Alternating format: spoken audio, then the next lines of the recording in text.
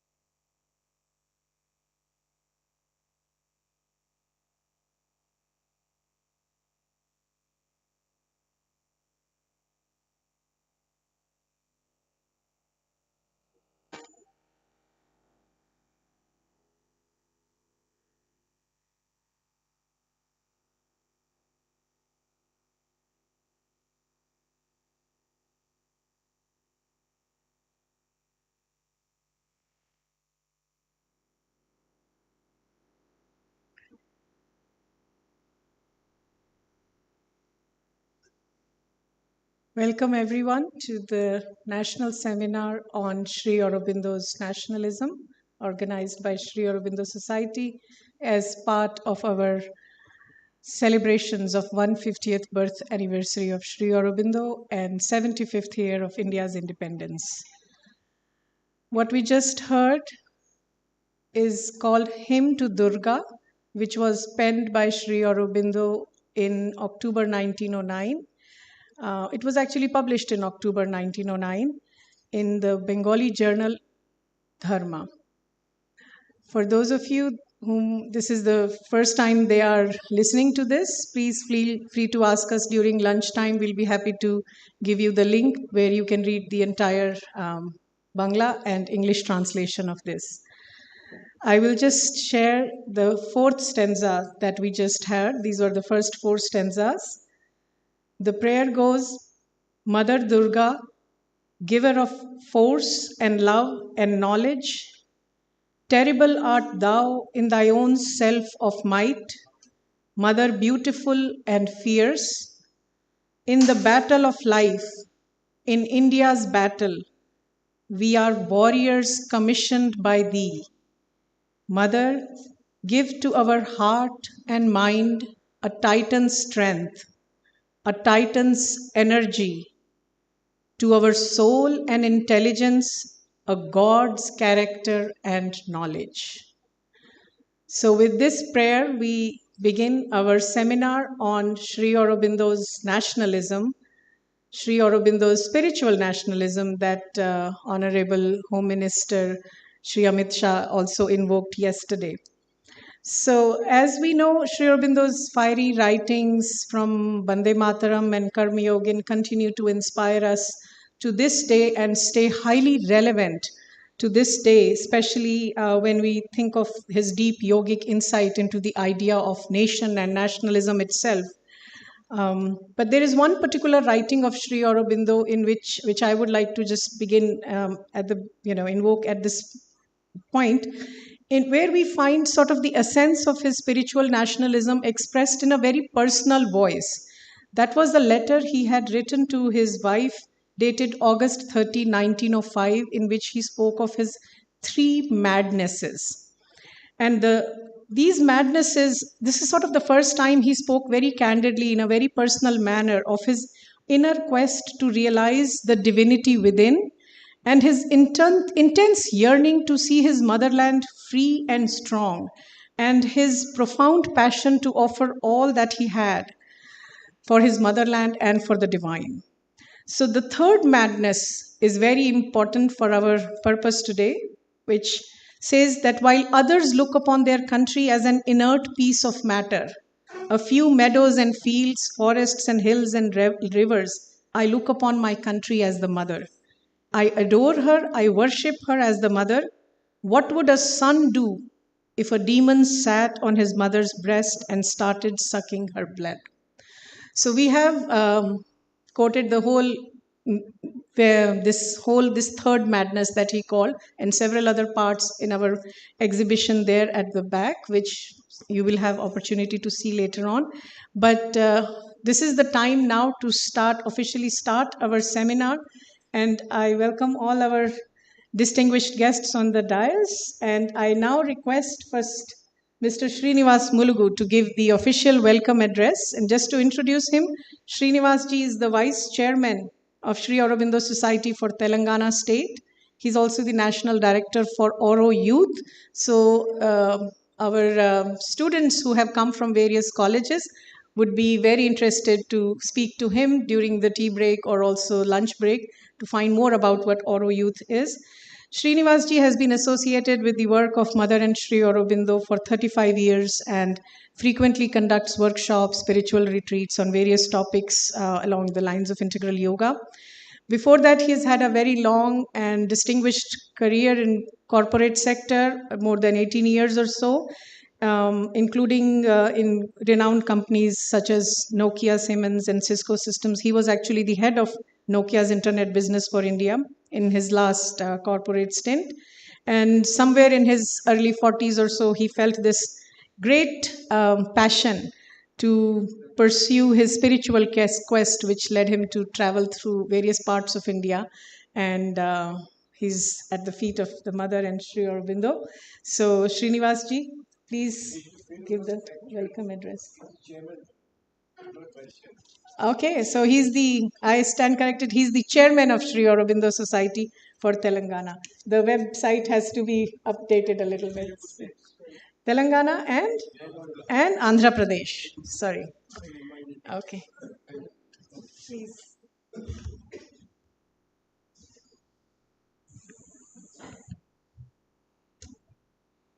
Good morning to all of you. Small housekeeping. Please see if your mobiles can be on silent. It would be helpful for not only this morning session but throughout the day. Try to take a moment to put your mobiles on silent. So welcome to the National Seminar on Sri Aurobindo's nationalism, Sri Aurobindo's spiritual nationalism. Many of you are aware this is the 150th year of Sri Aurobindo's birth. He was born in 1872. When the mother was asked about Sri Aurobindo's birth, she had made a comment that his birth is eternal. And then Sadhak asked for further clarification. What do you mean by eternal? She said, physically, the consequence of the birth will be of eternal importance to the world. Sri Aurobindo was a drishta who saw a humanity evolving into divinity. At the very physical level, she says the consequence of the birth will be of eternal importance to the world. Mentally, it is a birth that will be eternally remembered in universal history. Psychically, a birth that recurs forever from age to age upon earth. And spiritually, it is the birth of eternal upon earth. I mean, that's something that will take some time for us to really understand. The birth of eternal upon earth.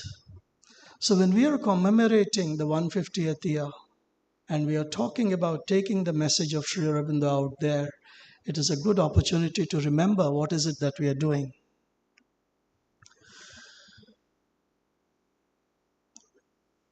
The 100th year of Sri Aurobindo's birth was 1972, and it is but natural that we look back on how Sri Aurobindo's birth centenary was celebrated.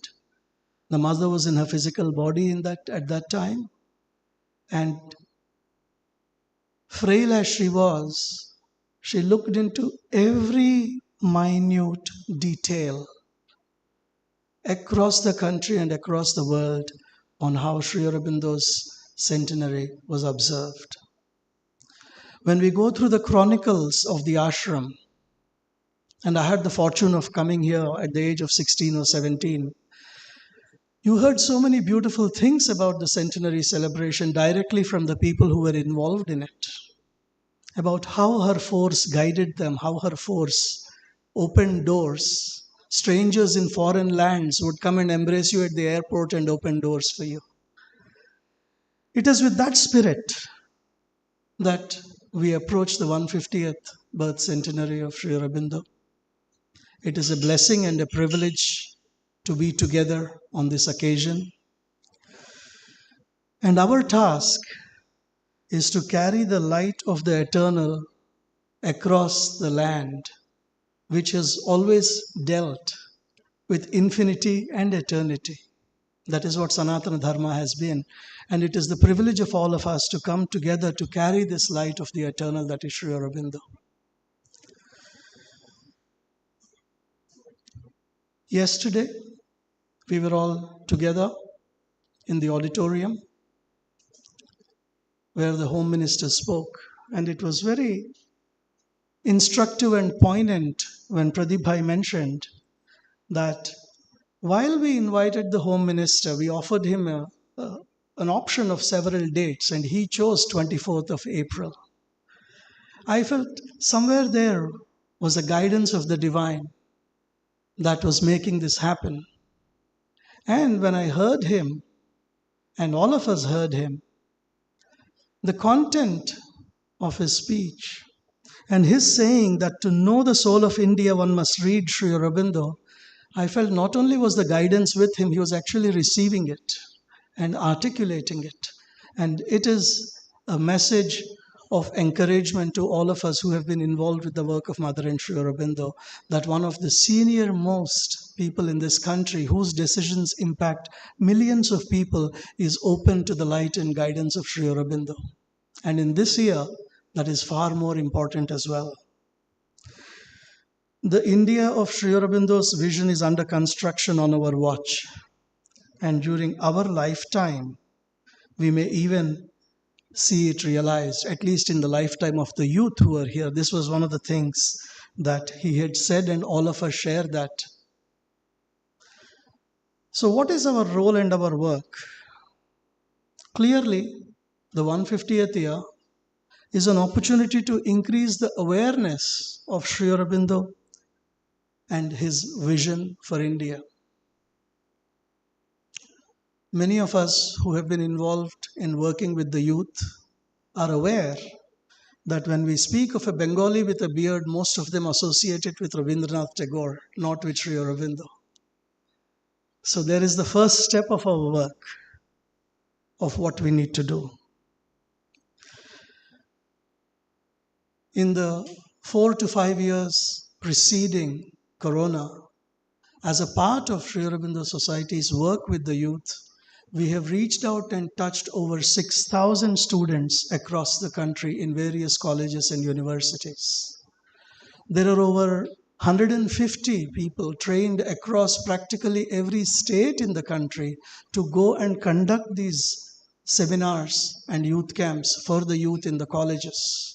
North to south, east to west, the engagement with youth is going on. But what is 6,000 when you really think about India? We have to think about 40 crore, 50 crore youth. That is the scale we are talking about. That is the work that is cut out for us. It is not a linear scale. We have to think of a logarithmic scale. We have to count not in thousands, but in lakhs and crores. That is the work that is ahead of us. And over the last few years, we have also realized that the dire need for this exists, particularly in places like the one Makarandji comes from, and Jadavpur University, and some of these places. The need for light there is very dire, and that is the work that we have to do. Coming to Sri Aurobindo's Adhyatmik Rashtravad, this has become the theme of Sri Aurobindo Society over the last 1 year. In the Hindi zone, we have had a talk on this very theme. Mukta Mandaharji, I'm not sure if she's in the audience today. She had hosted a talk on Adhyatmik Rashtravad, and we had a talk. Similarly, in Andhra Pradesh and Telangana, we have reached out. And on this very subject of Sri Aurobindo's spiritual nationalism, we have given talks, and it has been received well. We are at a period of time when India is rediscovering its national heroes. So it is fortuitous for us that there is a certain receptivity across the country. Yes, others will talk about Patel, somebody else will talk about Savarkar, somebody else will talk about others. But as a country, we are open to re-examining where we stand and receiving the light from our national heroes. And Sri Aurobindo has much to offer as guidance for all of us and for the youth of India. So it is the Adhyatmik Rashtravad that we are going to take forward. We are going to be speaking about it throughout the day in various facets. What is Sri Aurobindo's spiritual nationalism? In a time when the country was subjugated by the British and lakhs were starving, you may say, what is the relevance? Today we are very different. Sri Aurobindo did not say like others that we have to break the shackles of the British and these are bad people, we should drive them out. He came from a completely different standpoint. He said, India is to supply the world with a perennial source of light. He was far above the tumult of the day-to-day existence. He saw a civilization which is a beacon of light that is to guide humanity for a long period of time. And that, my friends, is still relevant today.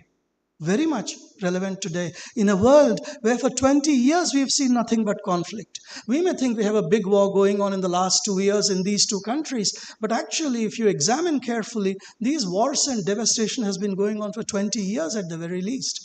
Yes, when some countries are involved, you don't see it in the newspaper every day. When some other countries are involved, you see it in the newspaper every day.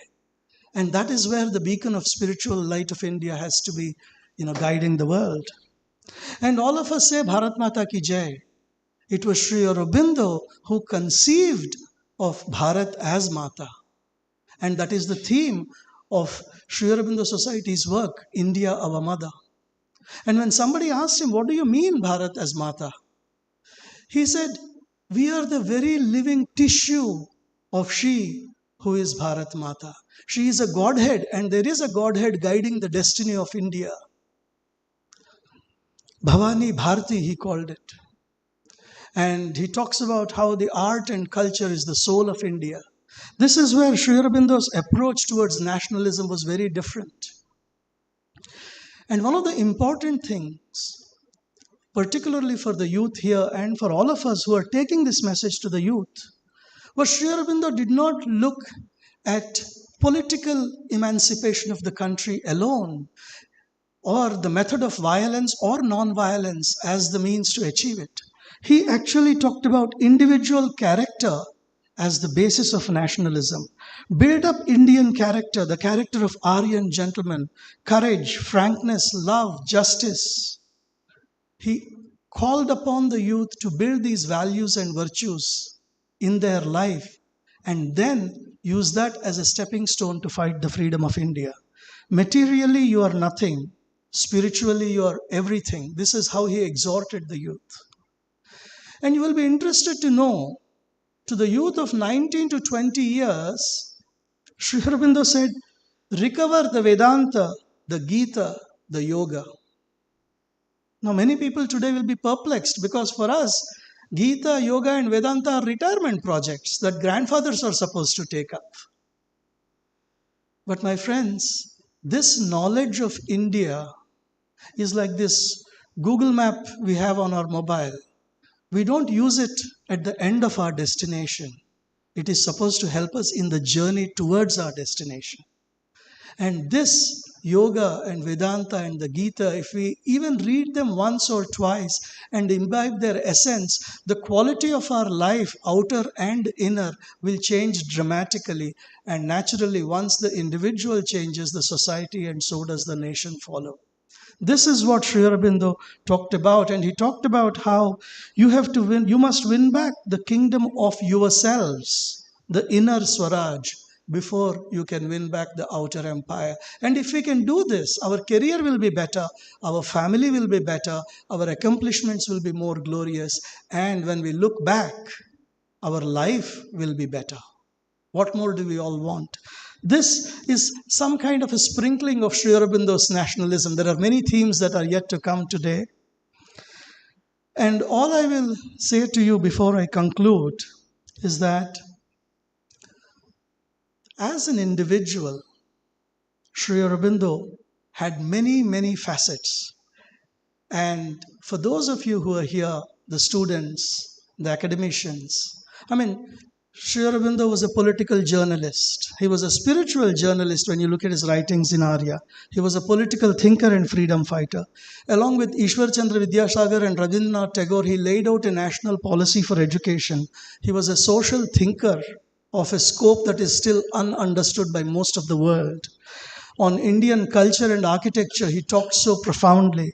And he was a poet, first and foremost was his word, par excellence.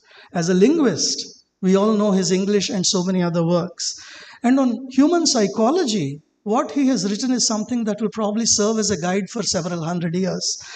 And as a philosopher, Western, he was an evolutionary philosopher. On the Eastern side, when you took of Sanatana Dharma and its philosophies, he was a Purna Advaiti.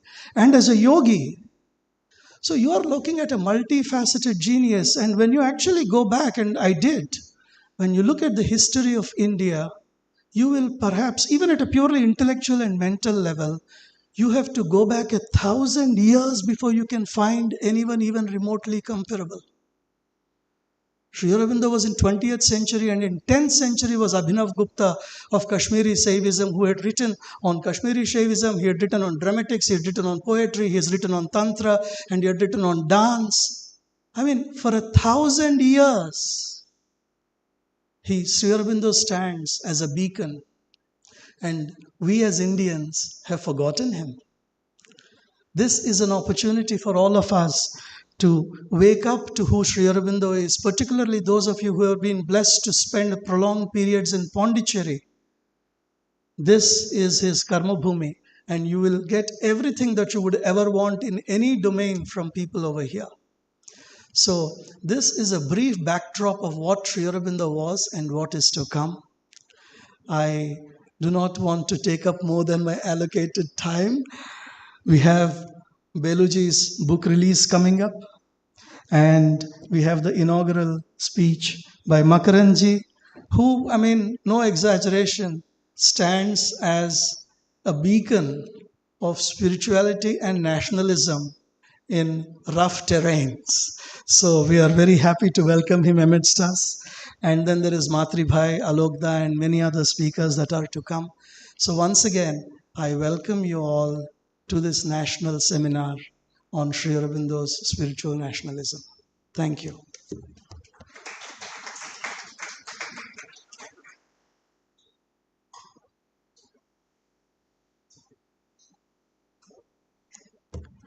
Thank you, Srinivasanji. That was really illuminating. So, hello everyone, and thank you very much for joining us for the launch of Dr. Beloo Mehra's book, Understanding Contemporary India in the Light of Sri Aurobindo, published by Auro Publications, the Publications Division of Sri Aurobindo Society. I'm honored to be a part of the book in a small way.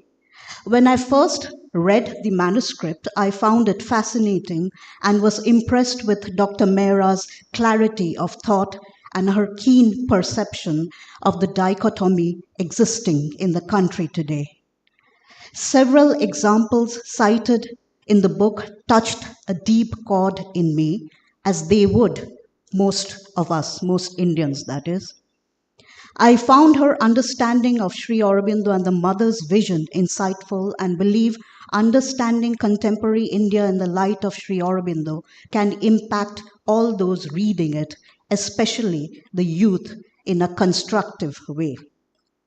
And as Dr. Joseph Cronin of Antioch University says of the book, Dr. Beloo Mehra's recently published book comes to us at a critical junction in time to remind us of the beauty, power, depth, and solemnity of the spirit of India, which Sri Aurobindo so beautifully embodied in his life and writings.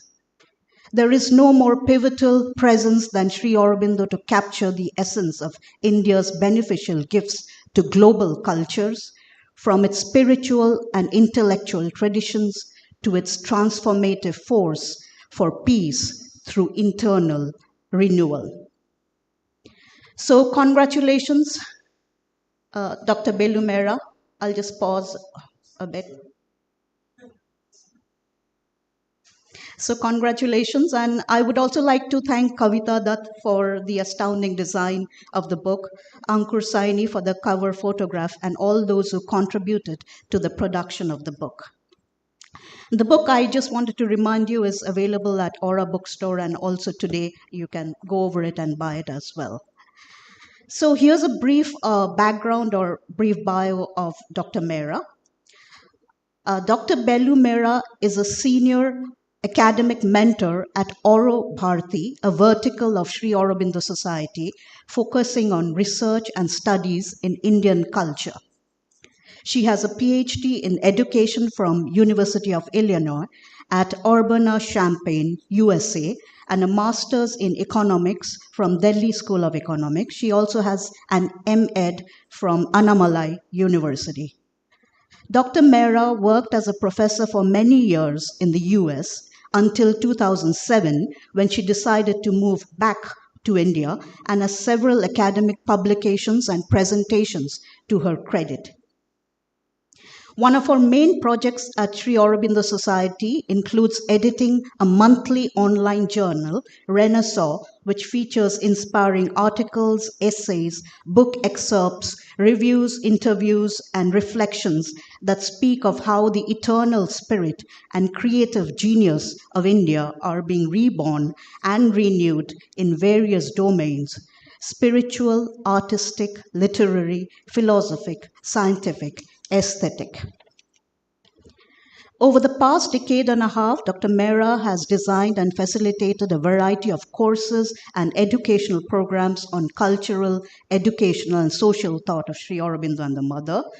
She is a regular writer for Sri Aurobindo's Action, a journal of Indian resurgence, a journal started by the mother in 1970. For more than 3 years now, she has been writing a monthly series titled When Young India Awakes, which will soon be published as a book. Over the past couple of years, again, she curated 3 special issues of Sri Aurobindo's Action Journal on the themes Education for India's Resurgence, Love and Learn with Nature, and Indian Art and Culture. Dr. Mehra has extensive experience in curriculum development, undergraduate and postgraduate teaching, and academic research, both in the USA and India. Presently, she is facilitating 2 study circle sessions every week based on Sri Aurobindo's and the Mother's work. Thank you, Beloo. I hope I did that justice. So I'm now extremely pleased to invite our chairman of Sri Aurobindo Society, Pratap Bhai, honored guest, Professor Makarand Paranjape, and our distinguished guests on the dais and in the audience to come and launch the book. And please, Dr. Mehra, please come to the dais and do the honors. Thank you. Everyone, have a great day.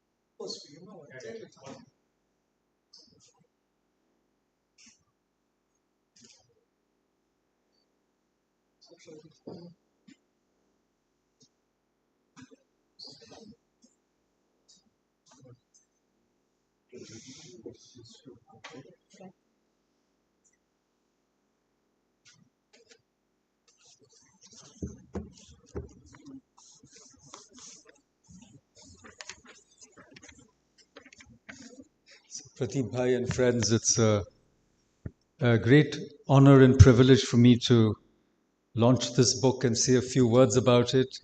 I got a copy last evening and I sort of glanced through its contents, but I'm familiar with Beluji's work from before, and I'm glad to say that we share the same alma mater. We both have our PhD from the University of Illinois at Champaign-Urbana, and another one here. So it's a double pleasure for me to welcome this book. I think Ms. Majumdar has already said a lot about this book, but I just wanted to point out what I think is its unique feature. What happens when we read the writings of people who comment or write or interpret Sri Aurobindo and the Mother is a kind of repetition, you know. The same things get repeated over and over and over again. And sometimes it's good because you need reinforcement. And the reinforcement helps to align your thinking with the vision and the energy, the force of the masters. But it also blocks your growth if you just go on in the same track. So I'm particularly pleased that Beluji is bringing a creativity and innovation into the sadhana of doing the work of Sri Aurobindo and the mother about which Srinivas spoke. And how is she doing it? I think she's doing it by highlighting aspects of Sri Aurobindo and the mother's thought and legacy, which sometimes are hidden. Like today, we heard the Durga Stotra from Dharma. This is a journal Sri Aurobindo wrote for in Bangla. And if you read the CWSA and earlier the SABCL volumes, the Bengali writings are not completely translated as yet. So there are things in Sri Aurobindo and the mother which we need to look at, which haven't been looked at properly. And I again glanced at the exhibition a while back, and I see several things highlighted which are sometimes missed out. But in the same vein, in that same volume, which talks about Sri Aurobindo's Bengali writings, there's a wonderful letter to Barendra when he's released from jail. In 1920, you see, there was a general amnesty after the end of the First World War, and the British wanted to reward the Indians for their contribution to the war effort. More than 1 million Indians were recruited for Britain's imperialist war.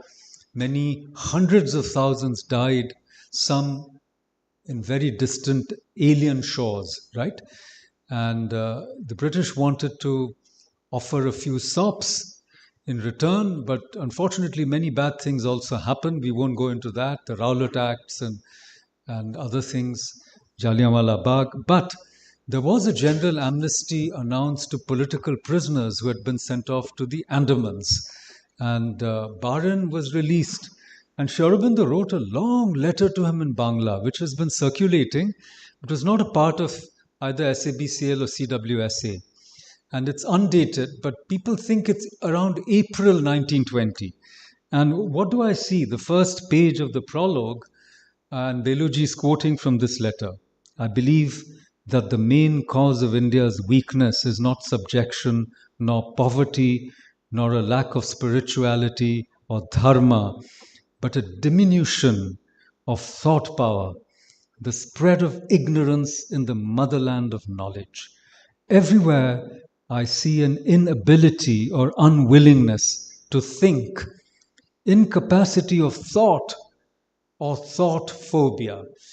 Now, I think that becomes the motif of this book. But I must also compliment her that she's not a rebel without a cause, She's rethinking Sri Aurobindo and the mother in the contemporary light, or in the light of Sri Aurobindo and the mother, the contemporary world. And she's coming up with new ways of understanding our problems today, and also new ways of understanding Sri Aurobindo and the mother. Now, I want to return to what Sri Aurobindo says here. The paradox of India is, we have, what should I say? We are terribly lacking in competence to solve our problems. We have many problems, and we have many competent people also.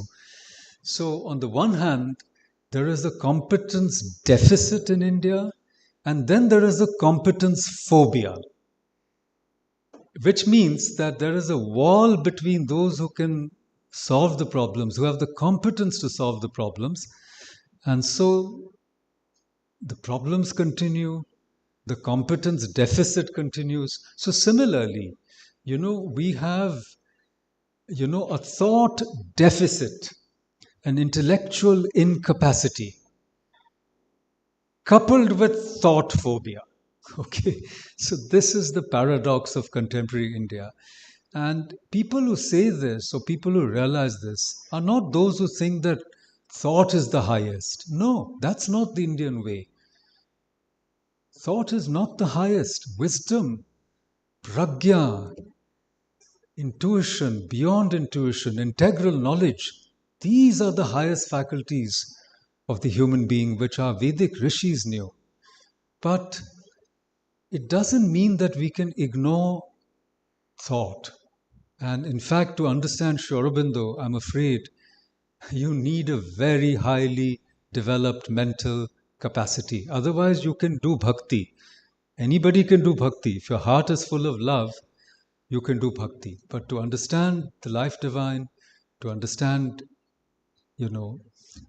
synthesis of yoga, to understand the secret of the Veda, you need tremendous training in the mind. And this our schools and colleges should give, but it's not happening. So I wish you well, Beluji. You conducted the proceedings yesterday with such grace and confidence. You were very well centered in yourself. I felt proud of you. I wish you well. I wish this book well. And I wish the work you're doing, that vertical, well, because I think that you can inspire the youth to think for themselves, to be Shraddhavan and yet be Medhavan. Thank you so much. Thank you.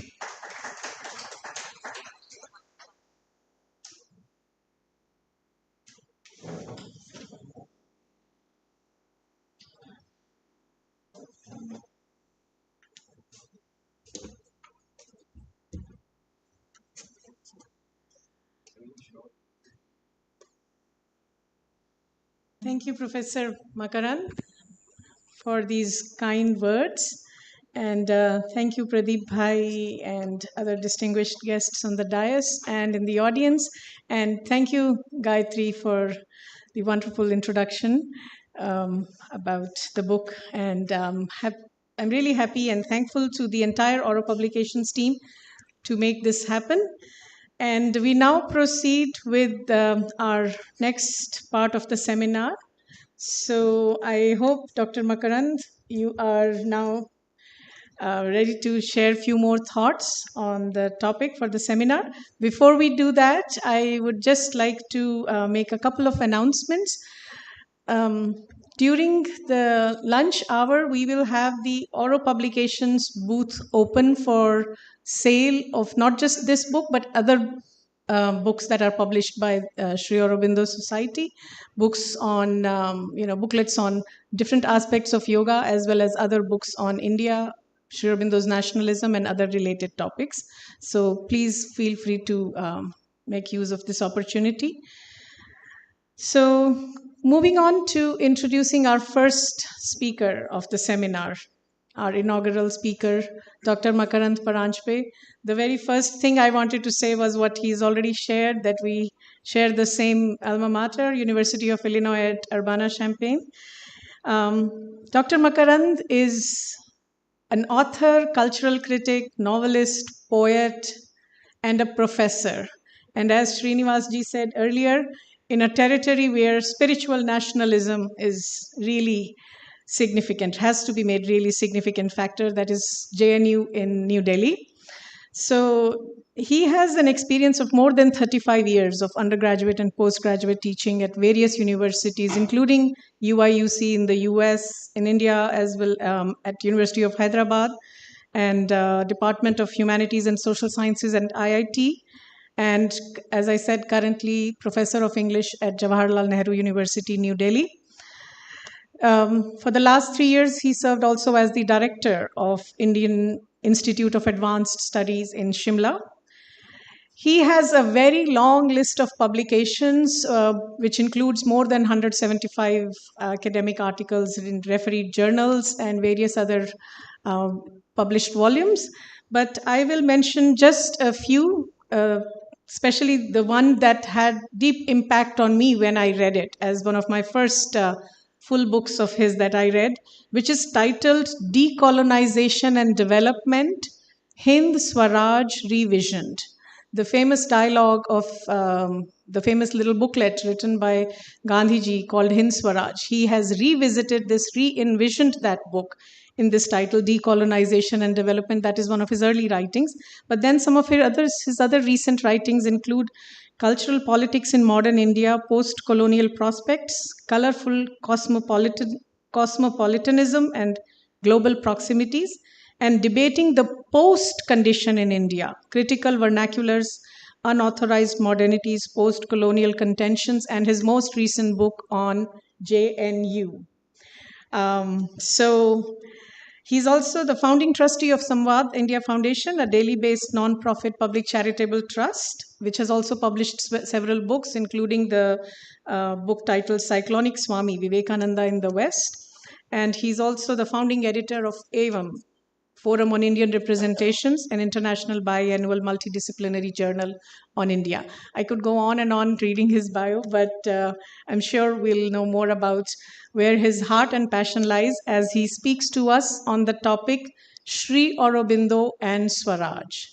So, Dr. Makarand, we're looking forward to your thoughts, please.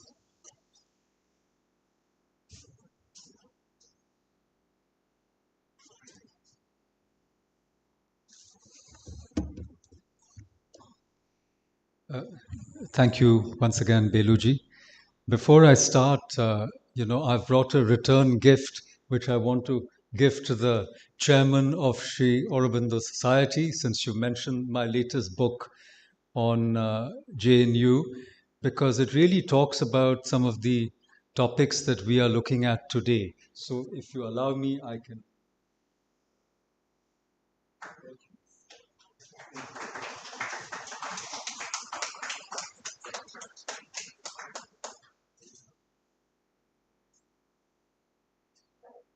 I'm sure those who are interested in the topic, including Beluji, can borrow the book from Pradeepji. JNU is a very popular topic in Delhi. Yes, more than it needs to be, and in the rest of the country as well. And the reason for it, that's why I wrote the book, is that JNU is at the center of the debates on Indian nationalism. That is why. It's like a microcosm. And I won't talk about my book, it's out there. I want to talk about Sri Aurobindo. And the first thing I wanted to say is to offer my heartiest and sincerest congratulations to Pradeep Bhai, Vijay Bhai, and all the senior trustees of the Sri Aurobindo Society for the extraordinary celebrations of Sri Aurobindo's 150th anniversary, which were kicked off yesterday. We were all there in the presence of the Home Minister, Mr. Amit Shah, and I think somebody's phone is ringing, and it's our phone man said, "Switch off your phones." He was working for Nokia. Anyhow, so please do that because it's a bit distracting. So I was just going to say that those of us who were there yesterday could appreciate what a momentous occasion it was. I think you will all agree. Imagine, as we were talking this morning over breakfast with Dr. Sood, imagine the Home Minister of India saying that, the Constitution is a book we respect, and it's the book that our nation is governed according to. So, that's all well and dandy. But if you want to understand the soul of India, you have to read Sri Aurobindo. Imagine the Home Minister of India saying that. And, I should speak very carefully. I think we are being recorded. I do not want to be quoted out of context. So I'm not at all suggesting that he implied any disrespect to the Constitution. But I think there is another constitution of India that he referred to, and it's not a legal constitution, it's a spiritual constitution of India. And this constitution of India, what we might call the Amnai, that is, it's like Shruti, it flows all the time. Because someone said in the morning that Bhavani Bharati is not a piece of earth, it's a living force. And Sri Aurobindo actually talks about this in Bhavani Mandir, 1905. It's an unsigned pamphlet which was confiscated from Barindra during the Alipur bomb case, trial, and so forth. But if it is a Shruti, if Bharat Mata is a goddess and it's Bankim, who really talked about that in Anandamath, which Sri Aurobindo acknowledges, and Sri Aurobindo picks that up, the deification of Mother India. Then this Constitution of India is an ever-flowing document that is emanating, as it were, from Bhavani Bharati herself, who is Saraswati, because Bharati is another name for the goddess Saraswati. And even if that goddess or that river of knowledge ran aground during our terrible colonial interregnum, and the colonial interregnum is not just the 150 years or so of British rule, but should be stretched back in time. We have to rethink colonialism. It needs to go back at least to maybe 1191, 1192. I actually, the destruction of those 27 shrines in Delhi, you can go there today in the Qutub complex, and the Victory Tower that was built on it, on the ruins of those temples, that signifies the first colonialism of India. So we have to push our time back. So even if that river of knowledge went aground, as we say, Saraswati disappeared in our Triveni, whereas the so-called Ganga Jamni Tehzeeb flourished. What happened to Saraswati? If you go to Allahabad, if you go to the fort of Allahabad, which was built by Akbar, there is a well, and they say that is where Saraswati is, in that Triveni. It's a deeply symbolic thing, that well of knowledge of Sanatan Dharma, which is nothing but the knowledge of yourself, which is the secret of the Veda, to understand your dual nature, embodied, subject to life and death apparently, but Amritasya Putraha, limitless, infinite being, energy, and Ananda. That is our nature. That is what the Vedas are saying. And that is that golden door which the mother wanted to unlock, so that the light of the supramental came and elevated the earth consciousness. Okay?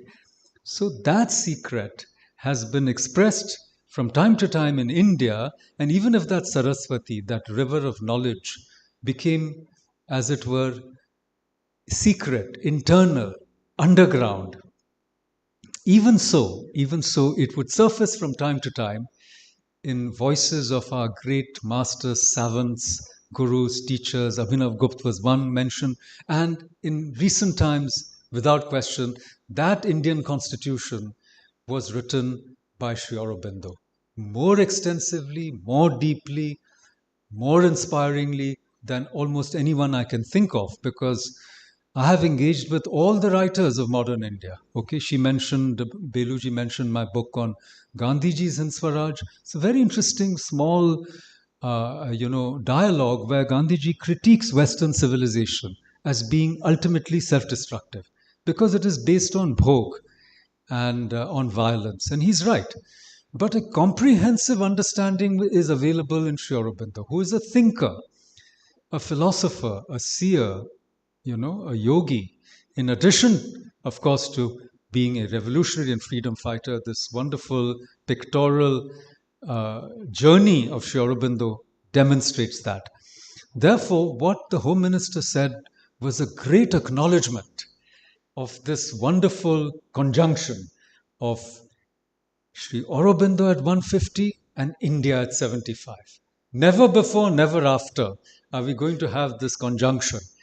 And for me, it's a great blessing. I feel gratitude to stand here before you. And I was called to come to this event yesterday, today. I had a wonderful darshan, so I'm filled with gratitude. And I'm speaking not for myself, but for all of us.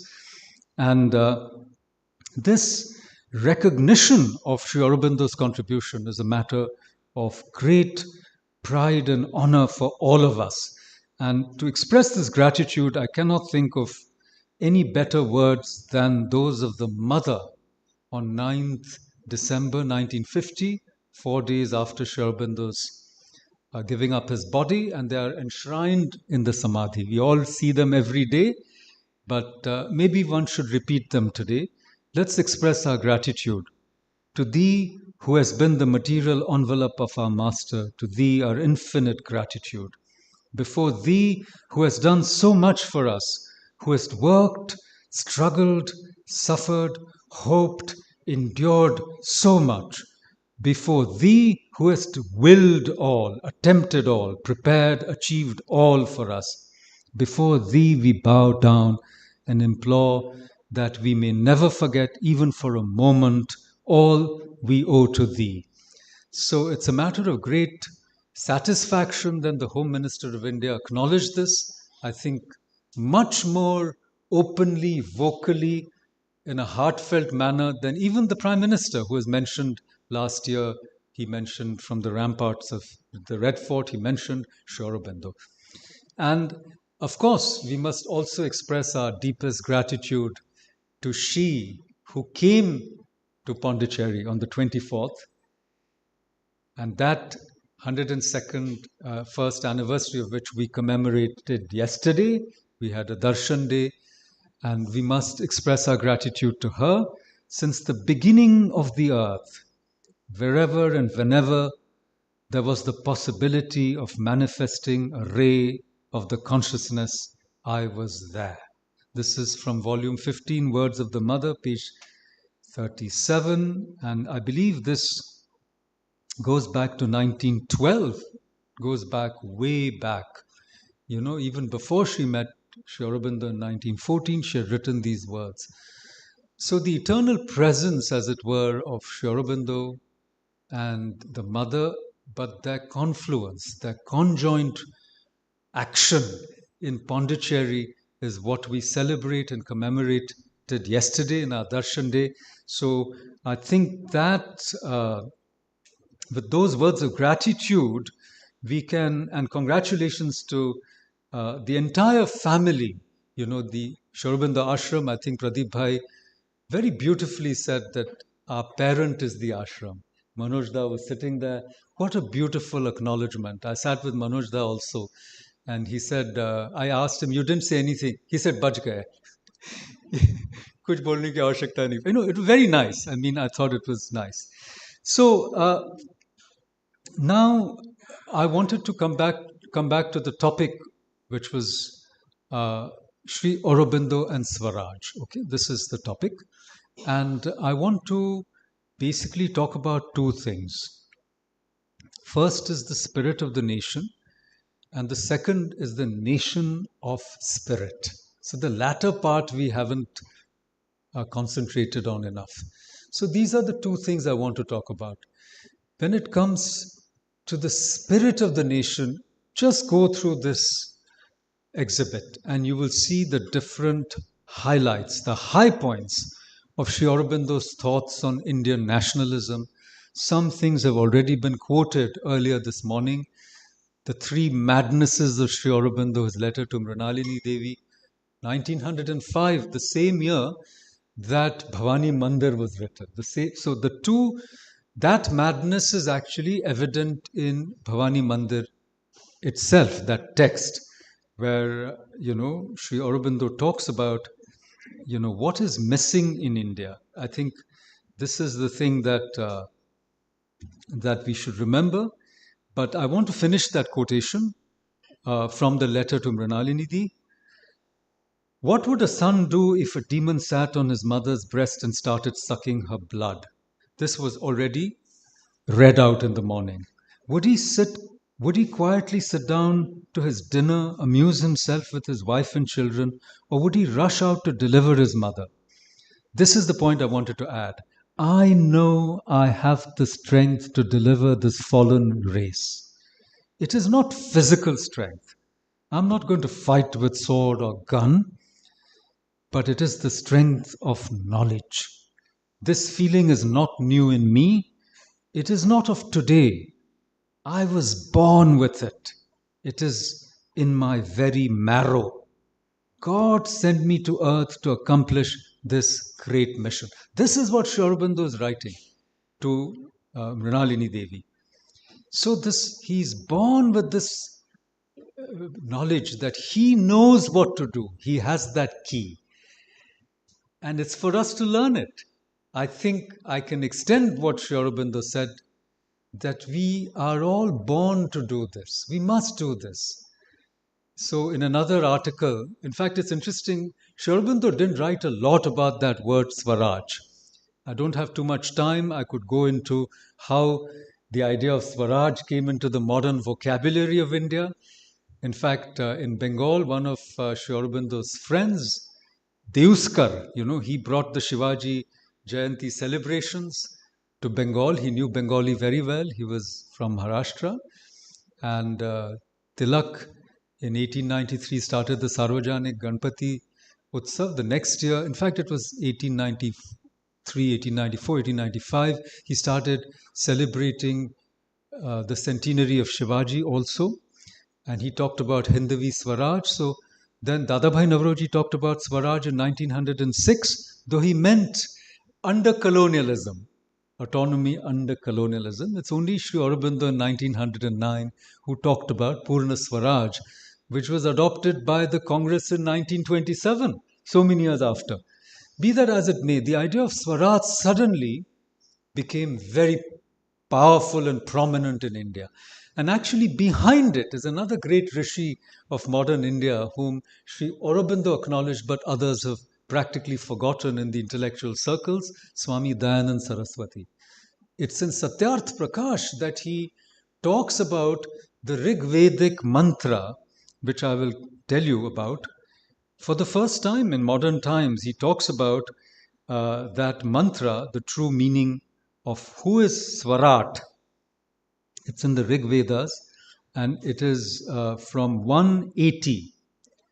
Okay, and in the entire sukta, Archinnu Swarajam. Archinnu Swarajam is the refrain. In every couplet at the end, it is Archinnu Swarajam. In the first one, Shasha Ahim Archinnu Swarajam.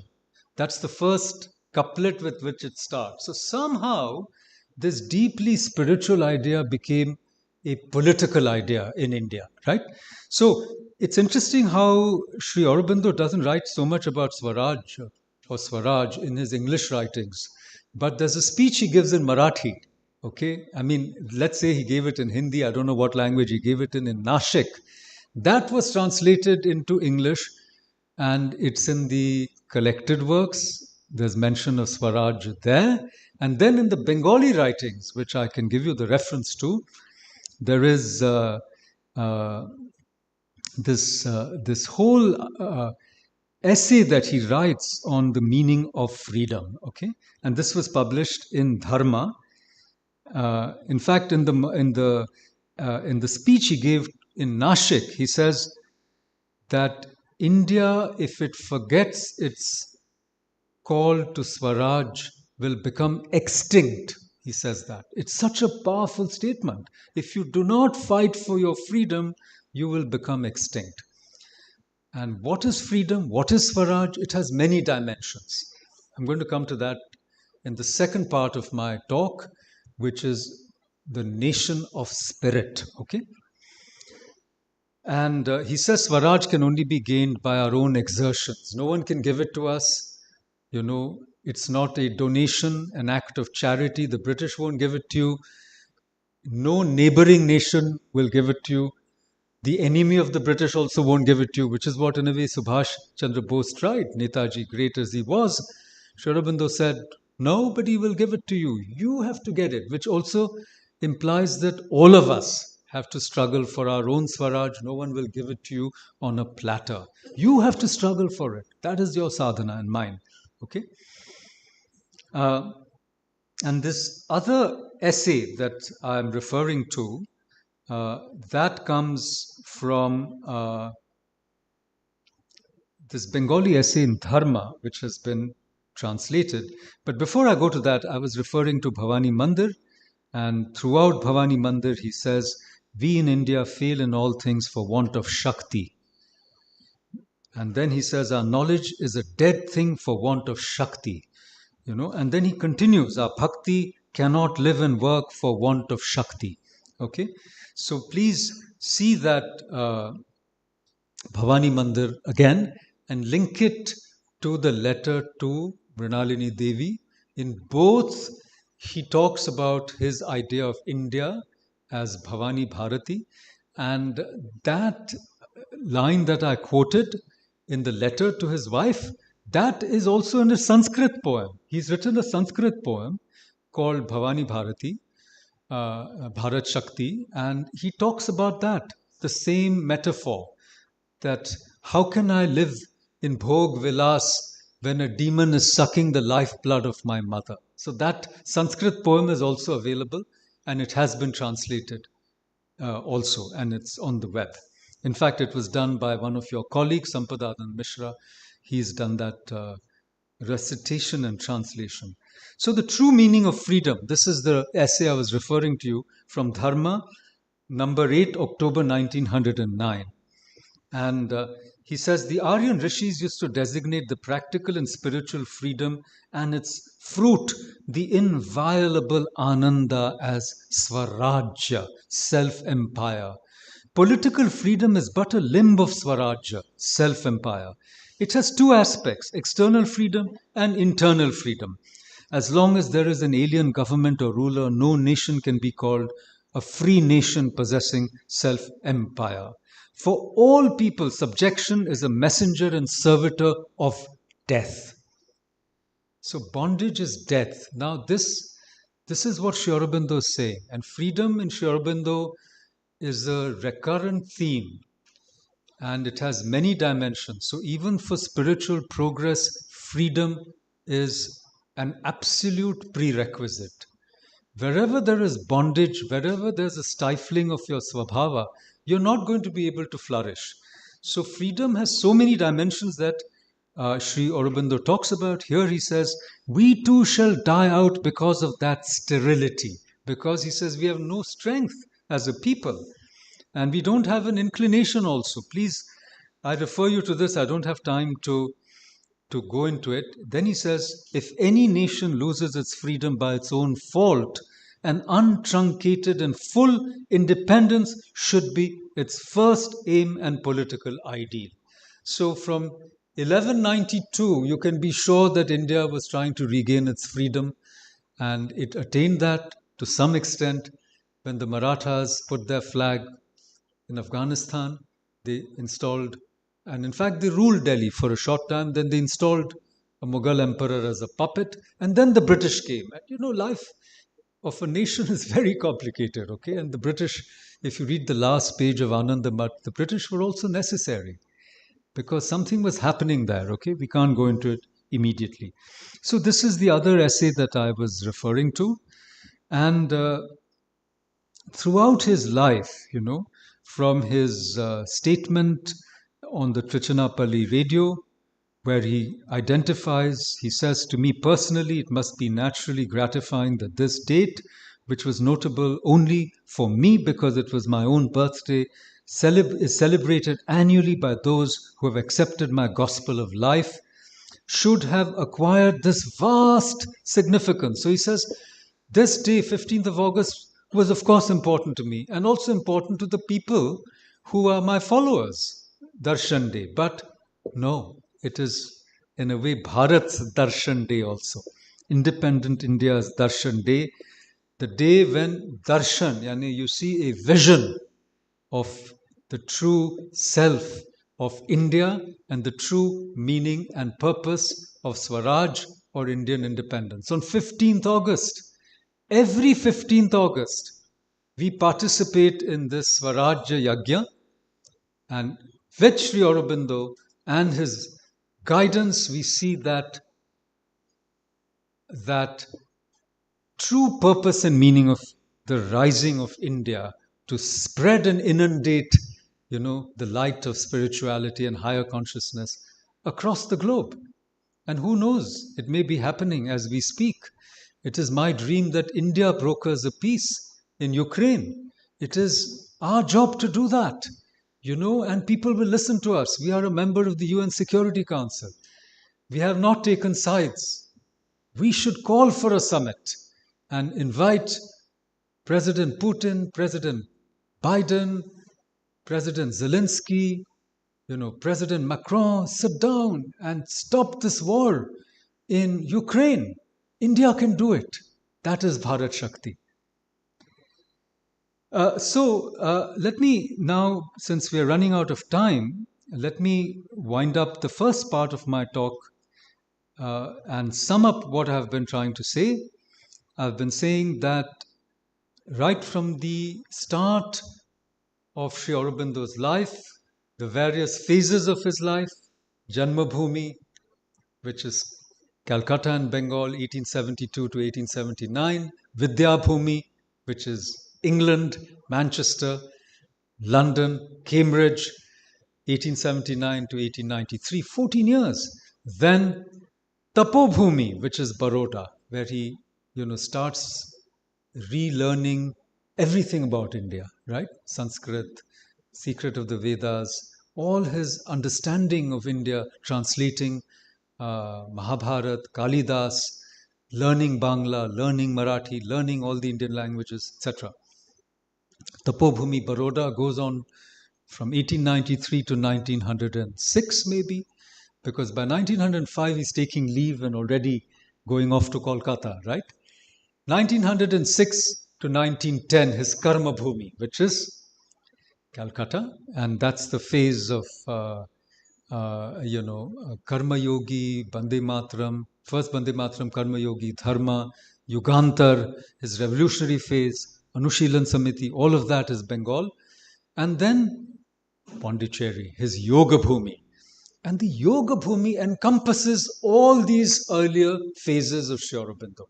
So my contention is that in all these phases, you have the thrust or focus on Swaraj by Sri Aurobindo, starting with India's political independence, and you can see it as a recurring theme, including the deliberate or fortuitous absenting himself from the riding test.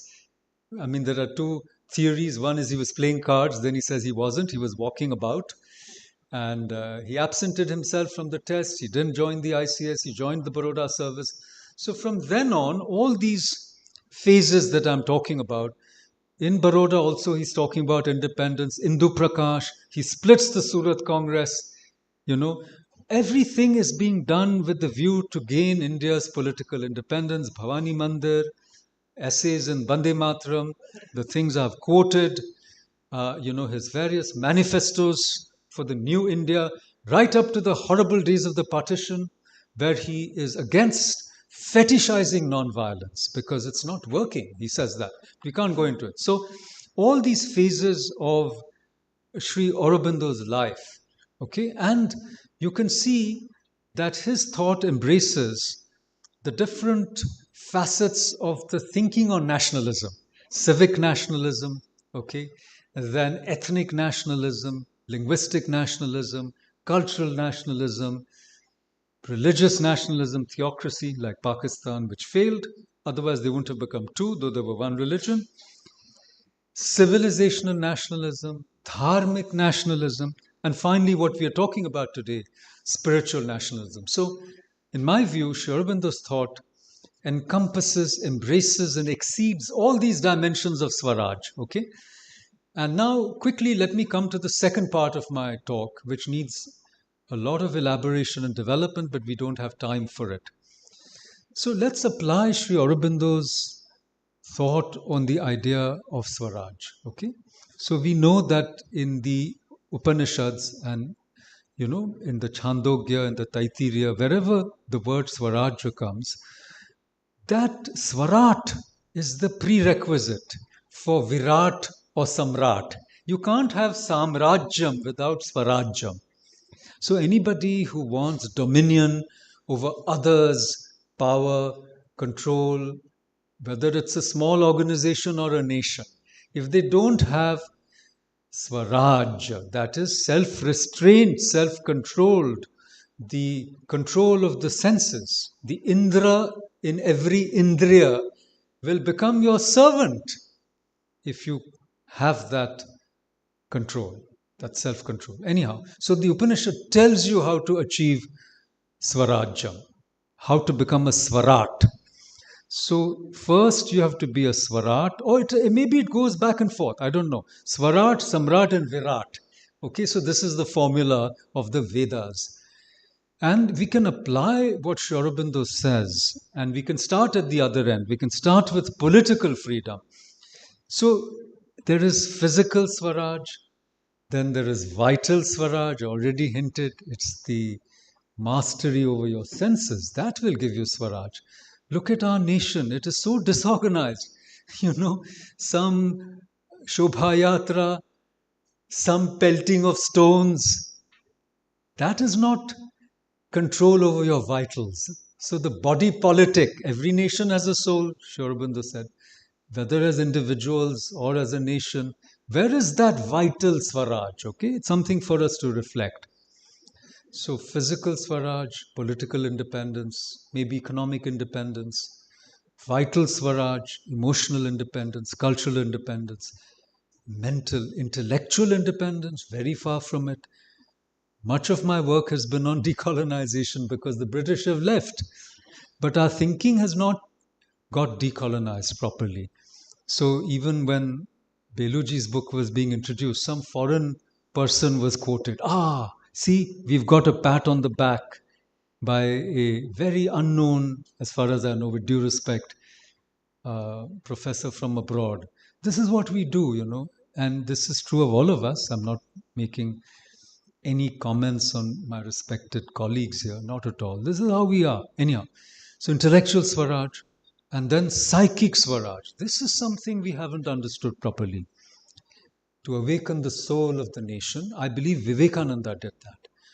When he did his Digvijaya Yatra from Colombo to Almora, he roused the spirit of the people of India and Bharat Mata ka punarjagran, as we can say. Bankim also did it, but on a mass scale, that awakening was done by Swami Vivekananda. I've written a book she didn't mention, but it's called Swami Vivekananda, Hinduism and India's Road to Modernity. How to become a modern nation. Because Sri Aurobindo says you can't retreat into a golden past. We are standing on the rubbles of a great civilization. There are ruins everywhere. At Cholamandalam there's a ruin. Everywhere there's a ruin. How do you interpret the ruin? The ruin has become a hieroglyphic, like the great Egyptian pyramids. You don't understand what those lofty thoughts were that created that civilization. So that's psychic Swaraj. And that means we have to discover our psyche. Then the nation discovers its psyche. Because the model Sri Aurobindo gives is a cumulative model, which Bankim also gives. That what is Bhavani Bharati? She is the sum total of the Shaktis of all her children. That's a cumulative model. Maybe there are other models. We don't have the time to go into it deeply, nor is this the forum. This has to be done in a different way. And ultimately, spiritual Swarajam. That is the India without borders. Because India has no borders. As Sri Aurobindo said in the Uttarpada speech, which I'm sure other people will quote over and over again today, it bears repetition. Sanatan Dharma is not a sectarian religion. It's not based on one book, one prophet, one set of rules, one God, heaven, hell. No, it's an open system. It's really the never beginning and never ending flow of Shruti, the live knowledge, you see, of the ultimate reality. That is what India stands for. So spiritual Swaraj would be India without borders. And it would really mean the supramentalization of the earth. That is spiritual Swaraj. So to conclude, we talk about the spirit of the nation. We've heard about it. But what is the nation of the spirit? The nation of the spirit will be manifest when we can attain Swaraj in all these dimensions that have been outlined and explored and practiced and realized by our masters, Sri Aurobindo and the Mother. And when we attain that spirit, the nation of the spirit, it's not the spirit of the nation, but the nation of spirit. When we attain the nation of spirit, there's no nation, because the earth will be supramentalized and there'll be divine life on earth. Thank you.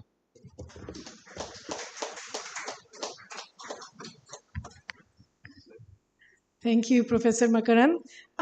We can take a few questions or comments from the audience, but since we are also live streaming online, so I would request if you have any question for Dr. Makarand or any comment about what he just shared, just please raise your hand and one of the volunteers will bring the microphone to you so you can speak, and people who are watching us online can also hear what you share. So it's for the next 10 minutes. We can take a few comments or questions.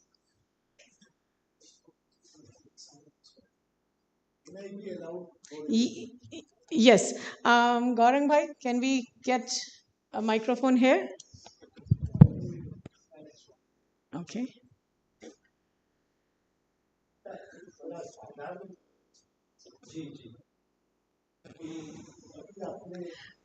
I don't think... उपनिषद का जिक्र किया, तो मैं ये जानना चाहता हूँ वेदास या उपनिषद कौन से दोनों में से आवश्यक हैं आम जनता के और स्टूडेंट्स के समझने के लिए? प्रश्न हिंदी में किया गया, मगर मैं जानता हूं कि यहाँ पे बहुत सारे लोग हिंदी नहीं जानते, तो इसलिए मैं जवाब अंग्रेजी में दूंगा. So Gaurav ji asked Goel ji asked that between the Vedas and Upanishads, what is it that students should go to first?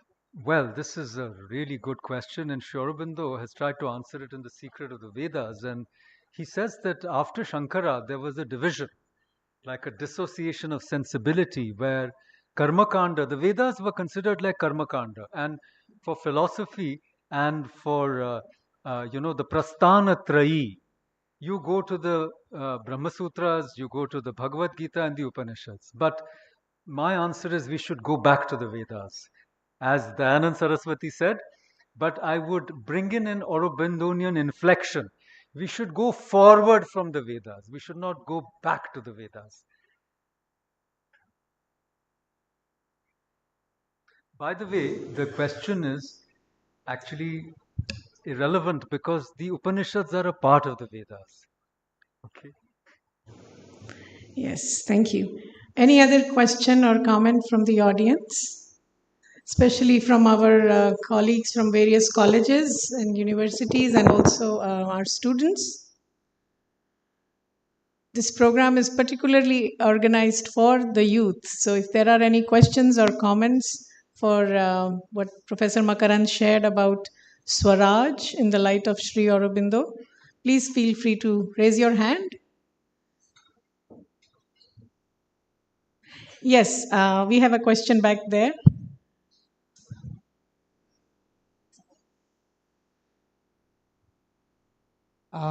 It's not question actually. I wanted to share my reflection on the note of thank to Makarand Bhai that today morning we started the workshop in Beach Office on yoga for sensory organs in the workshop series of towards self-perfection.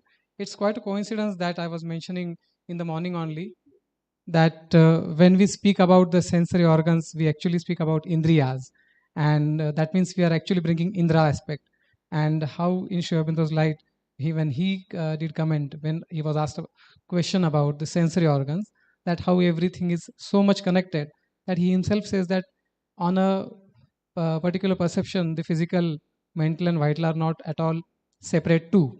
They are so much interlinked and together. What helped me of yours is that when you so nicely connected the, unless we have Swaraj, we can't have Samraj, and hence no Samrat is possible. I took it in a very much in line of my yoga therapy work, that if the inner victories are not done, there cannot be inner Swaraj, and hence there cannot be an inner Samraj, and hence we cannot be a Samrat of oneself. So the divine life, as you concluded with, on the divine earth, will be first manifesting on the divine body divine.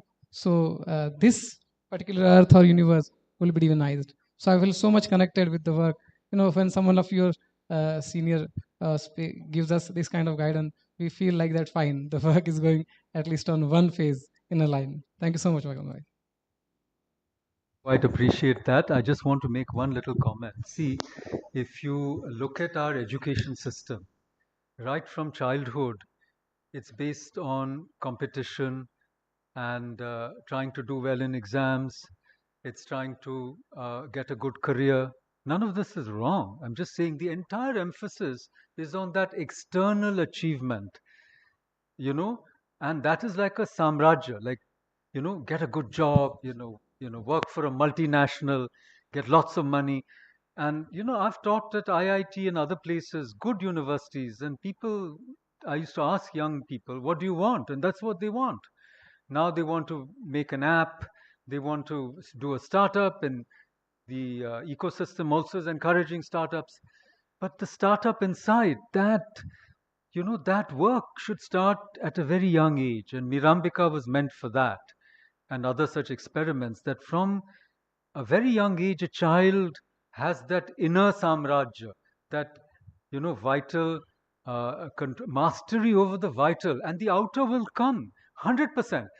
And the other thing that people don't teach when they go to management schools, leadership, success workshops, how to be rich, there's a big market for all this. They don't teach you that without the control of the vital, you're going to lose it. And it's happening. How people fall sick, they become alcoholic, they get burnt out, they have personal problems, their life collapses. So they get the Swaraja, and then it's a heap of ashes, because there is no, that inner dimension hasn't been developed. And you can't blame them. The whole society is like that. In fact, our sense organs are going outward. And it is only because of yoga that we are trained to turn them from bahirmukh to antarmukh. And all young people should have it. Now, as you rightly said, somebody said, oh, okay, you talk about Gitas, Upanishads, do it after 65, 70. Vanprast ke liye theek hai. You go and they'll say, now go out and fight, learn how to, struggle in the world, push out the other guy, jump ahead in the queue. This is what we are training our youth. And I hope people like you will bring the other dimension. And we have to show our youth that it will help them. It is as when I was talking about Swami Vivekananda, nobody was interested. I said, do you want to come first in your class? Then everybody got interested. Do you want to earn more money? Do you want a Jaguar? Then they get interested. And then I said, look, Swamiji is giving you a formula. You have to first learn to concentrate. Your Ichha Shakti is so weak. Even if you want to go to a movie at 3 o'clock, you don't make it because your Ichha Shakti is so weak. Someone calls you, you get distracted, you miss the movie. So this we have to bring from a young age, which in the olden times, our entire society, because of Gurukul, because of that system we had. Makarand, Yeah. when we were small, we were told about the inner self, etc., etc. Parents were a little open, they talked about it. But in schools and colleges, even if you learnt about something about the inner thing, you must learn it from here so you get more marks. Not from here. No, this has to be not about marks, please. See, this is the MARX and MARKS, both. Yeah, but the problem is, even if you talk about inner life and you read about the inner life, you talk about the inner guidance, etc., etc., that also you must understand from here because you got to get your 89%. That's what I'm saying. It can't be that kind of subject. This is the problem.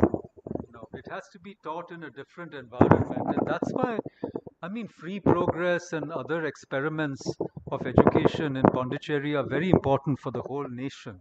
And even the Sri Aurobindo International Center of Education. So periodically we should review what has been accomplished. That's a different matter. But for instance, you take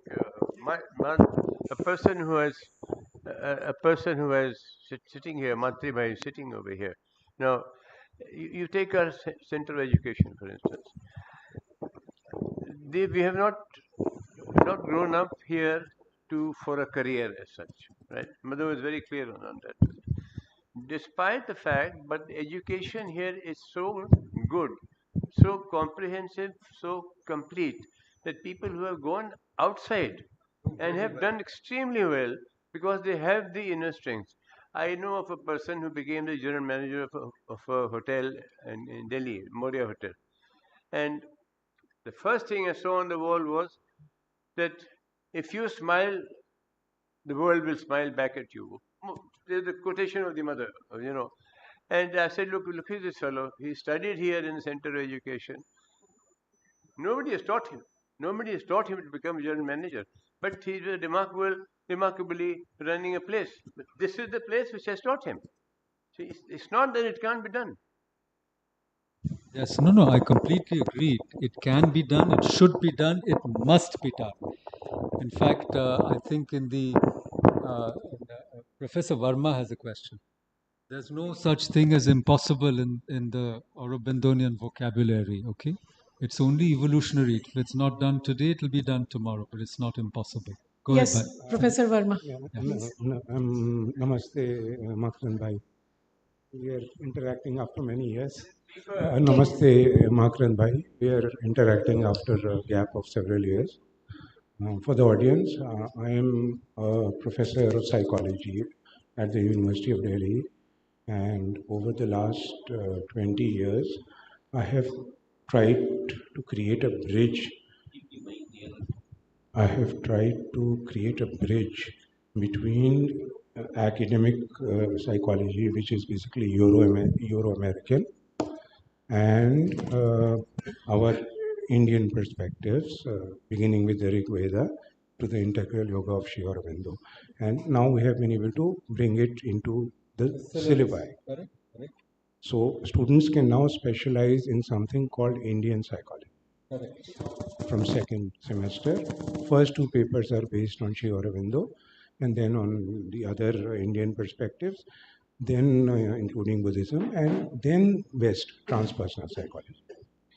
So with Mother's grace, we have been able to do that.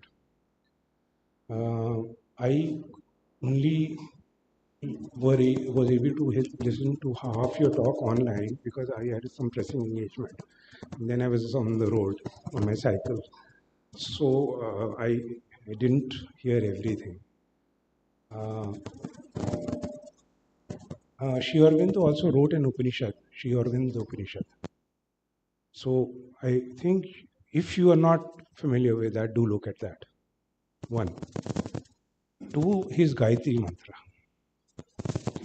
And so he has talked about that Adhar, and he has given us a message for today.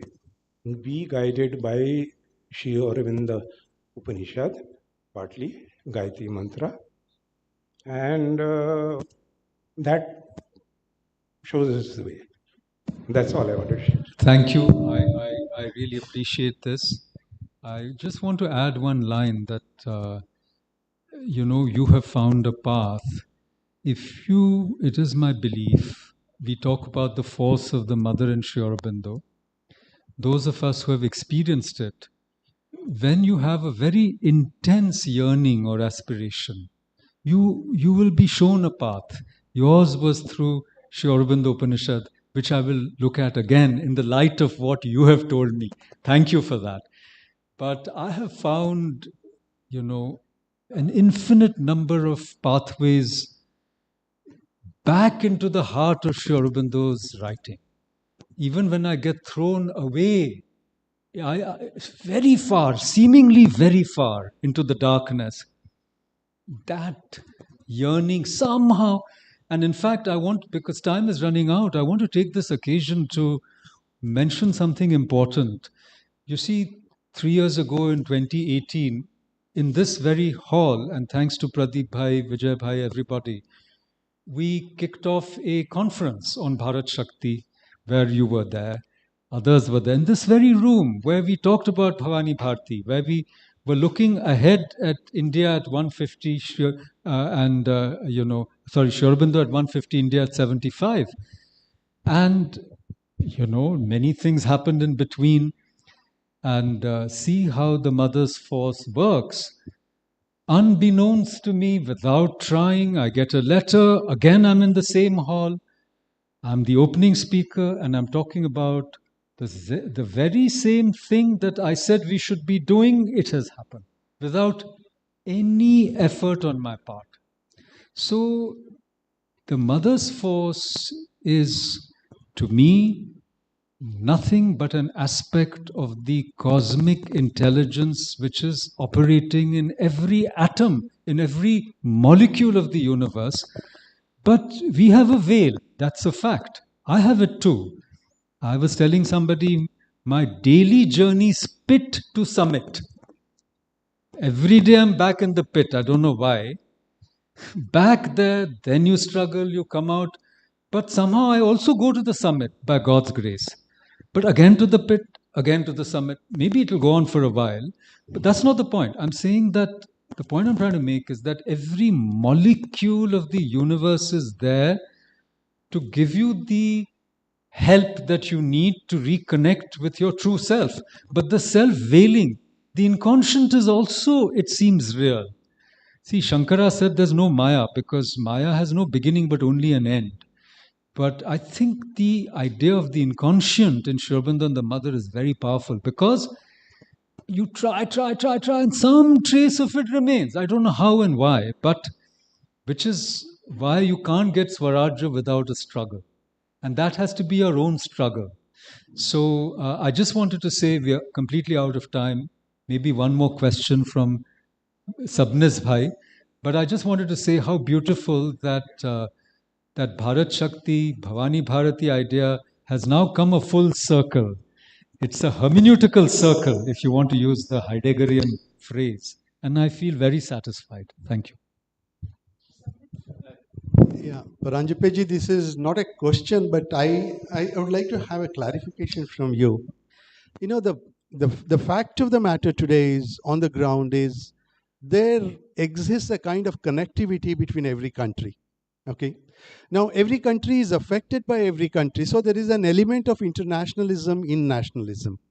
So when we bring about, when we talk about nationalism, spiritual nationalism, there is probably an element of internationalism which automatically comes inside. So I personally feel now we cannot, on one side we have Vasudhaiva Kutumbakam concept of Sanatana Dharma, which we want to take it forward. And under in these circumstances, probably there is a need to a new approach for defining nationalism and spiritual nationalism, probably taking on the same foundations of Sri Aurobindo is required. Do you think that there is a new effort that is required? We have been talking about nationalism in a particular track, but I personally feel it is going to be changed, and then it is not the same thing. So we need to take it to a different level, and then we need to have a new approach to, but on the very strong foundation of Sri Aurobindo and the mother. So it's a very good point. In fact, you're inspiring me so much because my book, which was about nationalism in JNU, and it's, the main chapter has Tagore and Gandhi, but I want to extend that chapter in another book now. I'll tell you why I'm bringing in Tagore, because Tagore critiqued nationalism in 1917. He went to Japan first and then the US, and he said nationalism is a monster. Why? Because for him, nationalism was nothing but imperialism. The spirit of the nation becomes aggressive and then wants to conquer other people. It becomes Samrajyavad from Rashtravad. And he was right.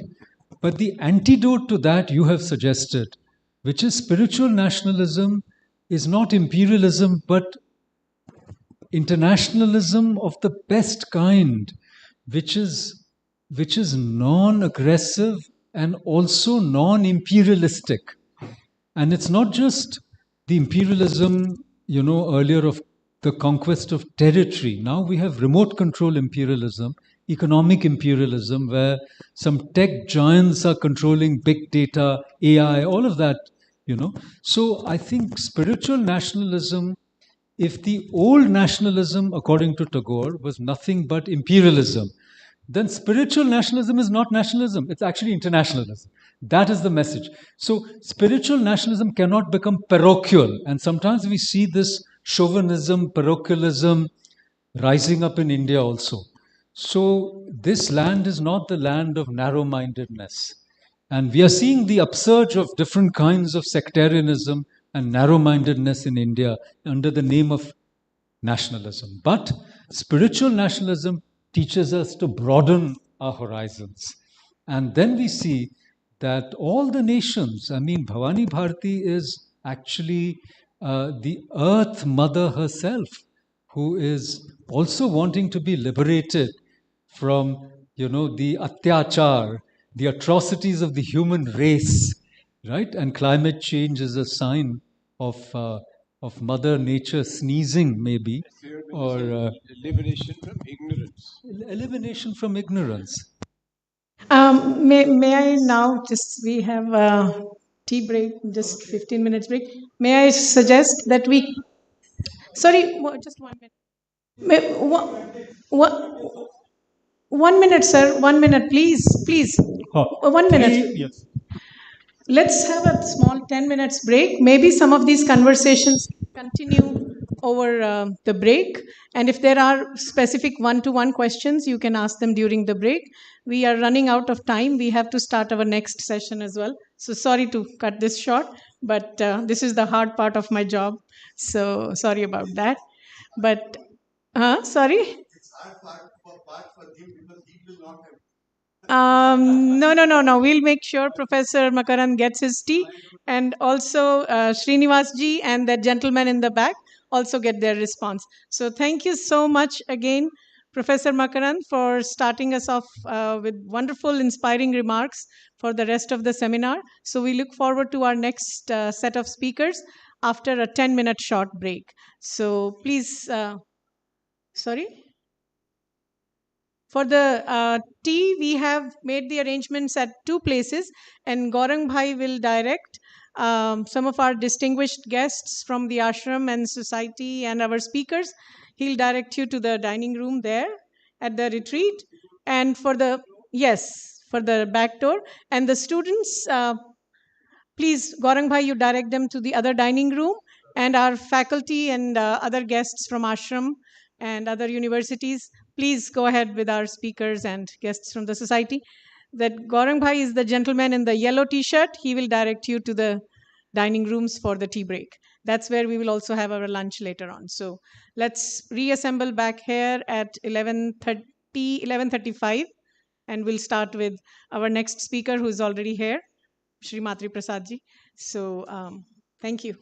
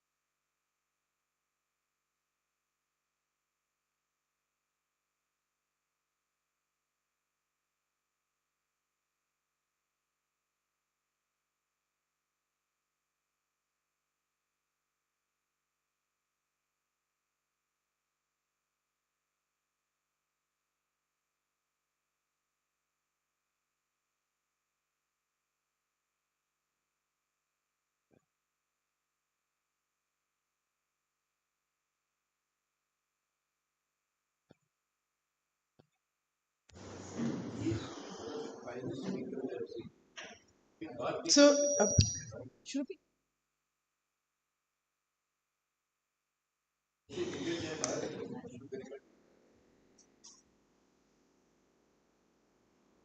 So we'll start with our next speaker for the day. Before we do that, I would just like to quickly mention that Professor Makarand mentioned about an event that was held here in this very room three years ago on Bharat Shakti.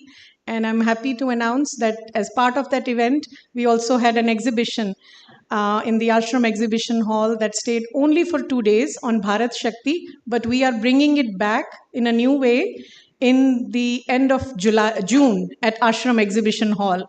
So whatever we envision, Mother, makes it happen. So invitations for that will also be sent out soon. Um, so for our next session this morning, yeah.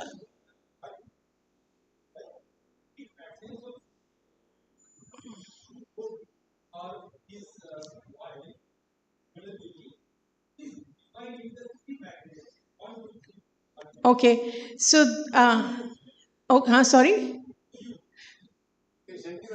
Yes, you let us know. And actually, there is a poster just behind you in the exhibition that is there. All the three madnesses are listed there. I'll be happy to point you to the poster just now. So we will have a long lunch, 1.5 hour. So after lunch, you are welcome to browse through the exhibition, and I'll point you to the exact poster. Thank you so much. So we have with us today Shri Matriprasad to share with us few thoughts on the topic Sri Aurobindo and the formation of a nation. So just to briefly introduce Matriprasad Dada, he grew up in the ashram, attended the Sri Aurobindo International Center for Education, and has been a teacher there for many years. He has wide range of interests, specifically in areas such as history, social thought, Sri Aurobindo's philosophy, culture, literature, pretty much everything that has been touched by the light of Sri Aurobindo and the Mother, which is essentially everything and anything under the sun and the moon. And he's presently also the secretary of Sri Aurobindo Ashram Trust. We are really happy that Dada, you agreed to come and speak to us on this topic. So I invite Matriprasad Bhai to talk about Sri Aurobindo and the formation of a nation.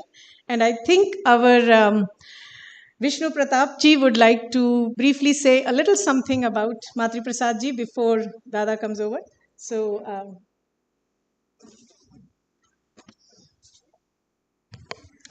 I am Vishnu Prakash Goyal from Uttar Pradesh and Uttarakhand, chairman of Sri Aurobindo Society.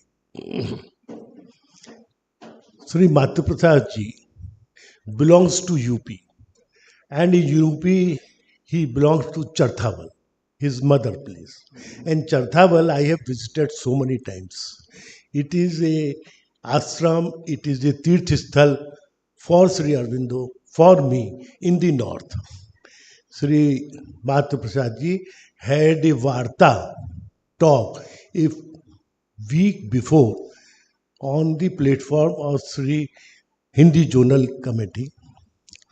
And on that day, I became jealous of him. मैंने उनसे कहा मैं आपसे ईर्ष्या रखता हूँ. तो उन्होंने कहा क्या हो गया? मैंने कहा what happened?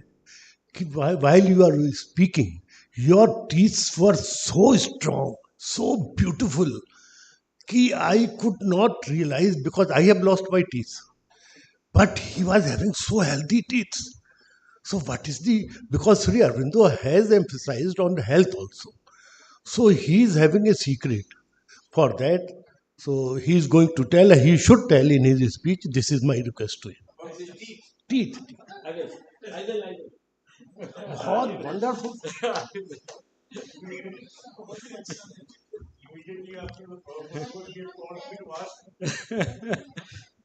Well, let me tell you, these teeth have landed me in a lot of troubles. First, you see, when you have teeth which are of decent shape, you also smile. And that also creates its own problem. One day, and I'll recount it to you. One day I had been to State Bank. I was doing for some other work.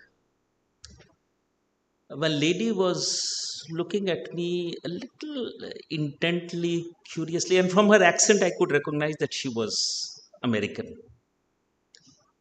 Finally, she mustered courage and came to me and said, "Young man, can I ask you something?"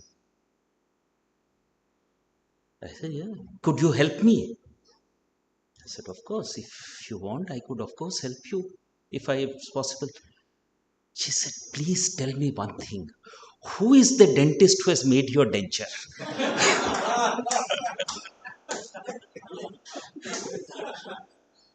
I told her, "Don't be in a hurry to meet him. You have long life to live."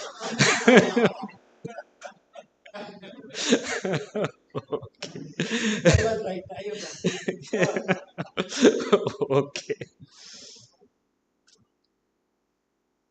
All right.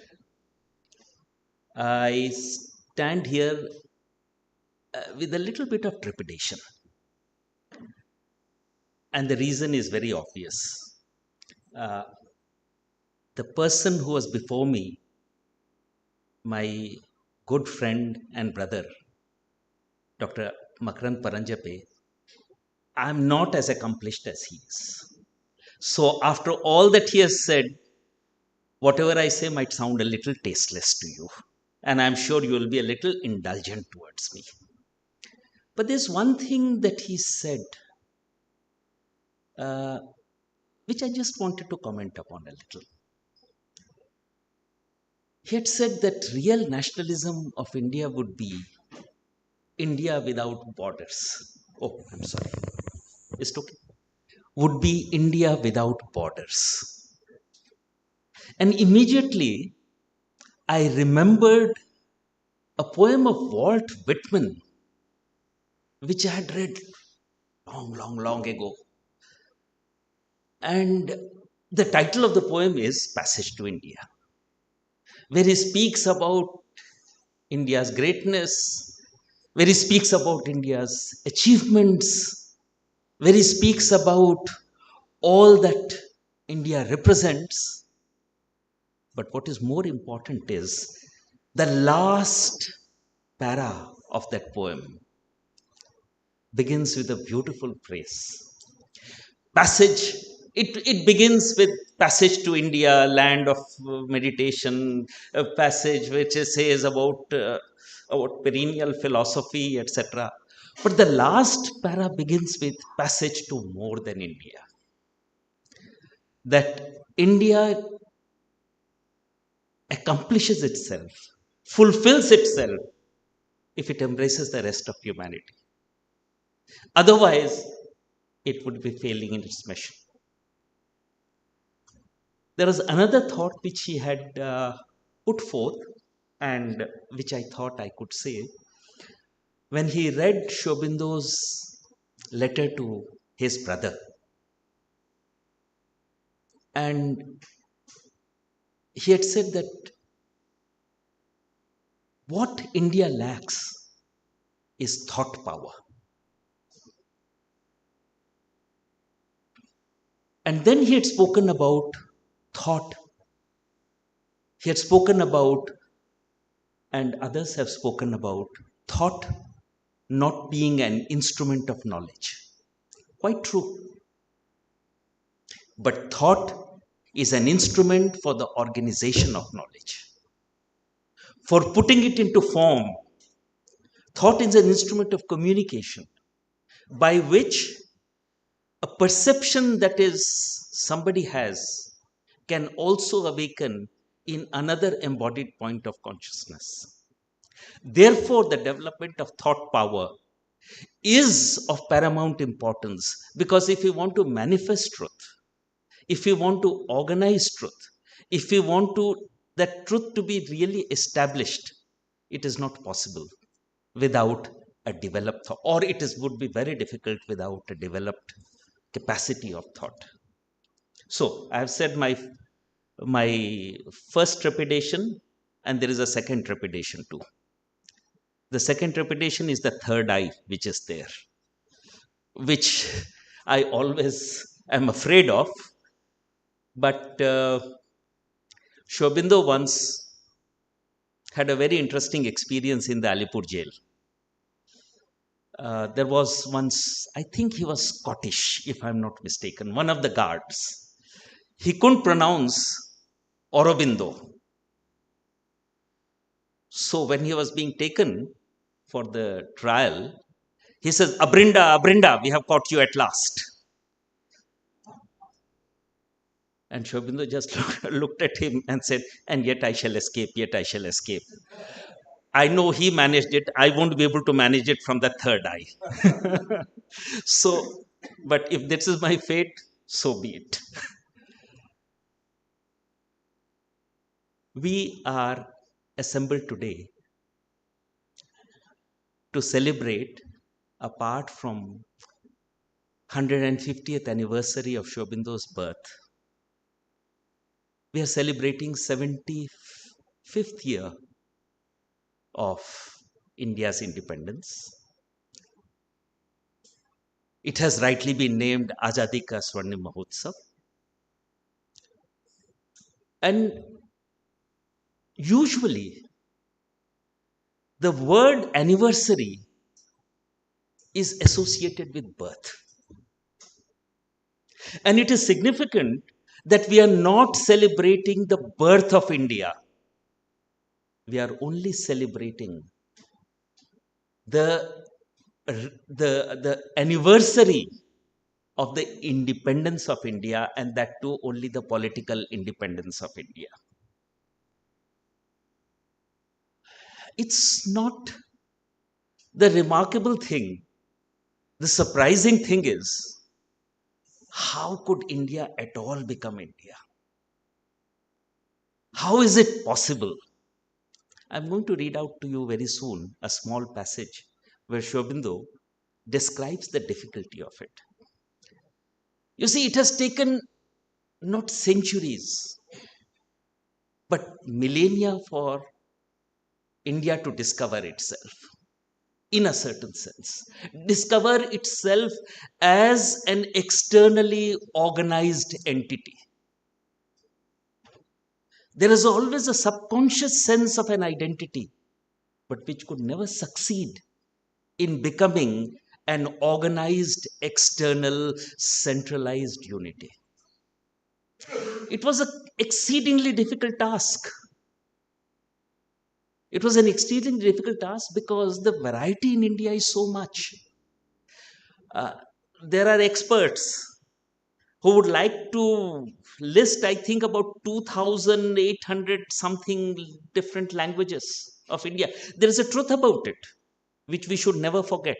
In these days of homogenization, when we feel we are achieving something towards a kind of comprehensibility of people across the strict regional borders, we still are very far from that, and it's good that we are very far from that. This diverse, some experts say that language changes about every 60 kilometers. There's a little change in the language. I mean, I have this experience. I can, when I hear somebody from Western UP, I know he's not from Eastern UP. It is very easy for me to recognize. Go a little further and I know he's from Haryana. The way he uses the words, the way he communicates, the turn of language that he uses, it's very obvious. Well, there are many stories about it, about this language, but we'll go beyond it.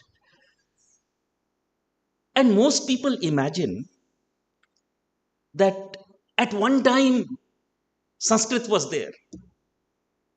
So there must one language. Let's be very clear about it.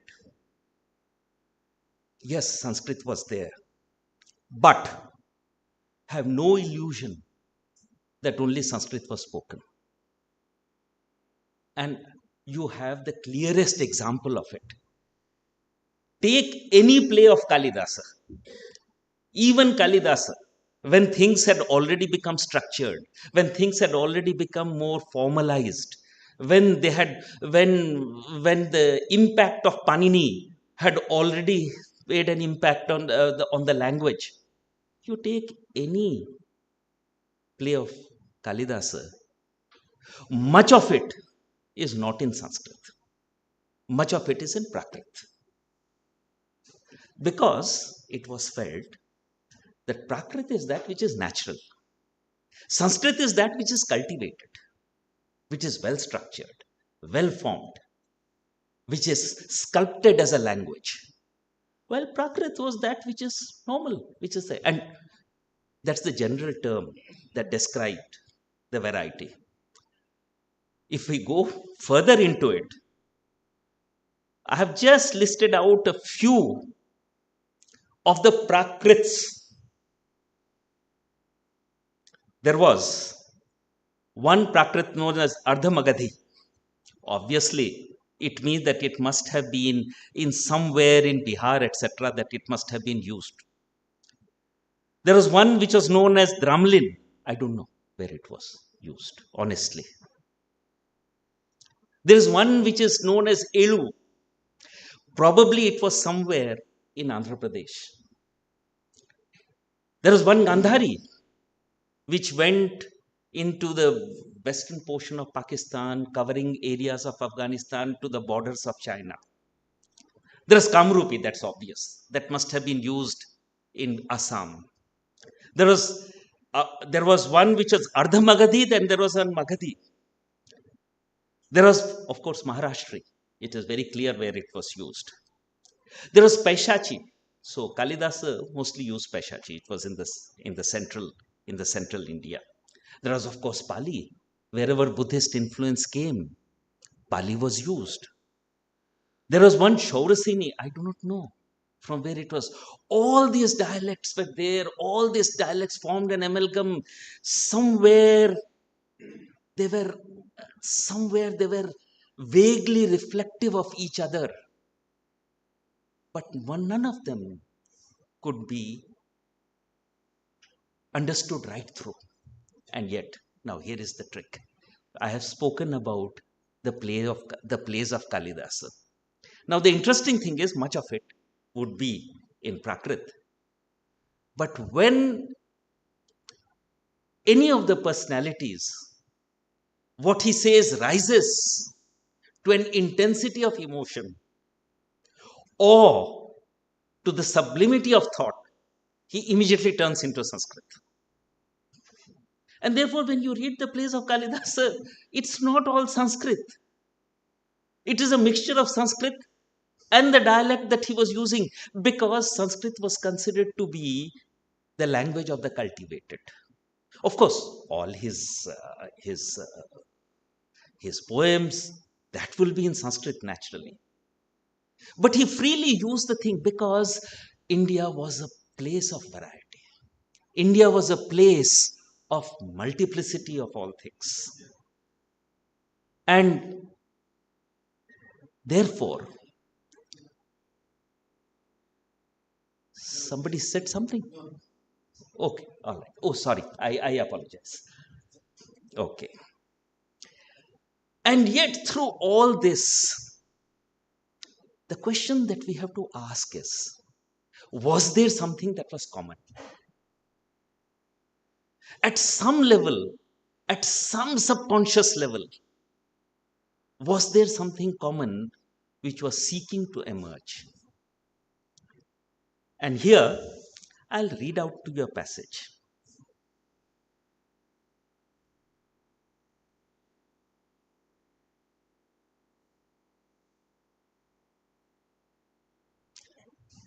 Sri Aurobindo describes, and it's not just about India, because as I said, India is a typical sample of a very universal problem.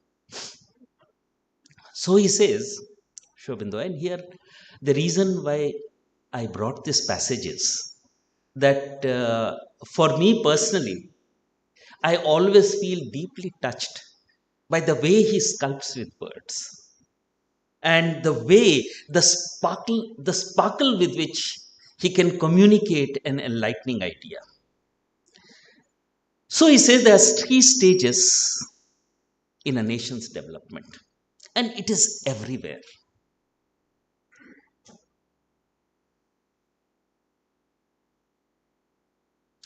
In such a process of nation building, he says, in such a process, there must be in the nature of things,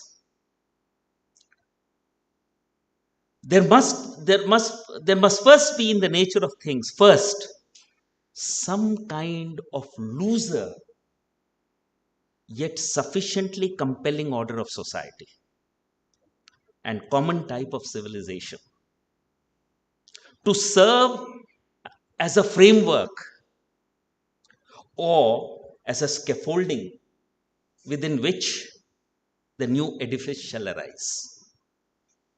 I read further, but we'll come back to this because this is the essential point. He says, next, there must come naturally a period of stringent organization directed towards unity and centrality of control, and perhaps a general leveling and uniformity under that central direction. But let's not forget the third aspect that he says. Last, if this new organism is not to fossilize and stereotype its life, if it is to be still a living and vigorous creation of nature, there must come a period of free internal development as soon as the formation is assured and unity has become a mental and a vital habit. This freer internal activity assured in its heart and its basis by the form needs, ideas and instincts of the community will no longer bring with it the peril of disorder, disruption or arrest in the secure growth and the formation of the organization.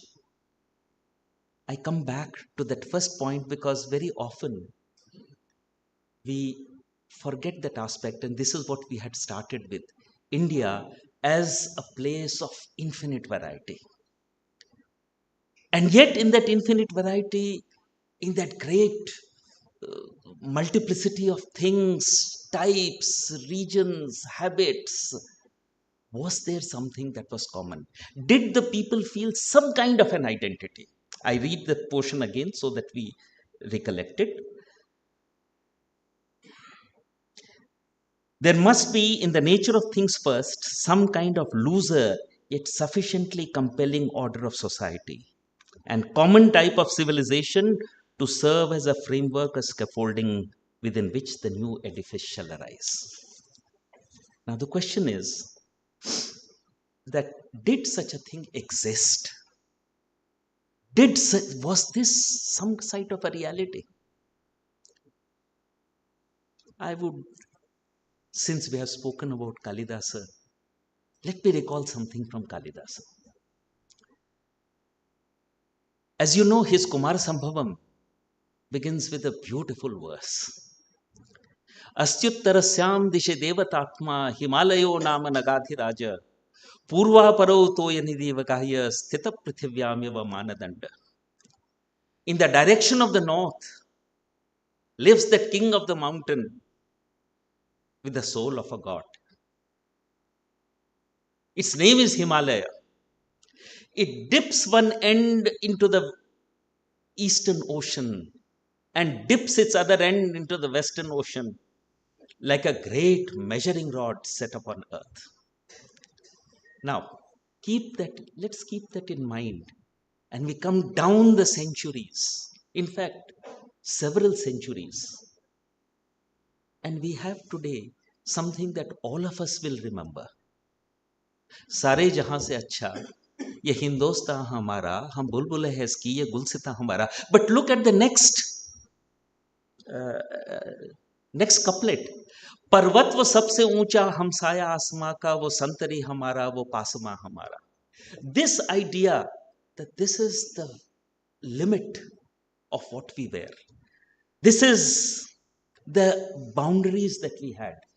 It is interesting that it existed right through the century. Now, I'm not sure whether Kalidasa ever had traveled to the Himalayas. God knows. In those days, who traveled? In those days, who went further? But this has remained as a kind of, what shall we say, as a kind of sediment of thought in the whole outlook that people had about this land. We can go further. We can go on implying. We can go on multiplying instances. It was said that every person was supposed to, before he took his bath, was supposed to invoke the sacred rivers. Gange cha Yamune cheva Godavari Saraswati Narmade Sindhu Kaveri Jalesmin Sannidhim Kuru. O waters of Ganga, O waters of Yamuna, O waters of Sindhu, and Godavari, of Kaveri, Saraswati and Kaveri, come and sanctify this water. Now, in the mind of that person, there is that perception that these are our sacred places. Nothing tied him, actually, in a certain sense. What created this? It's very difficult to say. What created this perception? What was that kind of a residual portion, that groove into which that mind moves, so that it has to see this as the reality? We all know that hymn of Sri Shankaracharya, Devi Sureshwari Bhagavati Gange, Tribhuvana Tarini Taral Tange, Shankar Mauli Viharini Gange. I'm forgetting the last one, the Vande. Okay. Now, where was Sri Shankaracharya born? Right in South, in Kerala, to be very frank. How did he think of that as the sacred river? It's true that he might have traveled later, but he might, he certainly did travel, as the tradition goes. But why should he travel to a place which he does not think that it belongs to him? This kind of what Sri Aurobindo says, an ego formation is built by which you believe, by which you perceive, by which you think this is mine. This is the place which I own. It belongs to me. How did it happen that this kind of a perception could even take roots? Now, and it is something that we find all over in India. I mean, one can go on multiplying instances after instances of how, over a long period of time, these, see, when we think, we also think in terms of habits. Thought is also a habit. Or the line in which thought moves is also very often a habit. And it's a beautiful phrase that Sri Aurobindo has used. It becomes a mental and a vital habit. That we think in those terms. I'll just recount to you one, because I love it so much that I can't help it, that's all. The very tip of India, the most southern tip, as all of us know, is Kanyakumari. Why is she known as Kanyakumari? Why is she known as the unmarried goddess? Well, there is a beautiful story that is associated with. Now, I'm telling you a few legends. I don't want you to believe them as if they are literally true. That is not the point. I don't want to promote any kind of obscurantism in these things. Don't take it as something true in this sense, but true in another sense. I have forgotten who had said it, that a myth and a legend is the reverse of the coin of reality, because it gives us an insight as to what must have been the structure of that mind which could think of this as a myth. So it's only in that sense that I would like you to take it, and not in any way as if I'm trying to to describe a reportable event. So, the story of Kanyakumari, because some may not know it, goes like this. The earth was oppressed by a terrible asura whose name was Banasura. And why the earth found itself difficult to defend itself against it? Because he had obtained a boon. The boon that he had obtained was he had propitiated Brahma for a long time.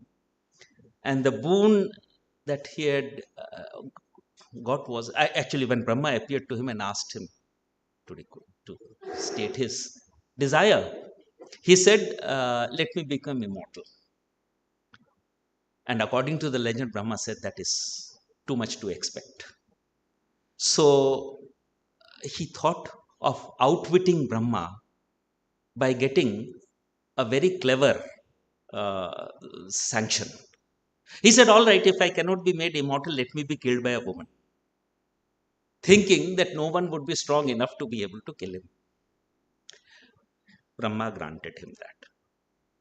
And with that, he was the one who spread terror across the earth. Finally, the earth had no other option but to ask Brahma to help. And Brahma said that, look, I have given the boon. I can't do it. There's only one person who can help you. And that is the Supreme Mother Goddess. She may be able to rescue you. So, earth prayed to the Supreme Mother Goddess. And she promised that she would come down upon earth and deliver from this terrible menace. And she was born the daughter of a local prince. She came to marriageable age, but the Supreme Mother Goddess Mahadevi, who could be? She came to marriageable age. Who could be her suitor? Who could be her husband except the great Lord Mahadeva himself? So invitation was sent to Mahadeva to come and to take her hand, and which he agreed. But as he was coming, the gods were in a fix. Because if he marries her and he takes her to Mount Kailash, the very purpose, then that is not on earth. Mount Kailash is beyond the earth. The very purpose of her descent would remain unfulfilled. So somehow he had to be tricked into not being able to get married to her. So Narada took the form of a cock, and as he was striding down the length, he uttered a cry. And poor Shiva, he thought, oh, the auspicious moment has already passed. And he sat down. Now, there's a problem with him is the moment he sits down, he goes into meditation. And he's still meditating, and he's still meditating. In the meantime, Banasura had heard that there is a beautiful princess who is going to get married, and he sent his minions to abduct her. In the fight that ensued, the army was eliminated. Banasura himself took the field, and in the fight that ensued, Banasura was killed. But the princess waited. The princess waited for the groom to come, and she's still waiting. And she's still waiting, and that's why she is the Kanyakumari, the unmarried goddess. Legend has it, it's a beautiful legend, that all the things that were supposed to be cooked gradually petrified, and that's the pebbles that you find around. As I said, look at the beauty of the story. Don't get into too many ifs and buts about it. Now, in the minds of those people, the two ends of India somehow have been brought together. Somehow it has been that these are as if belong to one entity. It has been fused together. And with this variety, India has somehow started on its journey this kind of a very subtle feeling that there is something that is common between us. There is something that binds us together, notwithstanding all the differences, notwithstanding all the. In fact, these differences only embellish that unity. It is something of this perception that is there. Now, I cannot help but read another passage which I used to like very well. Is there something? Sure. Oh, I'm sorry, I'm supposed to end. Okay, I'm sorry. I'm sorry. I'm sorry. But the most striking example in history is the evolution of India. Nowhere else have the centrifugal forces been so strong, numerous, complex, obstinate. I'd just like you to admire the structure of that sentence. Nowhere else have the centrifugal forces been so strong, numerous, complex, obstinate. The mere time taken by evolution has been prodigious. The disastrous vicissitudes through which it had to work itself out have been appalling. And yet through it all, the inevitable tendency has worked constantly, pertinaciously, with the dull, obscure, indomitable, relentless obstinacy of nature when she is opposed in her instinctive purpose by man. And finally, after a struggle, enduring through millenniums, has triumphed. And as usually happens, when she is thus opposed by her own mental and human material, it's the most adverse circumstances that the subconscious worker has turned into her most successful instruments. If we are celebrating today, we are celebrating that long tale of conversion of that secret sense of identity which had to seek a manifestation. And after a journey of millennia, has reached a certain point. Thank you.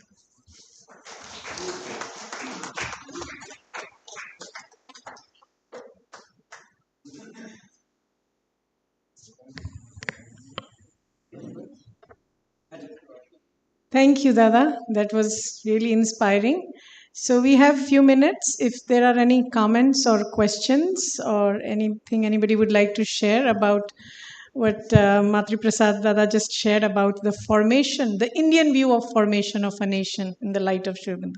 Yes, Professor Makarand, can we get a mic? Supposed to give an answer. Yes. So, yes, Arunji also has a question or a comment afterwards.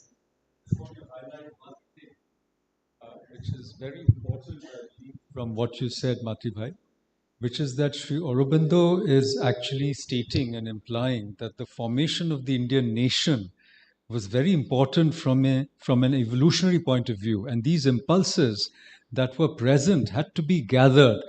I'm mentioning this because it's a very strong rebuttal of the postmodernist, you might call it anti-national discourse, where they say the nations are, to be, they wither away. But I think, and I want your comment on this, that if every nation is a soul, it should also have a body.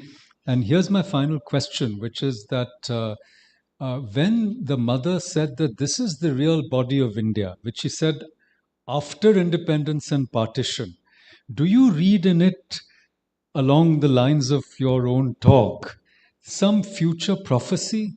And how can we work for it? That is my question. Thank you.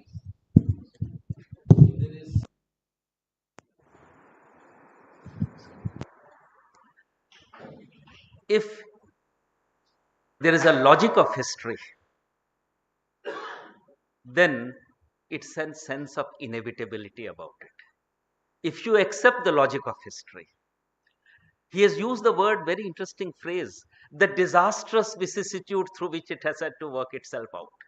Because there is a resistance of what he calls the human instrument and material.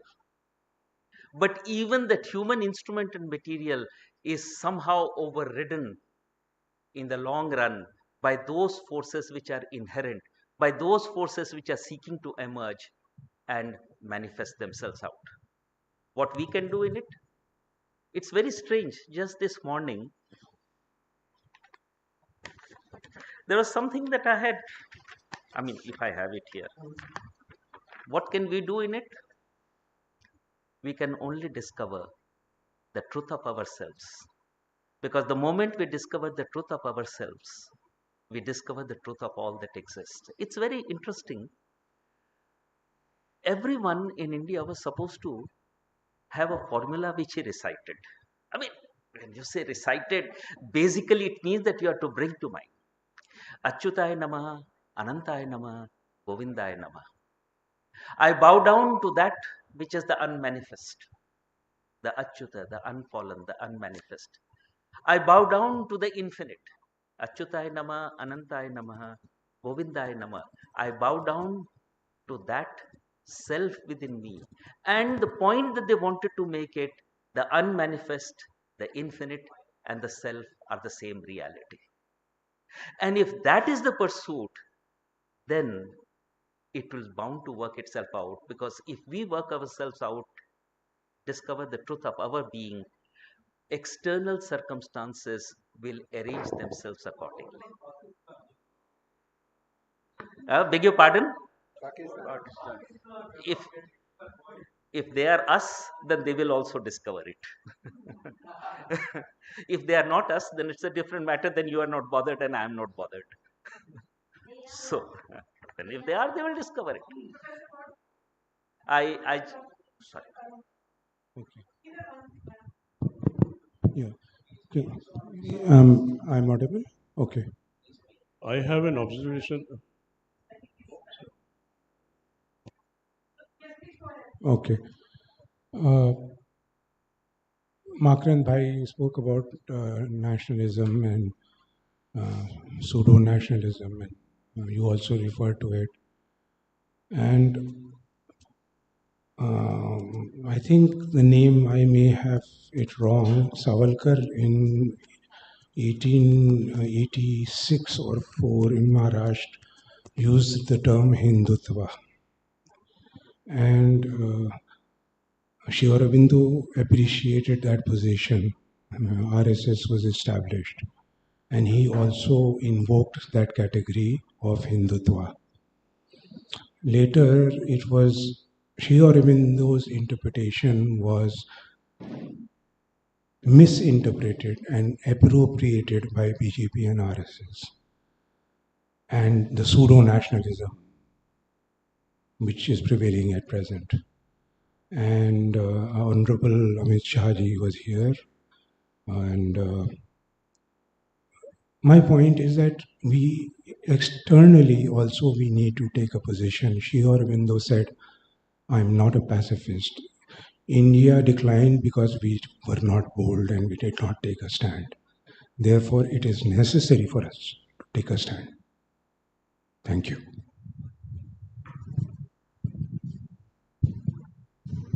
I believe that was a comment. I don't know if there is any response to that comment, or I guess we can go ahead with our. I can only say what it means to me. And what it means to me, it's very accidental. I don't know why I printed it out. What Sri Aurobindo has said in one of his aphorisms.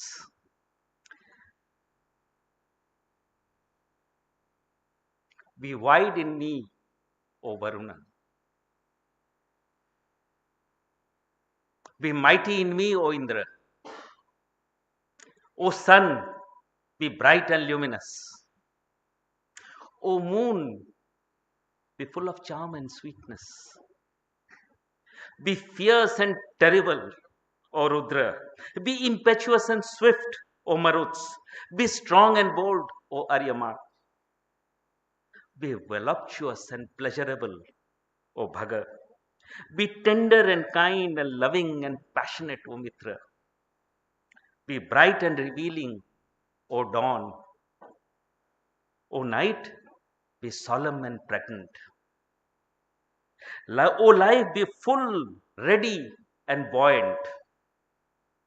O death, lead my steps from mansion to mansion. Harmonize all this, O Brahmanaspati. Let me be not subject to any of these gods, O Kali. Arunji, please. Matriprasad Bhai, my name is Arun. I am from Noida. We've interacted a few times. One question and one observation. There is a place called Kali Mutt in the hills, in the mountains. People who have traveled to the mountains here, there are quite a few, they would know that. People from that region, they believe that Kalidas is from that area. Because when you talk about the mountains, जो मेघ की जब बात हुई थी, वहाँ पर a few kilometers from there, which is probably 3 kilometers, is a place called Kaviltha. Kaviltha, they have built a Kalidas foundation. I have been there, and several times I have been there.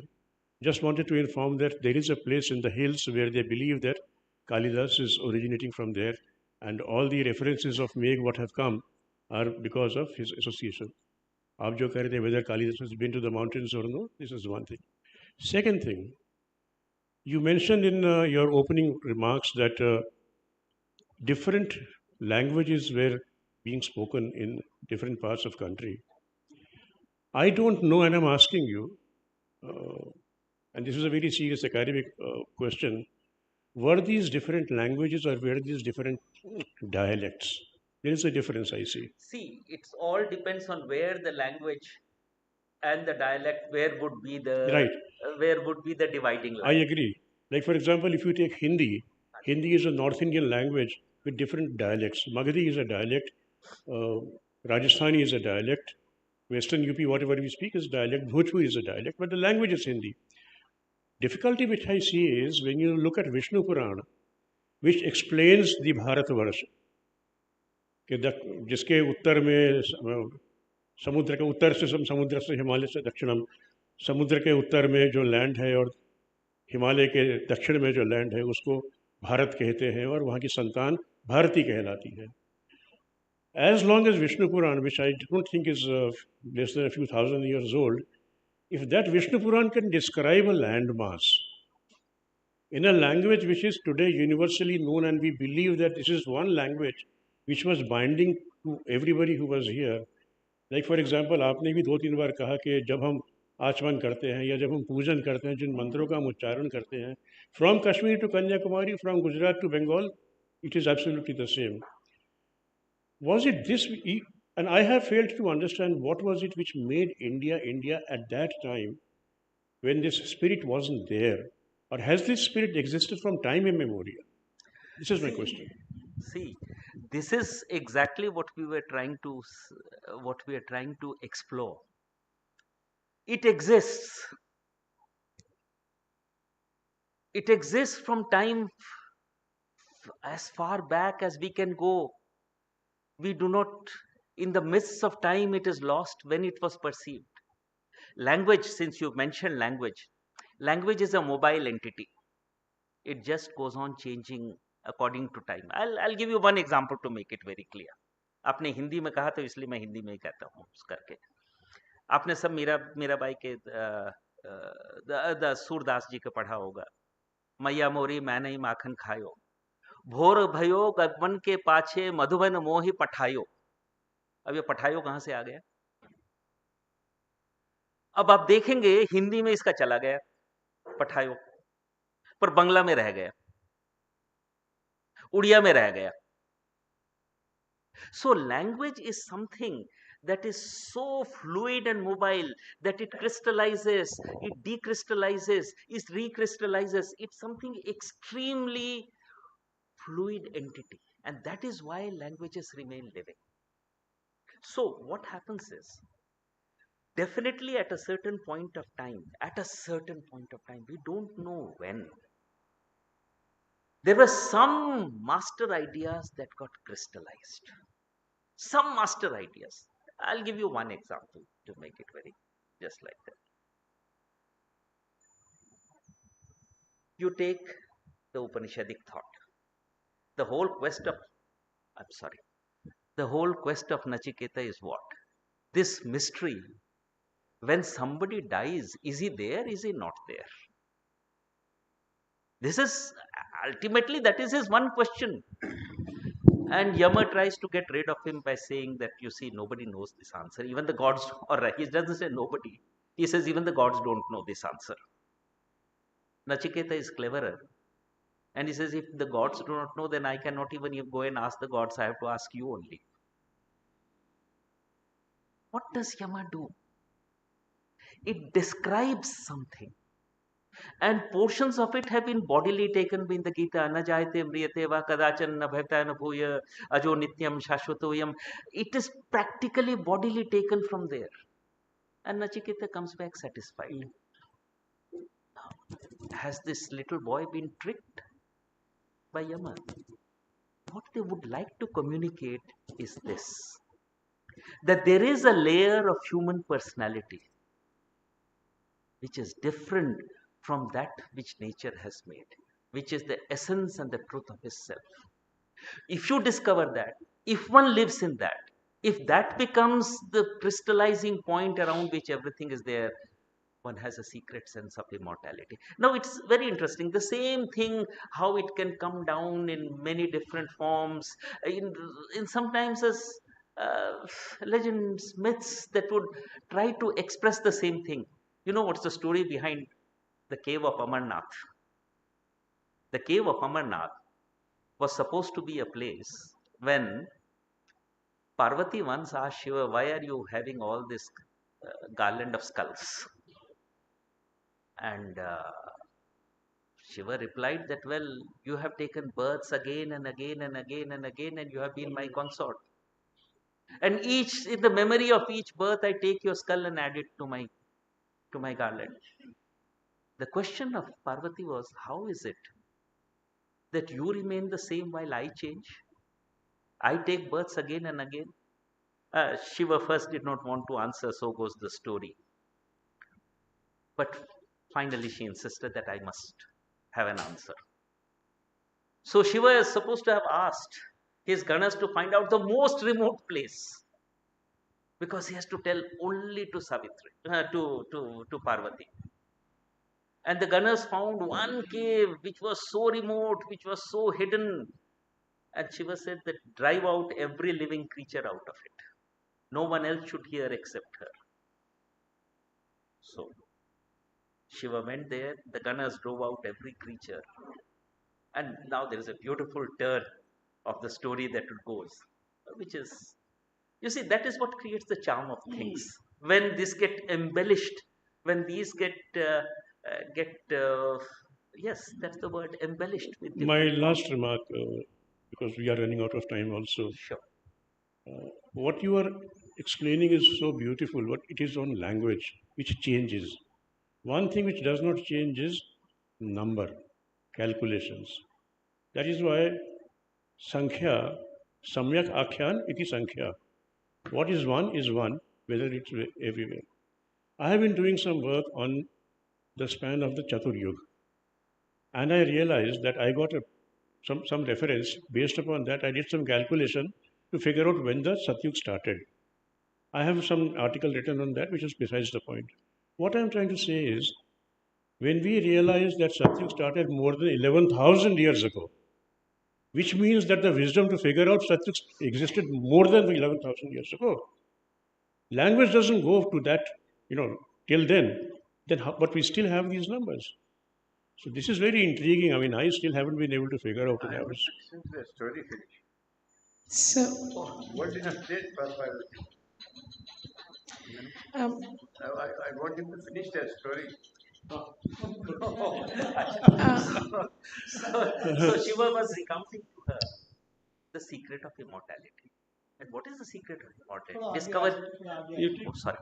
And Shiva was recounting to her the secret of immortality. What is the secret of immortality? Exactly what Nachiketa has put. Discover your true self. You find out that self, and that is the secret of immortality. And Parvati, because Shiva represents the essence, Parvati represents the manifestation. So in manifestations, things will change, but the essence of it will remain the same. And now is the is the humorous part of the story. And Shiva, as naturally when he recounts, he has closed his eyes and he's recounting. And from time to time, Parvati gives an indication, yes, I hear. And Shiva suddenly opens his eyes and finds that Parvati had fallen asleep. Somebody had been responding. So he looks around and a parrot flew away. Now, how is it that he had escaped detection? It is because he had not yet hatched. So he was not born. Now Shiva goes looking after him, trying to catch him, because the secret of immortality is a profound secret. And that's the parrot that enters the body of one of the rishis, the wife of a rishi who is having her morning ablution in the river, and he is born as Shukadeva, who gives you the story of immortality. This idea that there is something which is beyond the manifest personality, something that is behind, is one theme that is running right through India. I want to say something about this, about immortality. What the mother is something very beautiful. That as we say, know thyself. This is the soul that lives within me, which is a part of the universal soul. As long as we are connected to the body, we understand mortality. As soon as you start getting closer and closer to yourself, you start understanding immortality. And Mother uses the word, as you get closer to the self, there is a sense of immortality which you begin to feel. A sense of immortality is exactly her words. Am I right? Sense of immortality. So when we are looking to find oneself, to get closer to oneself, you realize that there is something immortal in me, and you have that sense of immortality, which you don't have today. This fear of death goes away because there is a sense of immortality. These are the exact words. I don't know where she used it, but I have read it. So I think just in the interest of, sorry, interest of time, I'm going to request that we stop here for this session. But Professor Verma, you're welcome to have the interaction during lunchtime. I think Sri Aurobindo also, sorry? Okay, please. I'm a lover of music. Nusrat Fateh Ali Khan sang a poem, Tum ek gorak dhanda ho, about the divine. There is a line there. Philosophy or बहस में, in philosophy and argument, खुदा मिलता नहीं. You don't find God in that, the divine. Door को सुलझा रहे हैं. We are trying to untangle the strings. सिरा मिलता नहीं. That's all. Thank you. Thank you. So, as Sri Aurobindo said, there are, like different koshas, different bodies of the nation. One of the bodies is the Annamaya Kosha, the material realm. So, this is also the time to take care of our Annamaya Kosha. Lunch is served, ladies and gentlemen. Gaurang Bhai will direct those who are not familiar with the dining spaces. So at 1 o'clock, from 1 to 2, this bookstall will be open. There will be somebody from the Aura store to help with the purchase. Those of you who are interested, especially those for whom this is their first visit to Sri Aurobindo Society. So please go through these are just few books that we have brought here. There is more information that can be gathered from the person who will be here at 1 o'clock, and also browse through the exhibition that is there at the back of the hall. So we'll break for lunch and we'll meet here at 2 o'clock. So we'll reassemble at 2 o'clock. But the bookstall will be open. This space will be open from 1 to 2. So after the lunch, please feel free to browse through. Thank you. And thank you, Matriprasad Bhaiya, for this wonderful talk.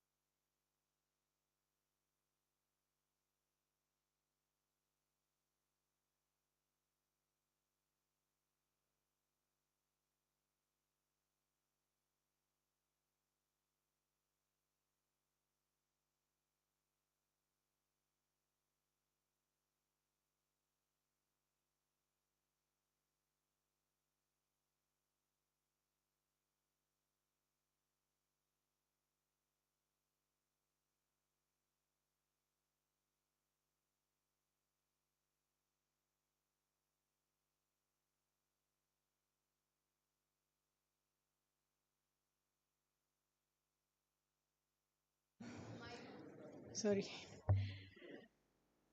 Okay. So now that we have fed our bodies, back to some more more food for the thought and beyond thought. So welcome back to the second half of the national seminar on Sri Aurobindo's nationalism. And for our first speaker in the second half of the day, we have one of the most eloquent speakers here in Sri Aurobindo Ashram, Dr. Alok Pandey, with us today.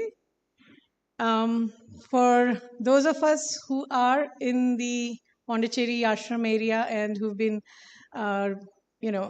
exposed to Sri Aurobindo's and Mother's works, Alok Bhai is not a new name, and listening to him, we've had the pleasure many times. But there are many in our audience from various colleges, students, and faculty. Especially for their benefit, I'll just take a minute or so to briefly introduce Dr. Alok Pandey. Alok Bhai, as I call him, he is an MBBS and MD with specialization in psychiatry from AFMC Pune, retired wing commander from the Indian Air Force, actually. He's currently practicing medicine here at the Sri Aurobindo Ashram, Pondicherry. He has conducted workshops, taken sessions, done workshops and all kinds of retreats in India and abroad on all aspects of Sri Aurobindo's and Mother's vision and work, particularly in yoga, education, health, and psychology. He has been in the past served as associate professor in psychiatry at Institute of Space and Aviation Medicine, Bangalore, as well as Pondicherry Institute of Medical Sciences here in Pondicherry. Currently, at Sri Aurobindo Society, he looks after many works, especially those that are engaged with Sri Aurobindo International Institute of Integral Health and Research.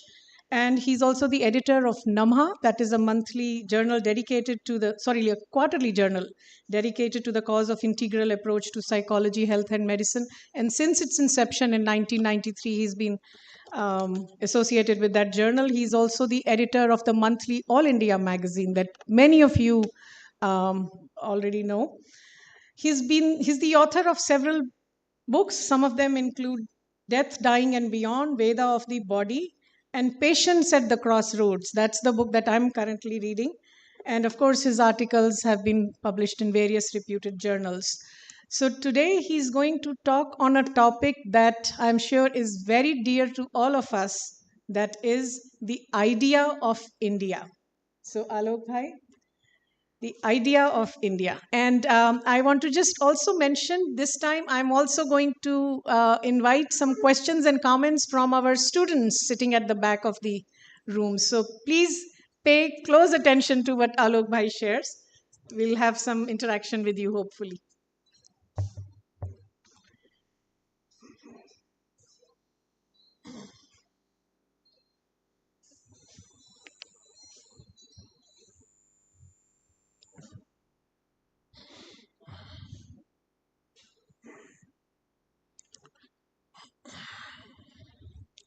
All authentic creations proceed from within outwards.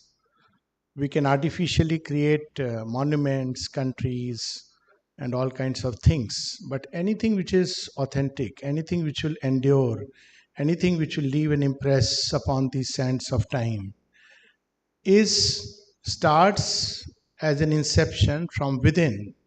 And from there it spreads outwards. Or if we take the language of the Gita, it moves from above downwards.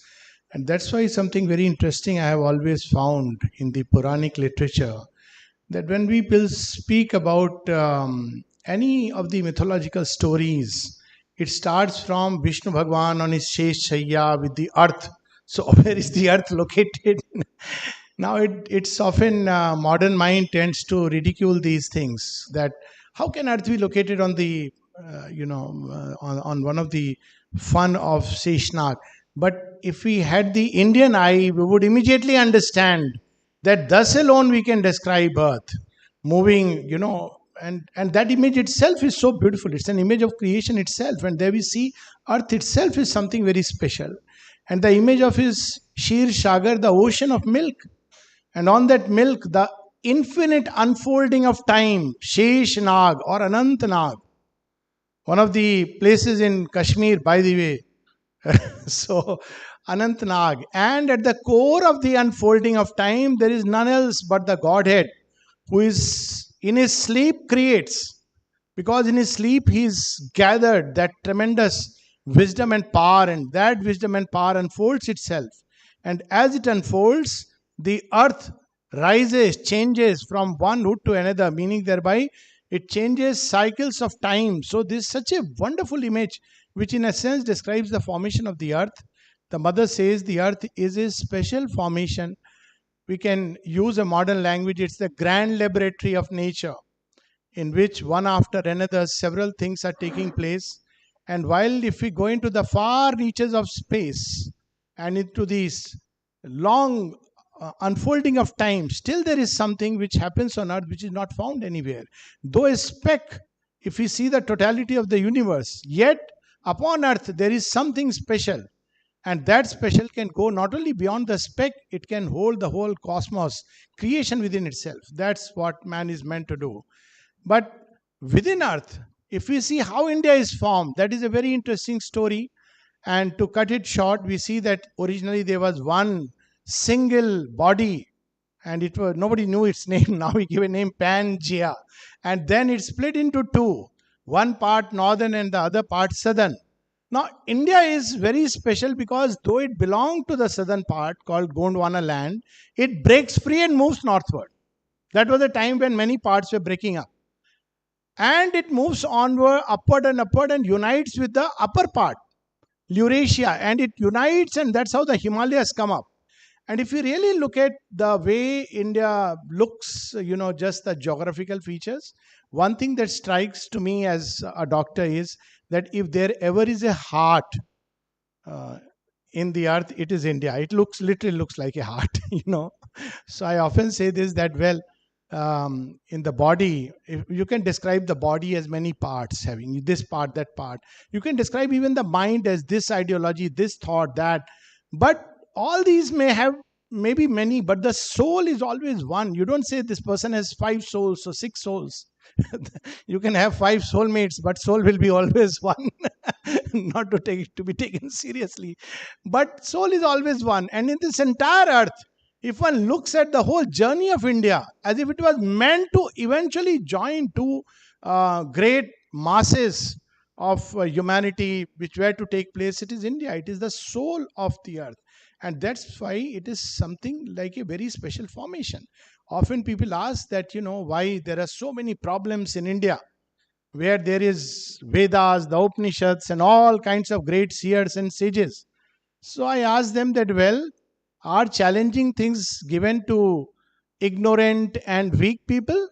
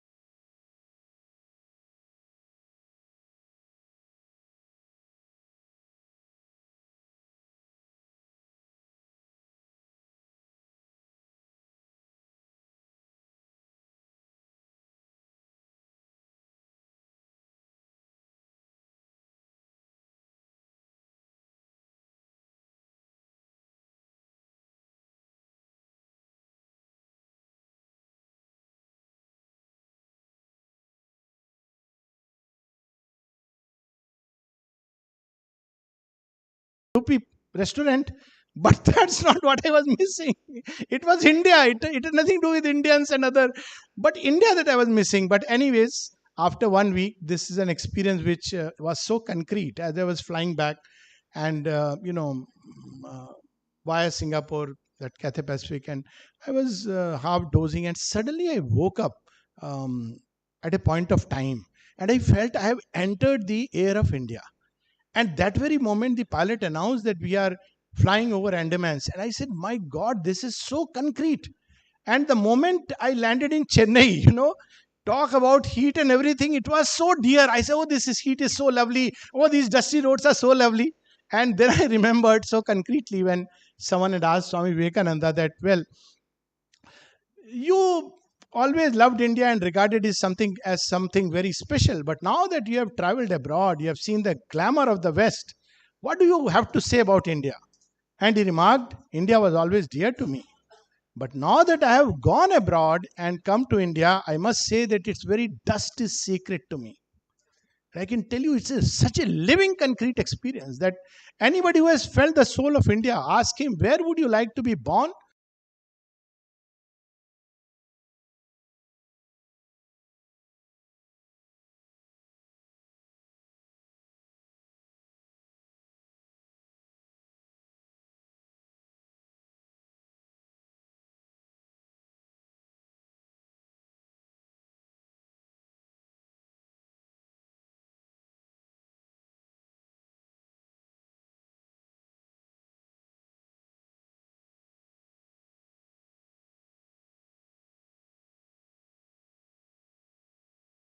Worshipper of Lord Rama. And he says in Hindi, I'll translate in English, your child you take care. So I learned what is faith. I am alive. You just get it. You don't even realize the value of the inheritance. And when he was, my father was, quite old, near to his old age, he said, I couldn't, get much money to give to you, but I'm sure, we all did well. So I told him, what you have given us is the rarest of rare treasures. And that was faith in the divine. I said, nothing more is needed. Everything else can be created. So India is a land that breathes spirituality. And if you see how it is formed, one was this geographical aspect. Look at, people often do this breaking of idols. What is the name they give? But Parasti. Where are idols formed? Idols are in the mind. All ideology comes from there is an idol of democracy. There is an idol of capitalism. The formation start from mind, and Indian thought understood it so well that it built India within the mind. It's a Manas creation. How did they build India in the mind? Look at the way Indian geography is described. They don't use the word geography of India, but they say there are 51 places where you have the Sati's sacred relics. Note these 51 spaces and you will have the picture of Akhand Bharat. It's very interesting just to see the way, Look at the 7 rivers with which we took a bath. Ganga, Jamna, Narmada, Godavari, Indus, Brahmaputra, Kaveri, Sindhu, of course, not Indus, Brahmaputra, Kaveri. You have the entire western, northern, eastern and southern. The entire India is created. So it was created by the mind. Whenever you read any literature in the olden times, you see it like this. Kashi. What is Kashi? It's the most ancient city created by Shiva, established by Shiva. So you don't go into when was Kashi created. You know that Kashi is a formation which in the heart of Lord Shiva, he conceived in Nagari which is ideal.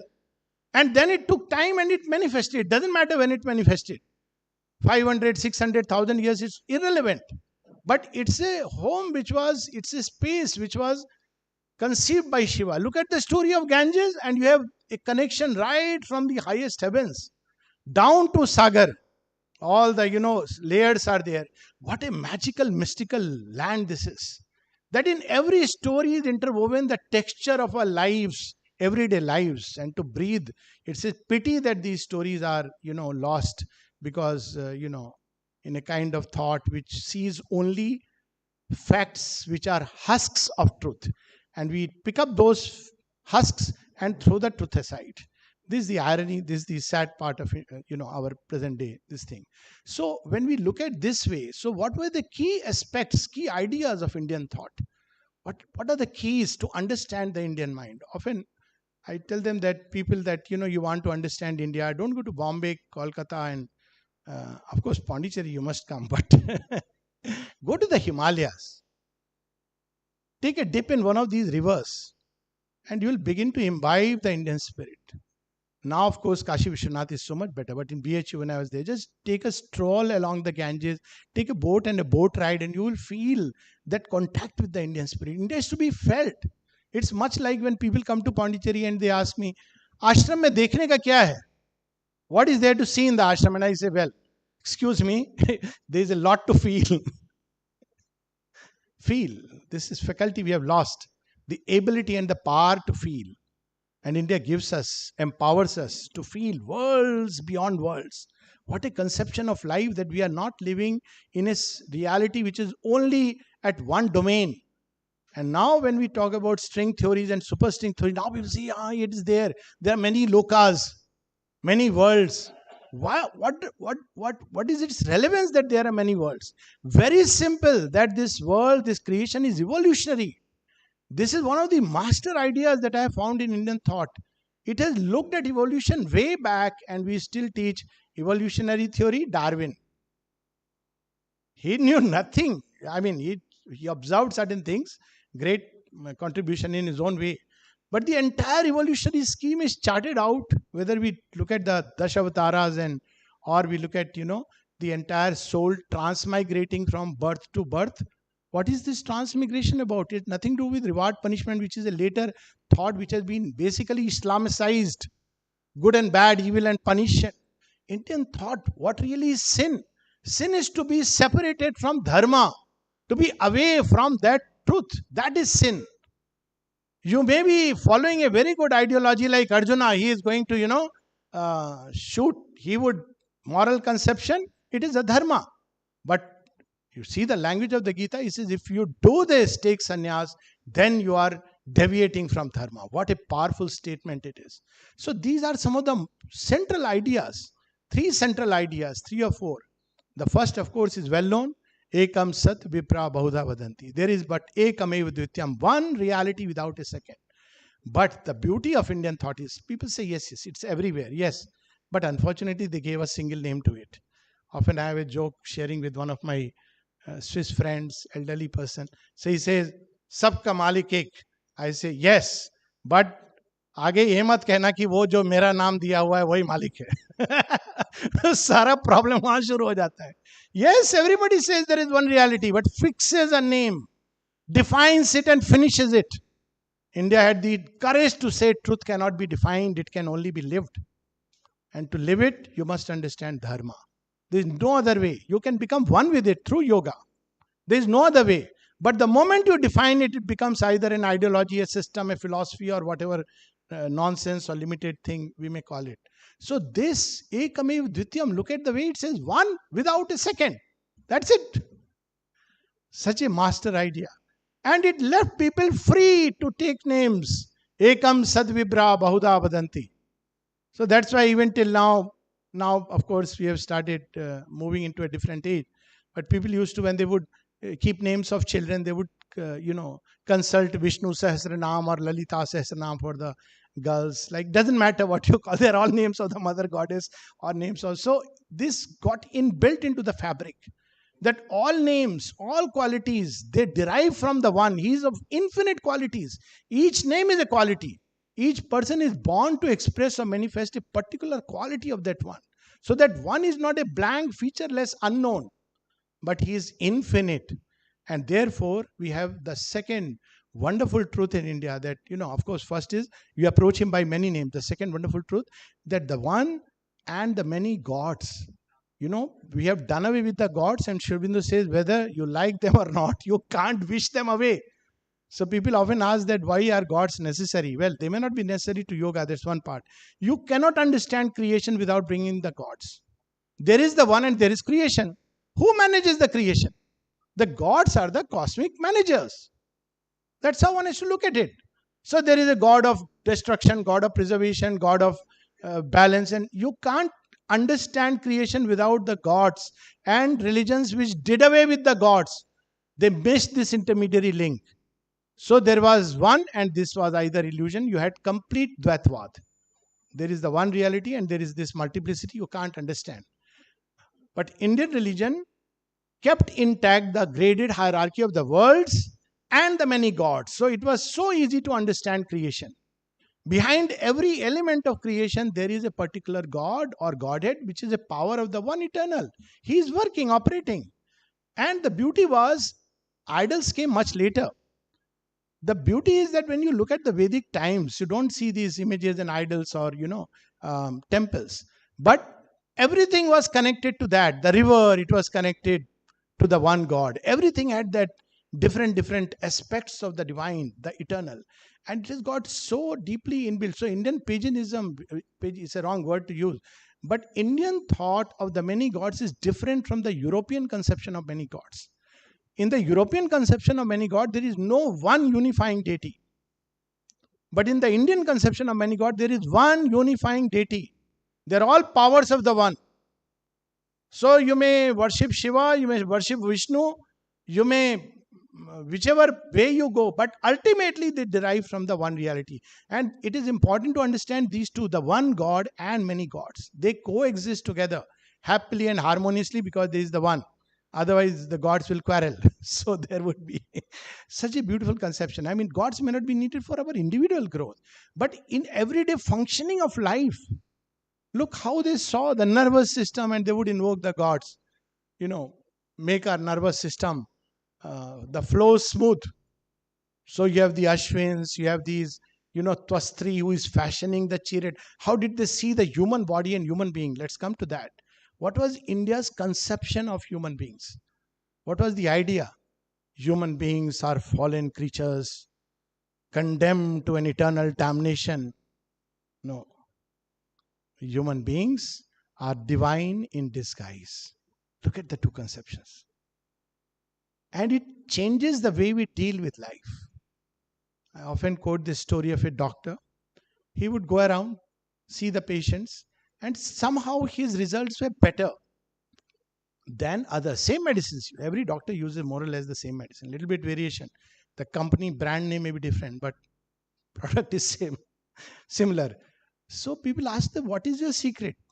He said, you want to know? Okay, my secret is very simple. When I stand before a patient, all that I do is inwardly I say, hey Sachidanand Brahma, why are you wearing this kind of a ugly disguise? And Sachidanand Brahma promptly hears, even to Prahlad's query of Hari, Hari, Hari, he manifests even in the pillar. God is in matter. Look at the conception. What a beautiful thing. He is everywhere in everything. And most importantly, He is within us. This may sound very, okay, He is within us. He is within us means in our deepest essence, we are God.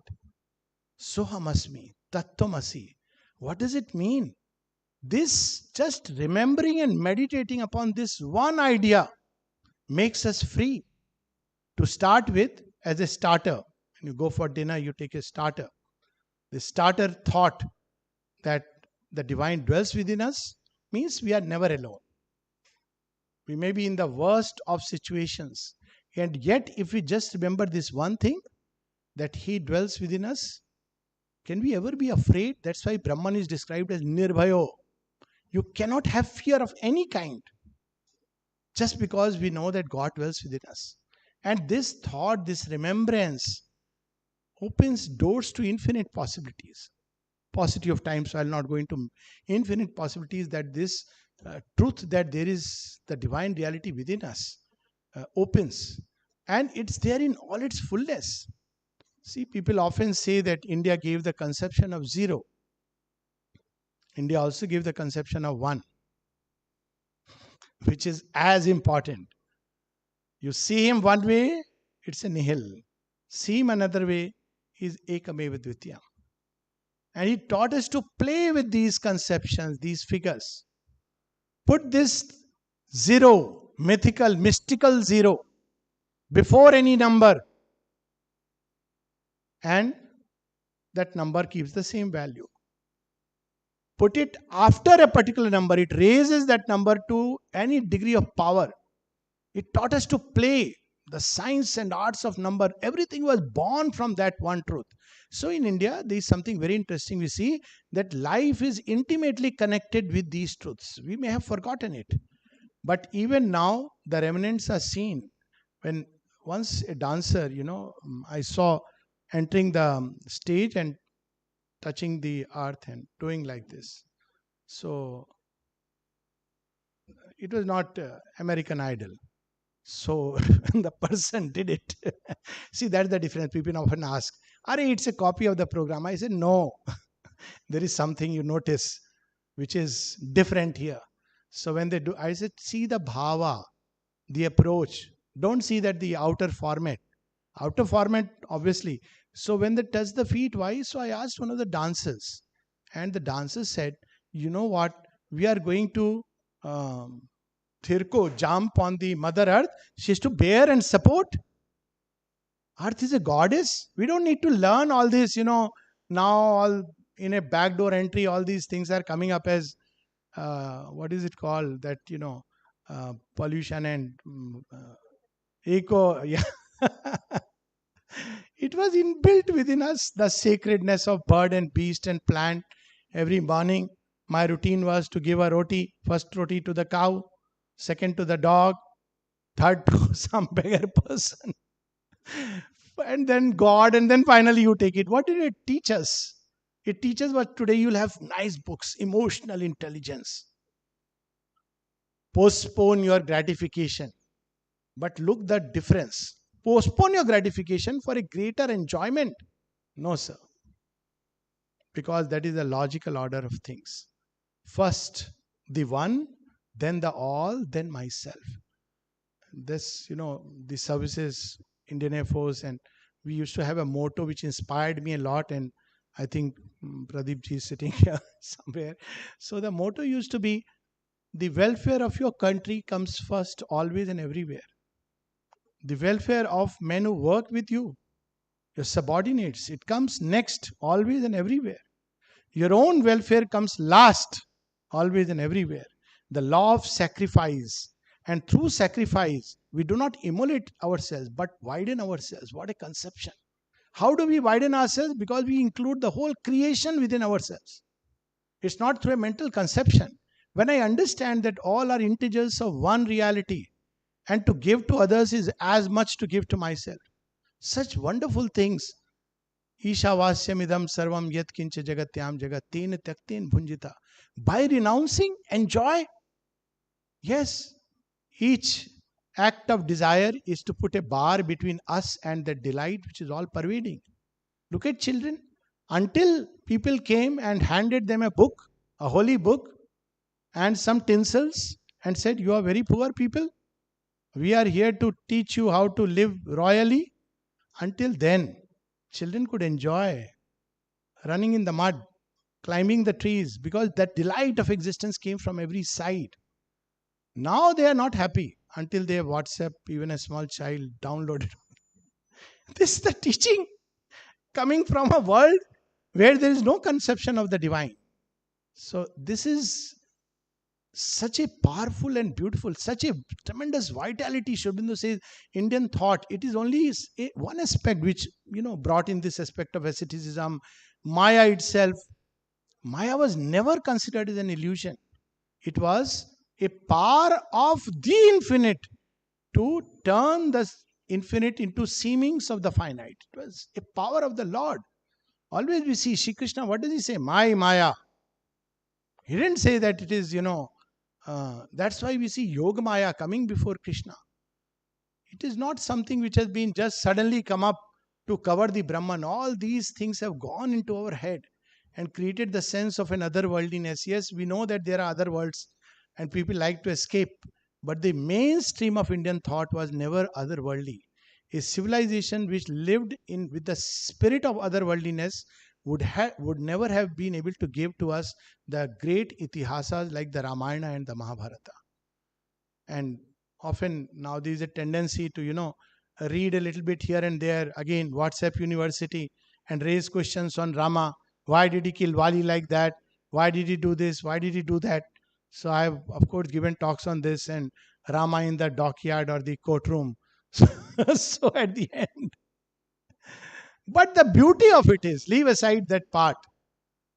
The beauty of it is, men who came and pointed fingers at Rama, they passed into oblivion. But the name of Rama endures. What is it? Ramayana continues to inspire generations after generations. So I tell people, देखो, Harry Potter पढ़ लिया, Just try to take it, dig at it. What is it in it that has inspired generations after generations? After 10,000 years, it still endures. Something must be there in it. Try to read it. And yes, that is the beauty. People may create a division between Rama and Sita. Look how Rama treated, mistreated, or whatever Sita. But still, when we go everywhere, we say Sita Ram, Sita Ram, Sita Ram. We don't say, oh, Sita has condemned Rama. This is our modern mind. Spiritual feminism is there in Ramayana. Sita is never shown as an abla lady. She is empowered woman. With or without Rama, she is the divine mother who can create. She is not afraid even in the Nagari of the Rakshasa. She knows that if she had to pick up a blade of grass, this is a story from the Ramayana, Ravana cannot cross that space. She actually challenges him. If you think you can't touch me, try crossing this blade of grass. And Ravana is shattered. This is spiritual feminism. And without Sita, what is Rama? Sita, Sita, tell me, where are you? He asks every lata, pata, everything. And even Sati is, whom are you worshipping? This ordinary mortal? And there Shiva says, he is not ordinary mortal. Mortals don't love like that. This part is my paraphrasing. Mortals will say, oh, good riddance. They will file an FIR. They will file an FIR. Then they will start looking for other matches. But Rama is not an ordinary mortal. Without support of his own army, which was, Dasharatha had fought the war of the worlds. And yet, by an army of monkeys, he goes there all the way. What kind of love is embodied in Rama's heart? And even after Sita is sent back and to the forest and after she enters the earth, Rama never remarries. What a tremendous personality and power. Even till today, to match that ideal of Rama is difficult enough. Krishna, of course, goes beyond. And of course, there is Sri Aurobindo who takes it to the ultimate level. This is India. It dwells not just as a piece of land or in the geography. India dwells in the heart of the seers and the sages. It is the chosen place of the God. For what? And Sri Aurobindo puts right there the real thing about India. It is Sanatan Dharma, to give to mankind the eternal law of life. And what is this law? Sanatan Dharma. It is not about do's and don'ts. It is not about reward and punishment. Eternal law. There is a truth which is unfolding itself. And this unfolding of truth is Dharma. Be on the right side of this unfolding, you are with Dharma. Now we use the phrase right side of history. Be on the wrong side of this unfolding, you have Adharma. Both Kauravas and Pandavas are fighting. If you look outwardly, you'll say, what is this? This is fratricidal war. No, sir. That's an outer vision. There is on one side the unfolding of Dharma, and the other side there is Adharma. It had nothing to do with somebody's. People often say, oh, it is Hindu versus that religion. No, India never looked at it like that. In fact, there were none. But India looked at, if people have to fight, it should be truly in the right spirit. Dharma. Dharma has nothing to do with my belief system. Dharma has to do with what is true, what is beautiful, what is good for the collective march of mankind. And any group, any civilization, any religion, any ideology which is a threat to mankind, we have to fight that. Not because one is against a particular religion or ideology, but because it is adharma, it is leading mankind towards destruction. So the original conflict was always between dharma and adharma. Or if you want to put it in a figurative story way, it is between Deva and Asura. Deva are large, wide, luminous beings who are ever engaged in helping mankind to grow towards light. Asura is those which constantly divide, create confusion, teach us greed, possess. They teach us Revolution flows from the barrel of a gun. That's not the teaching of this great, wonderful land. So, such wonderful ideas have nourished, gone into our soil. That one reality with two poles, matter and spirit, are fundamentally two ways of looking at one truth. There are no two truths. And if we accept that, you see the heydays of Indian civilization, you have such karmi yogis as Bhishma and Arjuna, and many of them, they were great karmi yogis. But subsequently, yes, India's bane has been Mayavad, and what happened? Mayavad is nothing to do with the Maya in its true conception. Even in its true conception, we have Vidyamayi and Avidyamayi, where we understand the finite, but we are one with the infinite. We understand the unfolding. If one has to understand the ways of the Indian psyche, one has to understand dharma. And this dharma is primarily, and if one has to say one single line definition, what is dharma? All that helps the individual and humanity to move towards some vision of that truth which is enshrined within creation. It doesn't matter how. That is, Indian thought left us free. Doesn't matter how. But that is dharma. And all that obstruct that unfolding, all that comes in the way, resist that unfolding, it is adharma. There are many other wonderful conceptions, ideas which have gone into the soil of India. India has sown seeds of light in the soil of earth. Some of them have flowered into wonderful trees, not only the Vedas. Vedas originally are within the heart of the seer. The eternal Veda is secret in the heart of man. The Upanishads, the Itihasas, the Puranas, and many other literature that came. But these seeds of light are not yet exhausted because they are seeds of the eternal and the infinite. The last word of India is yet to be spoken. The last story of creation is yet to be written. The last rig of the Vedas is yet to manifest itself.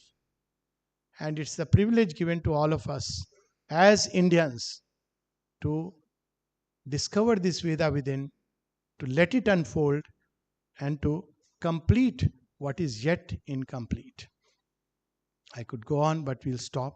If there are some questions, I'll be very happy to take.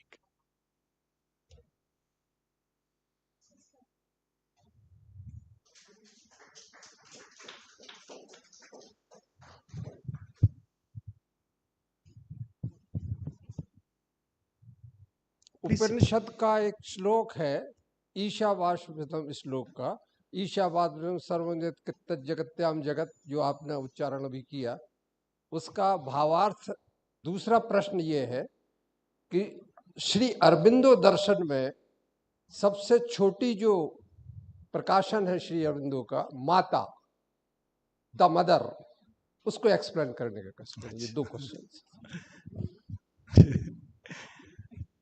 दो शब्दों में explain करें, इसको मैं इस तरह से कह सकता हूं दो शब्दों में अगर एक्सप्लेन करना है, किसी ने मुझसे पूछा दो शब्दों में describe truth in two words,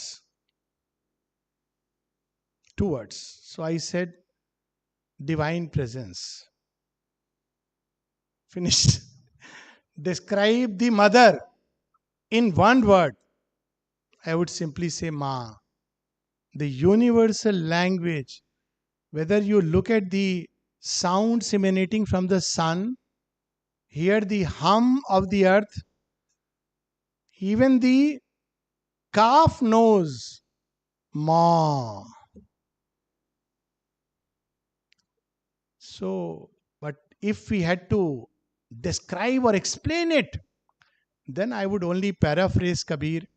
सात समंद तुम असी करो, लेखनी सब बन राई, धरती तो कागद करो, माँ गुण लिखा न जाए. Make the 7 oceans, turn it into ink, make pen of all the trees. Please don't take it figuratively. Don't cut trees. Make the entire earth. Earth is here now, Bhumi. as paper to write, yet you cannot write all the beauty and grace and infinity and eternity of the Divine Mother. All that we have to do is to surrender to her and say, I am yours.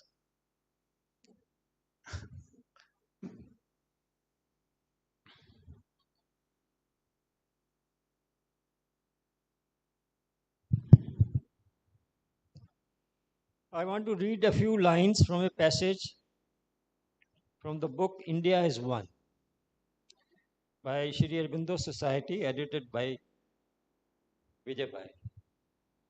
We have had our own history. Our position is unique in the world. Our history has been unique in the world, and in God's providence, our destiny will be unique. And in working out our problem, the Hindu, the Mohammedan, the Christian shall make the best contributions to the common culture.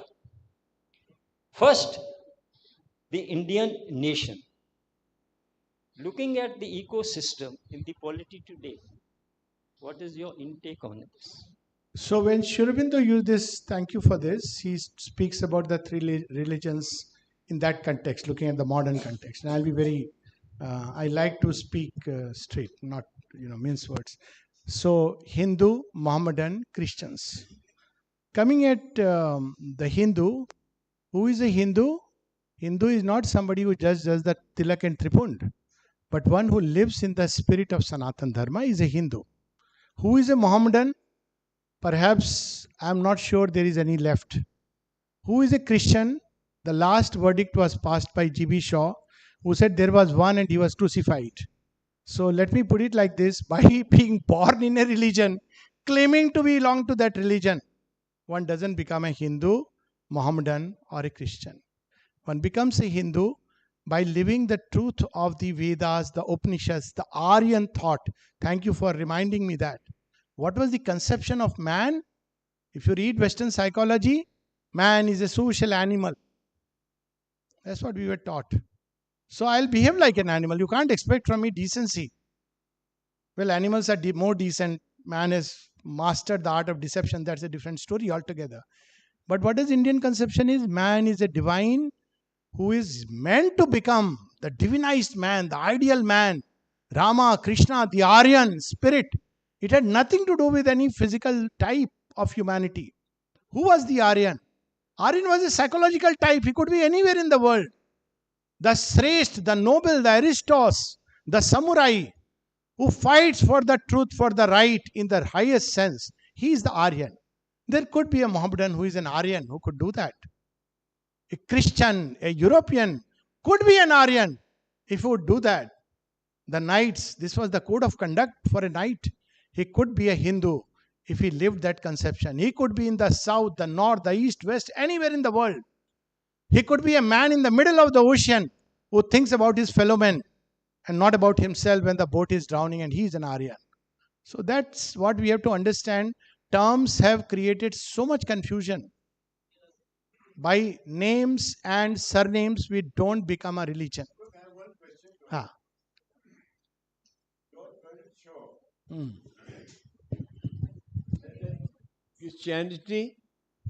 Christianity died on the cross. Yeah, that's what I said. There was only one Christian who died on the cross. Sri Aurobindo, in fact, said something very interesting about it.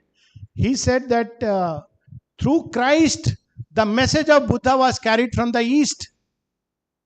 And it was uttered through the lips of Christ. And then on his tomb, the religion and institution was created. In India, there was no conception of organized religion. There were ashramas. Organized religions is a pain because it fixes the divine and infinite into fixed ways of life and terms. That's why they are doomed to failure. It doesn't matter. Even in Islam, as long as there was Sufi movement, not organized into a fixed format. So, see, beautiful. In Christianity, there were the Gnostics. There were alchemists. What happened? The only difference is because the hardcore elements took over and destroyed it. See, that's what happened in Kashmir. It was not about Kashmir, but Sufism, the esoteric Christianity, of course, Shaivism, the Shakt cult, Buddhist cult, all of them were destroyed, and they were attacked because it was the head which kept all these wonderful essence of every religion. So we should not give any importance to name, surname, and say this person is a Hindu or this person is a Mohammedan. If one is not living the truths of that religion, and ultimately what is the truth? It is the truth of humanism moving towards its great divine destiny. If that is missing, it's missing. So yes, there was one Christian who died on the cross, who was crucified. That's just to complete, and that is the strength of Hinduism, that it doesn't have one God, one book, because it believes in the evolutionary impulsion of time. So Rama comes and gives an ideal way of living. Krishna supersedes it without destroying it, mind you, integrates it into a greater truth. And then Sri Aurobindo comes. He supersedes it, but without destroying anything, taking up the truths of the Gita, integrating into a still greater reality. So in Hinduism, because there is not one book, one God or whatever founder, we have this possibility of evolutionary impulsion. And another beautiful thing about India is Shabd Brahmati Vartate, go beyond the word of the scripture. That because of the living parampara of master and disciple, the word of the master was always regarded greater than the scriptural verses. Nobody asked Sri Ramakrishna, sir, which Vedant Mimamsa are you talking about? Sri Ramakrishna said so, and Swami Vivekananda was created. He had not read these scriptures, and yet he could create 1,000 Swami Vivekananda, as he said. So this is the beauty of Indian thought. Its many-sidedness. Not one book, not one founder is one of the greatest strengths of India. Yes, please. Sorry. Yeah. Yeah, I can hear. It's, I think, working. Shri Arvind ने धर्म हमारे यहाँ भारत में है, उन सब को लेते हुए आज की जो परिस्थितियां हैं, इसमें श्री अरविंद हमें किस तरीके से गाइड करते हैं, हमें हम सब लोग को क्या करना चाहिए? बहुत सुंदर प्रश्न है। आज की परिस्थितियों में हमें क्या करना चाहिए? इतने सारे धर्म हो गए भारत में, सनातन धर्म उसमें से एक है।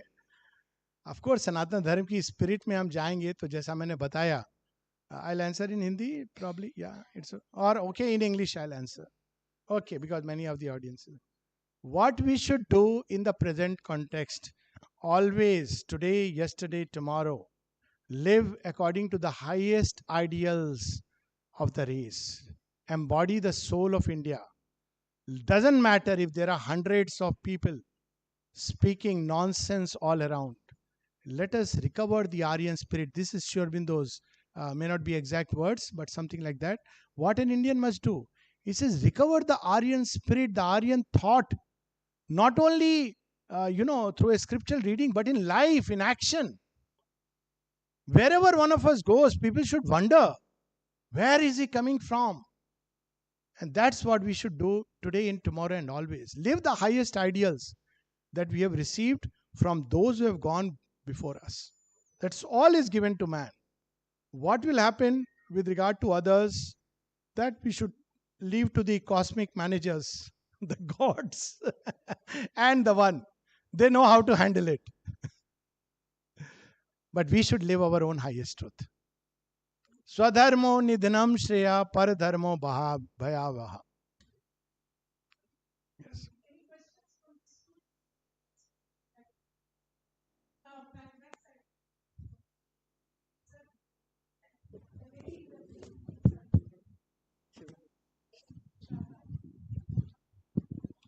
So I have a very simple question. A very simple question to ask you. You said Dharma is beautiful and it's good for the Indian multitudes. If we are to fight against fight for this, to sustain this, how inclusive are we of in terms of all the other ideological multitudes who call themselves Indians? Thank you so much. And the answer is inbuilt within this conception of Dharma. When we live for the highest truth, let's take a simple example. Within my life, if I have to live according to my highest conception, then I have to fight within me against all that opposes it, isn't it? Supposing I want to live in the larger spirit of generosity, I have to fight against possessiveness, against lust and greed. It's inevitable. The same thing about inner war applies on the larger scale. Whatever is helping mankind to move toward that wider human thought, higher human thought, is to be taken together. And whatever refuses and resists has to be fought at different levels. At the ideative level, it has to be fought. All ideologies which are going to create confusion in the minds of people. At the vital level, the institutions, politicians, and they have to take whatever they have to do to fight it. Sometimes the fight may even be physical. What does a soldier do on the Siachen glacier? He is fighting to defend a great truth which is guarded within India. So he is a person of dharma. I'm saying that, I've been in Siachen, so I can say that. What is he fighting for? It's not just a country. At that point of time, you feel so deeply inspired. And you feel that anything, an aggressor who is coming into your land, and this is not just your land, it is something sacred. You need to resist it. And at the physical level, if he needs to kill, he will kill. I'm not saying that we should take sword and go brandishing. But at every level, one has to fight it. Wherever one is posted, one should fight at that level. Many of us are posted at the level of the thought and intellect. We should fight there. Those who are living in the soul must fight there. Sri Aurobindo fought against the Nazis and Hitler by the spiritual force. So whatever level we are, we have to fight. Because otherwise, if we start saying inclusiveness never means the waste paper basket inclusiveness. It means the wideness of the sky and the sun. And in that inclusiveness, the word which Indian thought used was rit. Satyamev jayate nanritam. Unrit. So rit means the cosmic order. It means there is a hierarchy. It means there is an evolutionary process. Unrit is when anything disturbs that hierarchy. It could be even this thought, all are equal. All are equal is the truth of our essence, not the truth of our outer being. And if we do that, it creates confusion in the minds of people. So, truth manifests in a graded way in space and time. That manifestation of truth in space and time is Rit, the law of truth, the way it is arranged. Don't we say that with children we have to deal differently than an adult and than with an old man?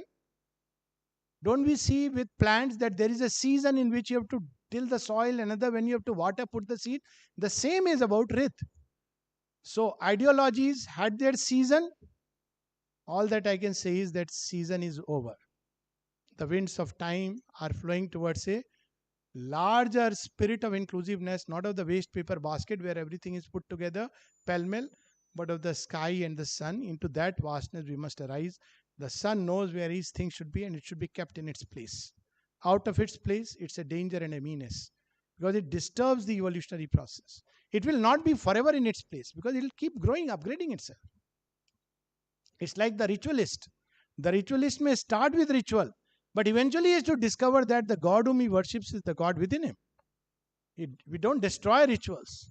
We say this is the starting point. But if you make this outer ritual as everything, then there is a disturbance in the cosmic order. Yes.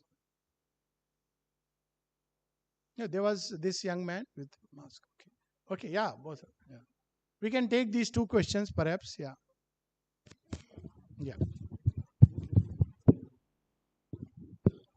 Good afternoon, sir. As you said that Hinduism is the greatest and strongest religion with lots of God and lots of temples. But as I saying that Hindus are the as a religion has more divisions in the name of castes.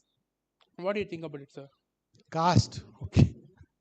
Caste is a imposition by the Western thought about what it meant at all. Caste. Okay, no, good question. Please sit. What did originally it mean? It meant that just as there is this idea of evolution. So if you see caste, it is intimately connected with the rebirth theory. Man starts his long career by just being Dehe Chinmay. He is conscious of the physical world. And he is born into physical world. He understands only physical world. Doesn't matter what job he is doing, but he is a Shudra. He is to serve. And service is not something menial. This is the European conception. Service is so beautiful. All of us must learn the spirit of Shudra if we even want to be the true Brahmins, because by being a Shudra, we open the gates to the higher. Look at Krishna. Krishna becomes, he picks up the jhuta, that, scavenger's role he does in the yagya of Yudhishthir. Then, after the physical world, through the process of rebirth, we become conscious of larger vital world. We want to engage in amassing things, expanding. We want to conquer. We want to become mighty and strong. And we have the Vaishya and the Kshatriya. And after we have gone through this process of evolution, we turn towards knowledge. We want to understand this creation. And then we become Brahmins. And then after that, we are ready for something still greater. So this evolutionary gradation of human development was the truth behind what later on it got degenerated into by heredity, though even there, they used the force of heredity. They understood heredity. They used it very effectively. But yes, like everything else, it suffered a degradation without a doubt. And so the same time spirit has broken the outer caste. But is it not an inner reality? When we forget this inner reality and try to make everybody fit into the same pattern, so what do we have? We have all kinds of incompetencies in the world. Sri Aurobindo says, better to be a good shoemaker than an incompetent king. So hierarchy is an inner truth. We like it or not, each one has a way that the inner divine will unfold in him. And it has nothing to do with big or small. As I said, one is transiting from the physical to the spiritual. It is not a leap passing through vital and mental worlds. So they understood this hierarchy. Therefore, this social order was created. And along with that, Adhikar Bhed came into existence. It's like not everybody can be taken in for nuclear technology just because one is a highly qualified scientist. Adhikar Bhed was like in medicine. If you make everybody doctors, you are making dignified pickpocketers. Sorry to say that. That's all. He's pickpocketing with the scalpel, not with the knife. I can make a fun because I'm a doctor, so it's fine. But if you take a doctor and understand that, look here, sir, boy, you may study medicine, but first let me see whether you have compassion or not. Then you are signing in the right person. So the ancients knew about Adhikar Bhed. And wherever Adhikar Bhed was lost, as we see in the story of Karna, or in the Eklavya's famous story, their problems were created. So, of course, there are always outer stories have the limitations. But Adhikar Bhed, evolutionary process through which we move. Can we take a child in kindergarten and tell him, I am gifting you a Ferrari on your 5th birthday. On his 15th, he will own an airlines. On his 25th birthday, he will make the whole system bankrupt. I am not referring to any particular individual. But teach him how to, develop the capabilities, to really master such a thing. So that is the same principle of caste system, which it was not a system as an evolutionary order which was recognized. Yeah, please. Namaskar, sir. I got a chance to raise my question, sir. It's respective Alok Pandey, which I heard number of times, sir. Anyhow, so one number of questions arise and I got my answers. So, but one thing you started from a geographical idea, that is Gondwana land and that one. So right now, north and south ice glare is right now melting, but Everest pouring ice day after day. Yes. So, and high after high. In this climate situation, so do we think that the yoga of India, the thought of which we have, the spiritual consciousness, should it create only our future? Okay.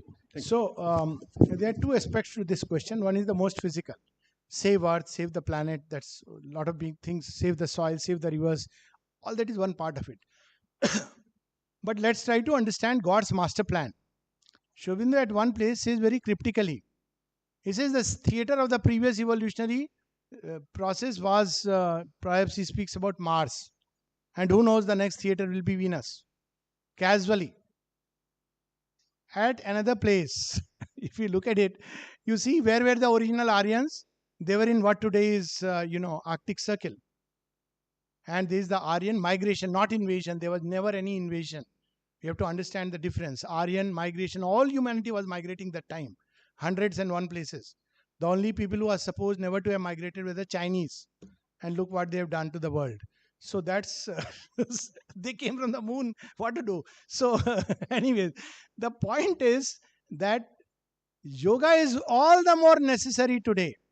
Why? Because if Earth is in danger and humanity is in danger, what is the master plan of God? So Sri Aurobindo reveals to us all these crises are concealed. They are ways of nature's way of telling us that there are evolutionary crises at their bottom. And evolutionary crisis means the only perfect way that we can come out of it is by taking the evolutionary leap.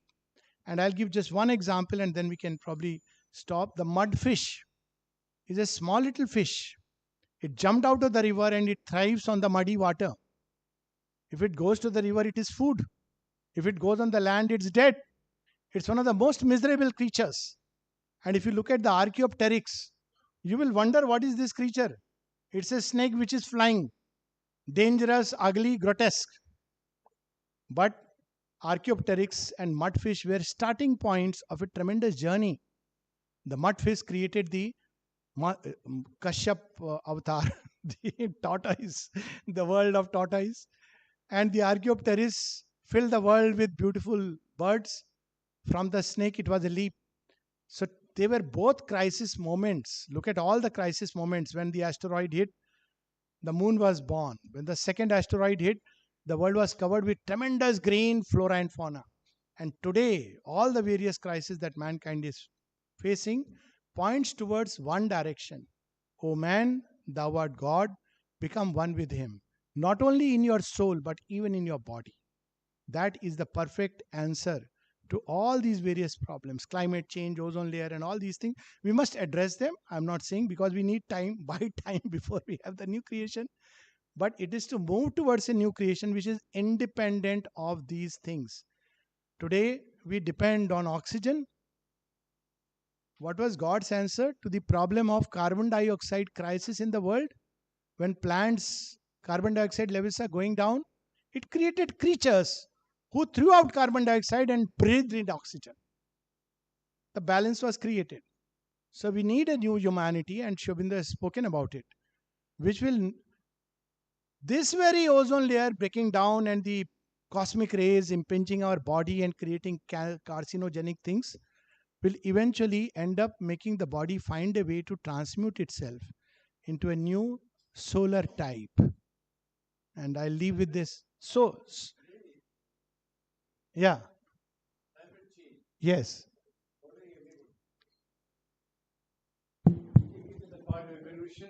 Yes, yes. All crisis. Because behind it is nature. Nature is conscious force. But yes, we are fighting against. We should fight. There are levels because humanity, there are layers which have to be there. But if we don't change within. That is the point. So the point is that, Mother's message, perfect message, the future of the earth depends upon a change of consciousness. Yes. And the change is bound to come, but it is left to men to decide whether they will collaborate consciously with the change or the change is thrust upon them by the power of crashing circumstances. Yeah. Thank you.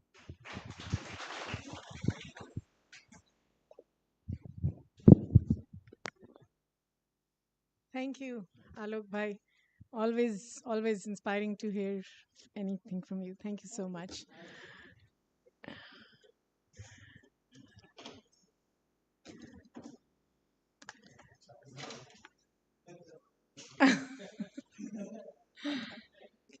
So the busy doctor, I guess he has to probably leave. Okay, so we will move on to the next part of our seminar. So our next speaker is Dr. Usha Mahadevan, who is joining us from Sri Aurobindo Society's Chennai chapter. And she is from the world of literature, from the world of English literature, like our first speaker of the day, Professor Makarand. Professor Mahadevan got her PhD from University of Mumbai in 1989, and she has authored some very interesting works. So those of you who are interested in the world of literature would be very interested. She's the author of Sri Aurobindo and Shakespeare as Poetic Dramatists, the use of prose in the poetic plays of Sri Aurobindo, and Sri Aurobindo's translation of Thirukural. At present, Dr. Usha Mahadevan is an adjunct professor of English at Chennai Mathematical Institute in Chennai, and in the past she has also held positions such as of reader and research supervisor in the Department of English at DRBCC Hindu College at Pattabiram, Chennai. So today she is going to speak on the fusion of the actual and the ideal in Sri Aurobindo's nationalism. Very intriguing topic, and I'm sure we are all looking forward to hearing more from you, Usha ji. I know I am. Your title is very intriguing, so please, welcome. Okay, come here. I will give some water. No problem. Yeah, okay.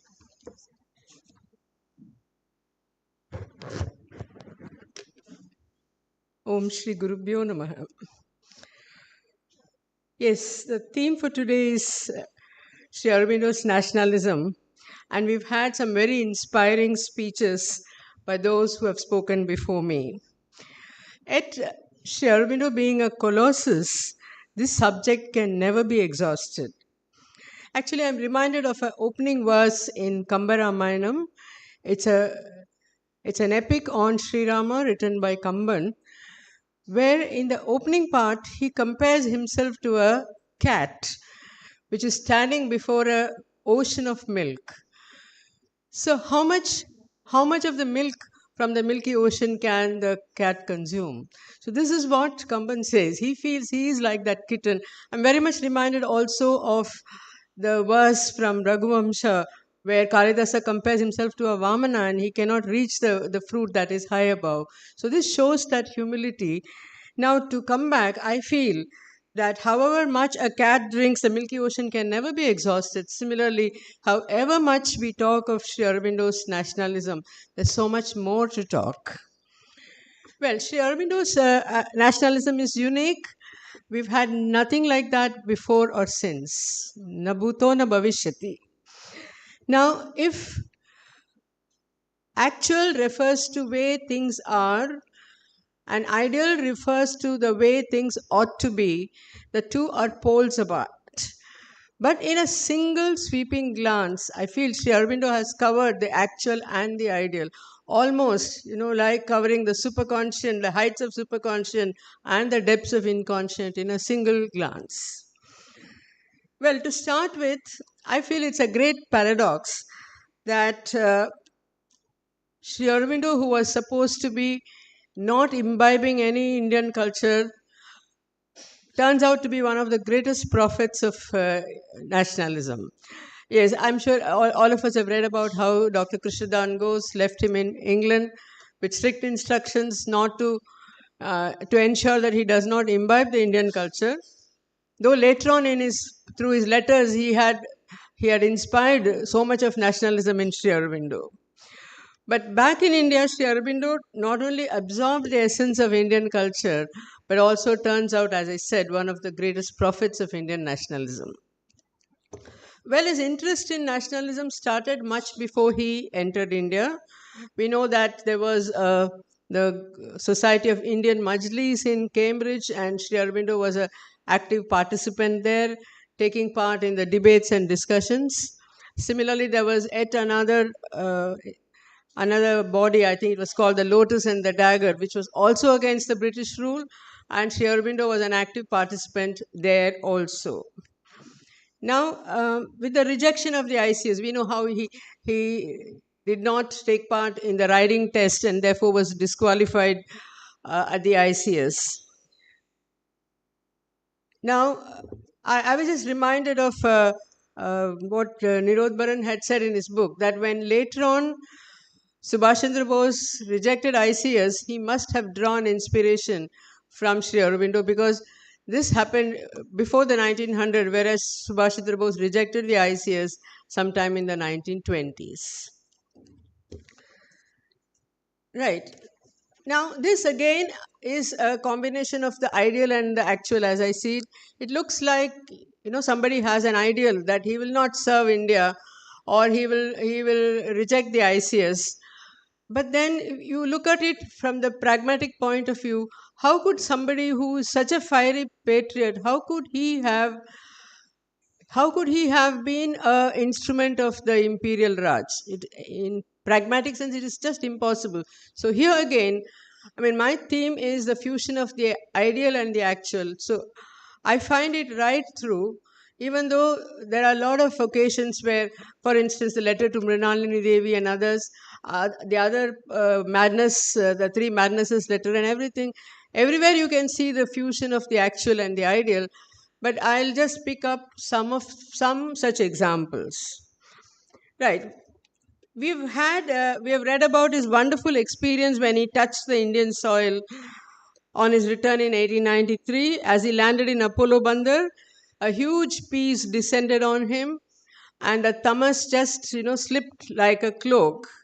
Now, actually, listening to Alok ji's experience, how he could feel India in the air even before it landed, I thought this is something equally wonderful. If Sri Aurobindo felt the experience of the Indian soil only when he touched the soil, I think Alok ji even felt it in the air. So that is again a very wonderful parallel. Salute him for going through that kind of a experience, because he felt so one with India. But Sri Aurobindo says that it came so unasked. He was not at all prepared for that kind of an experience. It was a yogic experience. That was his first yogic experience as he set his foot in Apollo Bandar, Bombay. Right. Now, ever since his return to India, he's been playing a dynamic role. See, for some time behind the screen, we have all those pictures in the exhibition. It shows how he played the role behind the screen, and then he came into the open arena. It's wonderful the way everything has been explained with pictures here. So I'll just give you a couple of examples.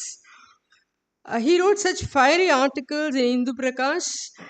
Hindu Prakash was an English Marathi weekly, and they were written under the title New Lamps for Old.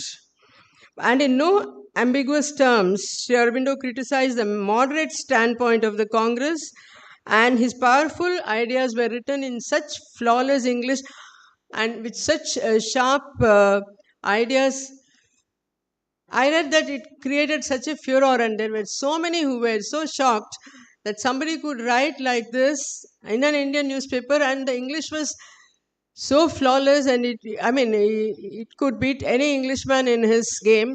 And more interesting, it was also criticizing the Congress so much. Now, I'll give a couple of examples. It is from Nirod Baran's book, Sri Aurobindo for All Ages. One example is, there was a little too much talk about the blessings of British rule and the inscrutable providence which has laid us in the maternal, or more properly, the step-maternal bosom of the just and benevolent England. So even when he says maternal, because everybody used to refer to England as a mother country.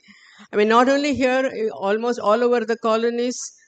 I read a story by a Jamaican who says, everybody was told that England is a mother country, but when he went to England, he found that the mother was so terrible.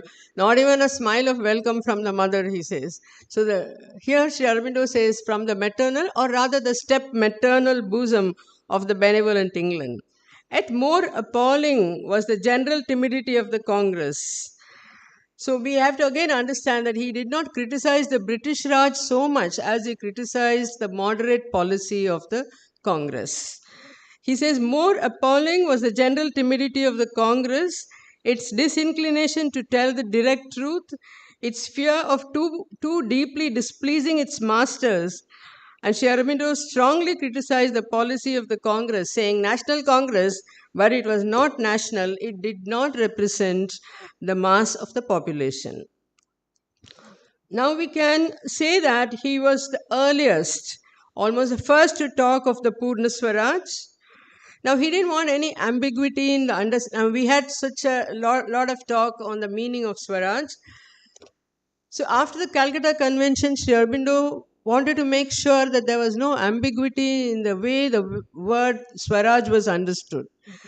So here again, I'd like to quote page 63.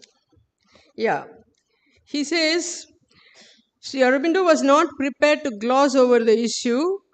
To make the position perfectly clear, he wrote. So whenever they said we are fighting for Swaraj, people did not understand the word Swaraj in the same way, in a uniform way. So some people thought it was some kind of a freedom within the British colony. No, he can't change the way people think about Swaraj, but he wanted to make his own standpoint very clear. So this is what he writes.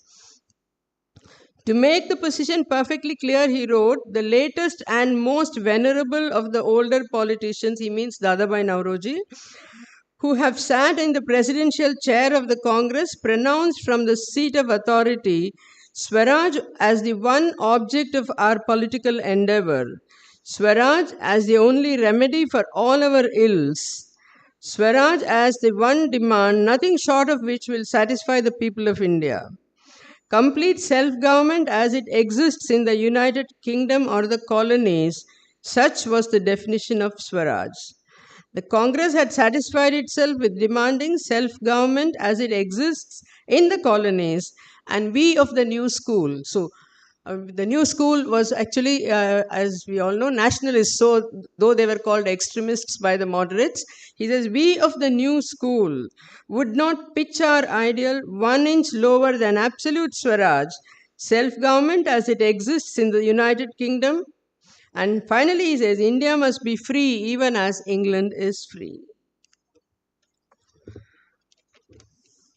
Now, in another article in the Vande Mataram, before that he said, he talked of political freedom, even though people were talking of reforms, social reforms and educational reforms.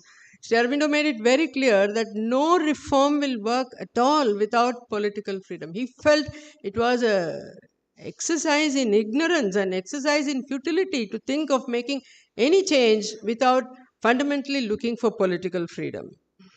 In his article in Vande Mataram, volume 6-7, he said in no uncertain terms that nothing will be possible till political freedom is gained.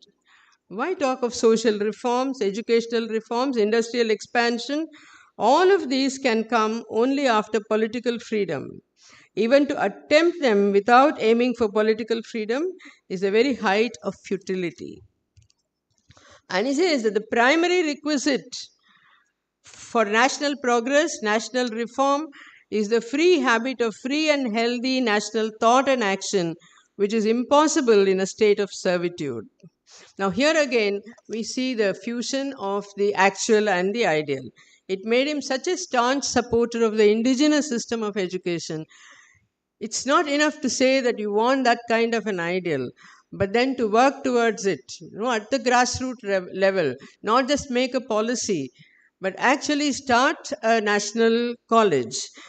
So here when there was a Risley circular which said that there should be no talk of politics in government-aided institutions. Now at that point we know that all government-aided institutions were aided by the British government. So if they said no talk of politics there or no subject of politics to be introduced there, it's going to be very difficult to move on and to seed this, to sow the seeds of national movement or freedom. So it was at this point that Sri Aurobindo campaigned vigorously for self-reliance in the field of education, and the National College was set up with a very handsome donation by Subodh Chandra Malik, who had said that, who had stipulated that he would make the donation, but he would like Sri Aurobindo to be the first principal of National College. And Sri Aurobindo accepted, and he became the first principal of National College. So one thing is the ideal, that we don't want to have government aided institutions. It's so easy to talk about it, but actually to put it in practice, to start a national college, to become a principal, to introduce the reforms that you want and to run it. So that is the actual. So again, in the field of national education, you can see this fusion of the actual and the ideal. Now, Sri Aurobindo's letter to Mrinalini Devi, written in 1905, has been quoted in today's meeting more than once. Yet, I would like to refer to it with the same point, that it was fusing the ideal and the actual. During his Baroda days, as we know, Sri Aurobindo had a very lucrative income, and he would send money orders to his family. But he says in that letter to Mrinalini Devi, the account is not settled by giving only to one's brothers and sisters. In these dark days, the whole country is taking refuge at my door. I have 300 million brothers and sisters in this country. Many of them are dying of starvation, and the majority just manage to live racked by sorrow and suffering. Now, this was the reality then.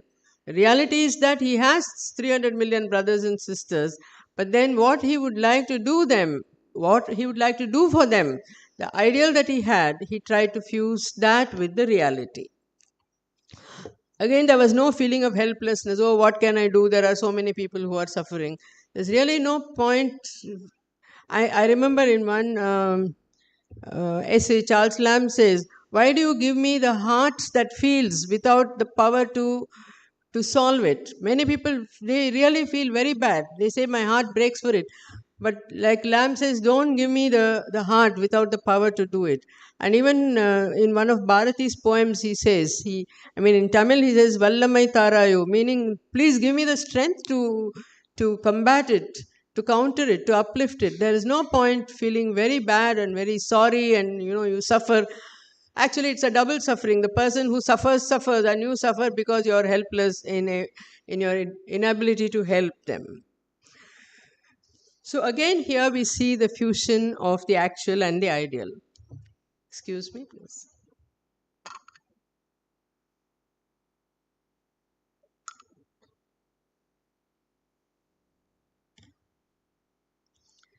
Now, again, we saw once again this reference to Bharat Mata, not as a inert matter comprising of meadows and rivers and forests, but as a living mother. This point also was brought up, but I'd like to just add something to it. Kulapati K.M. Munshi, who was the founder of the Bharati Vidya Bhavan, was a student of Sri Aurobindo in his Baroda days. And in one of the Bhavan's journal, K.M. Munshi says that he asked Sri Aurobindo how one should develop nationalism. And Sri Aurobindo just pointed out the map to him and told him, look at that map. Learn to find in it the portrait. The cities, mountains, rivers, forests are the materials which go up to make the body of Bharat. The people inhabiting the country are the cells which go to make up her living tissues. Now behold Bharat as the living mother. Now this is ideal nationalism, but the mother is enslaved, and that was the actual situation when he wrote. Sri Aurobindo asks in that letter again, this was also quoted, what would a son do if the mother's blood was sucked by the demon? Would he just sit down for his meal as if nothing had happened? Now at that point, sometime in 1905, so many secret societies were formed and the membership ran to several thousands. But Sri Aurobindo felt that there should be a greater awakening. So this question of Bhavani Mandir, the whole episode is written very beautifully by Manoj Da in his book published by the Sahitya Academy under Makers of Modern Literature. Let me quote Manoj Das here. He says, Sri Aurobindo drafted a scheme, practical as well as allegorical. So actually he tells us here that it was practical and ideal also. Entitled Bhavani Mandir. Copies of the appeal to help materialize the scheme were distributed by his lieutenants younger brother Barendra Kumar, Jatin Banerjee, who had entered the Baroda army with his recommendation, Barrister Mitra and others. And he opened the Bhavani Mandir statement in a very beautiful way. It was almost like a mystic writing. A temple is to be erected and consecrated to Bhavani, the mother, among the hills. To all the children of the mother, the call is sent up to help in the sacred work. Now, as I said, he had joined National College after giving up his very lucrative and handsome income at Baroda. But even here, the work was so heavy. He was editing, he was writing, he was running the college as a principal. So at one point, he had to drop the National College work. And also there were these cases of warrant and summons and all that. So the students of National College, they were very unhappy about it, and they invited him to give a parting message to them. I mean, this is something, because there are a lot of students here. I'd like to share with them what Sri Aurobindo spoke as a farewell message to the students at National College, Calcutta. He says, first he's talking about himself. He says that this is a time where the country's call is more important. There's always some priority. One thing should take precedence over the other. So even though he loved education and he wanted to have this system, the call of the motherland was even greater. So he says there are times, this is a fairly longer passage, but I think it is worth reading and rereading. And this is something I think that will inspire the student of any generation. He says there are times in a nation's history when Providence places before it one work, one aim, to which everything else, however noble in itself, has to be sacrificed. Such a time has now arrived for our motherland, when nothing is dearer than her service, when everything else is to be directed to that end. And then he's directly telling them, if you will study, study for her sake. Study for your country's sake. Train yourself body and mind and soul for her service. You will earn your living that you may live for her sake. You will go abroad. Now, this is again very important. We know why people go abroad. But here he says, if you go abroad to foreign lands, you may bring back the knowledge with which you may do service to her. Work that she may prosper, suffer that she may rejoice. All is contained in that one single advice. He said, this is all I have to tell you and nothing more. So this happened sometime in August 1907. And December 1907 was the great Surat Congress debacle. And this again is something that tells us about the fusion of the actual and the ideal. Now this incident of the Surat Congress, I've been reading and rereading it. I find it extremely engaging. In 1907, Congress Convention of Surat, we know it ended in a pandemonium following a clash between the moderates and the nationalists. This was in December 1907 and the audience was about 10,000. The moderates had selected Dr. Rashbihari Ghosh as the president, and the nationalists vociferously objected to it. So the first day of the convention, it had to be kind of abandoned. So there was again negotiations in the evening, and the nationalists said that they wouldn't mind Rashbihari being the president, provided the reforms or the resolutions that were passed in the Calcutta Convention was upheld. But anyway, no negotiations could work, so the meeting continued the second day. As you all know, second day it was the greatest pandemonium. And the way Sri Aurobindo describes it is, I'll just quote it. He says, Tilak had already obtained permission that he will move an amendment. But Rashbihari was brought in a very ceremonious procession and he was made to take the presidential chair. And when he started talking, Lokmanya Tilak entered the dais and he wanted to speak, but Rashbihari did not allow him to speak. Rashbihari Ghosh said that he will not be allowed to speak, and Tilak said, but you have not yet become president, because he had come to move the amendment. He said, you have not yet become president. At that point, there was a lot of clash. He says, that he says what followed is, I would like to describe it in Sri Aurobindo's own words, because he was there at the Surat Congress and he describes the pandemonium. He says there was a tremendous uproar. The young Gujarati volunteers lifted up chairs over the head of Tilak to beat him. At that, the Marathas became furious. A Maratha shoe came hurtling along the pavilion, aimed at Rashbihari, and it hit Surendranath Banerjee on his shoulder. The Marathas in a body charged up to the platform. The moderate leaders fled. After a short fight on the platform, the session broke up, never to be resumed. Now, this happened in 1907, but in a letter of March 1936, when a disciple asks him about what happened at the Surat Congress and why people they don't refer much about your role in the revolution and the Surat Congress, Sri Aurobindo says, very few people know that it was I, without consulting Tilak, who gave the order that led to the breaking of the Congress. And I was responsible for the refusal to join the newfangled moderate convention, which were the two decisive happenings at Surat. Even my action in giving the movement in Bengal its militant turn or founding the revolutionary movement is very little known. Now, what happened after that also is very significant. It's very beautifully described by a Tamil journalist who traveled all the way from Madurai to Surat. And he attended the convention. This happened in December 26 and 27. And this journalist published a 12-page article on the Surat Congress, including how the meeting was held at the end of the breakup under the presidency of Sri Aurobindo, and Tilakji spoke to the group outside the main convention.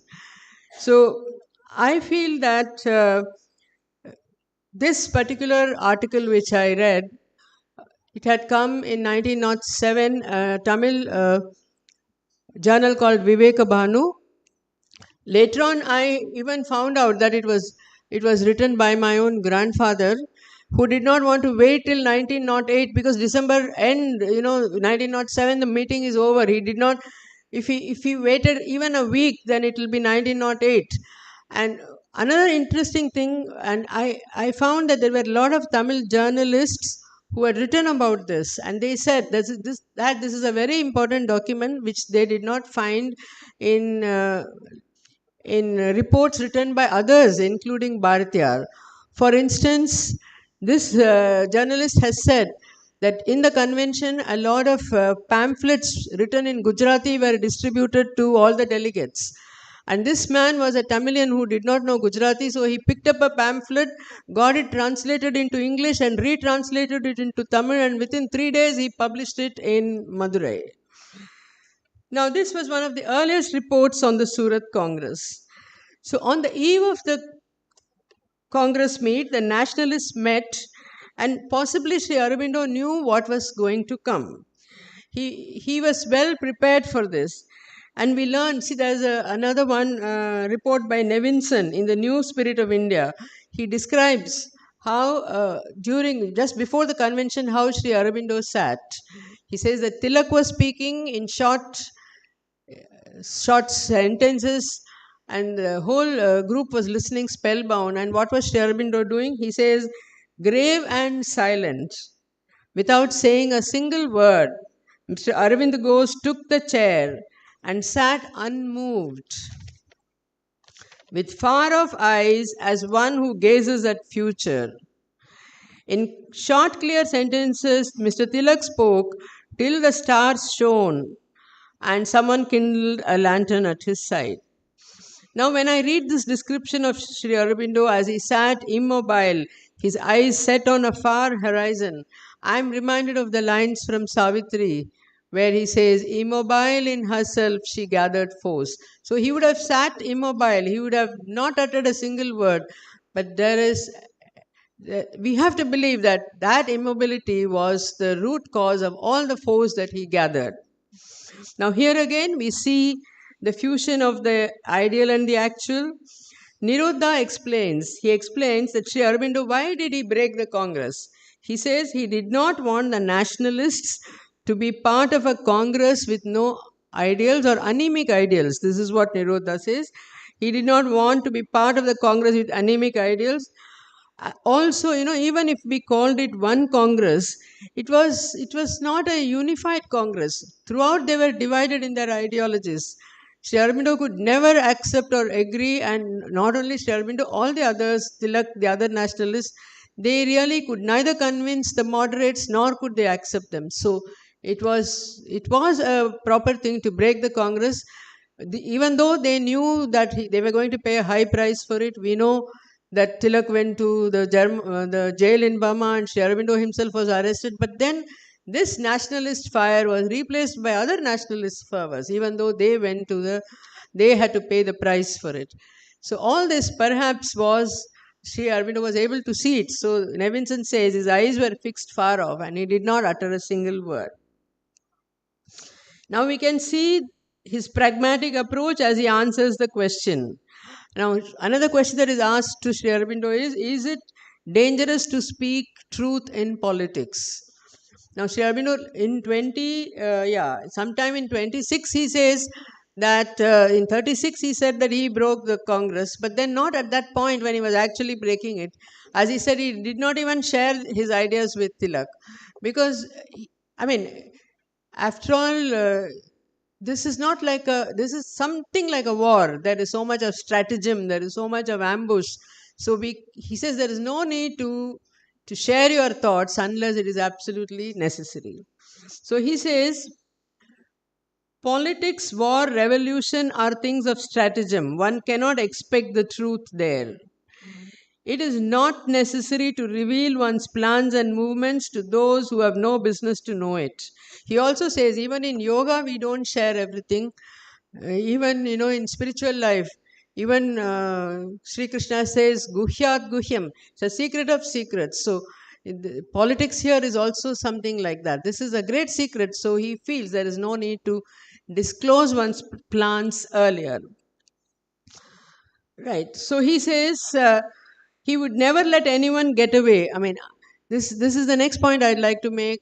I think I saw those passages also on Is India Civilized? There's an essay by Sri Aurobindo. This is written in answer to somebody who criticized Indian culture, said there was nothing in Indian culture and nothing in Indian civilization. So Sri Aurobindo writes a beautiful rejoinder with the heading, Is India Civilized? So the person who criticized it is William Archer, and Sri Aurobindo answers him in that essay. So we also know that Max Muller also answered it, and he said it is so easy to criticize him. He said it is like crushing a butterfly.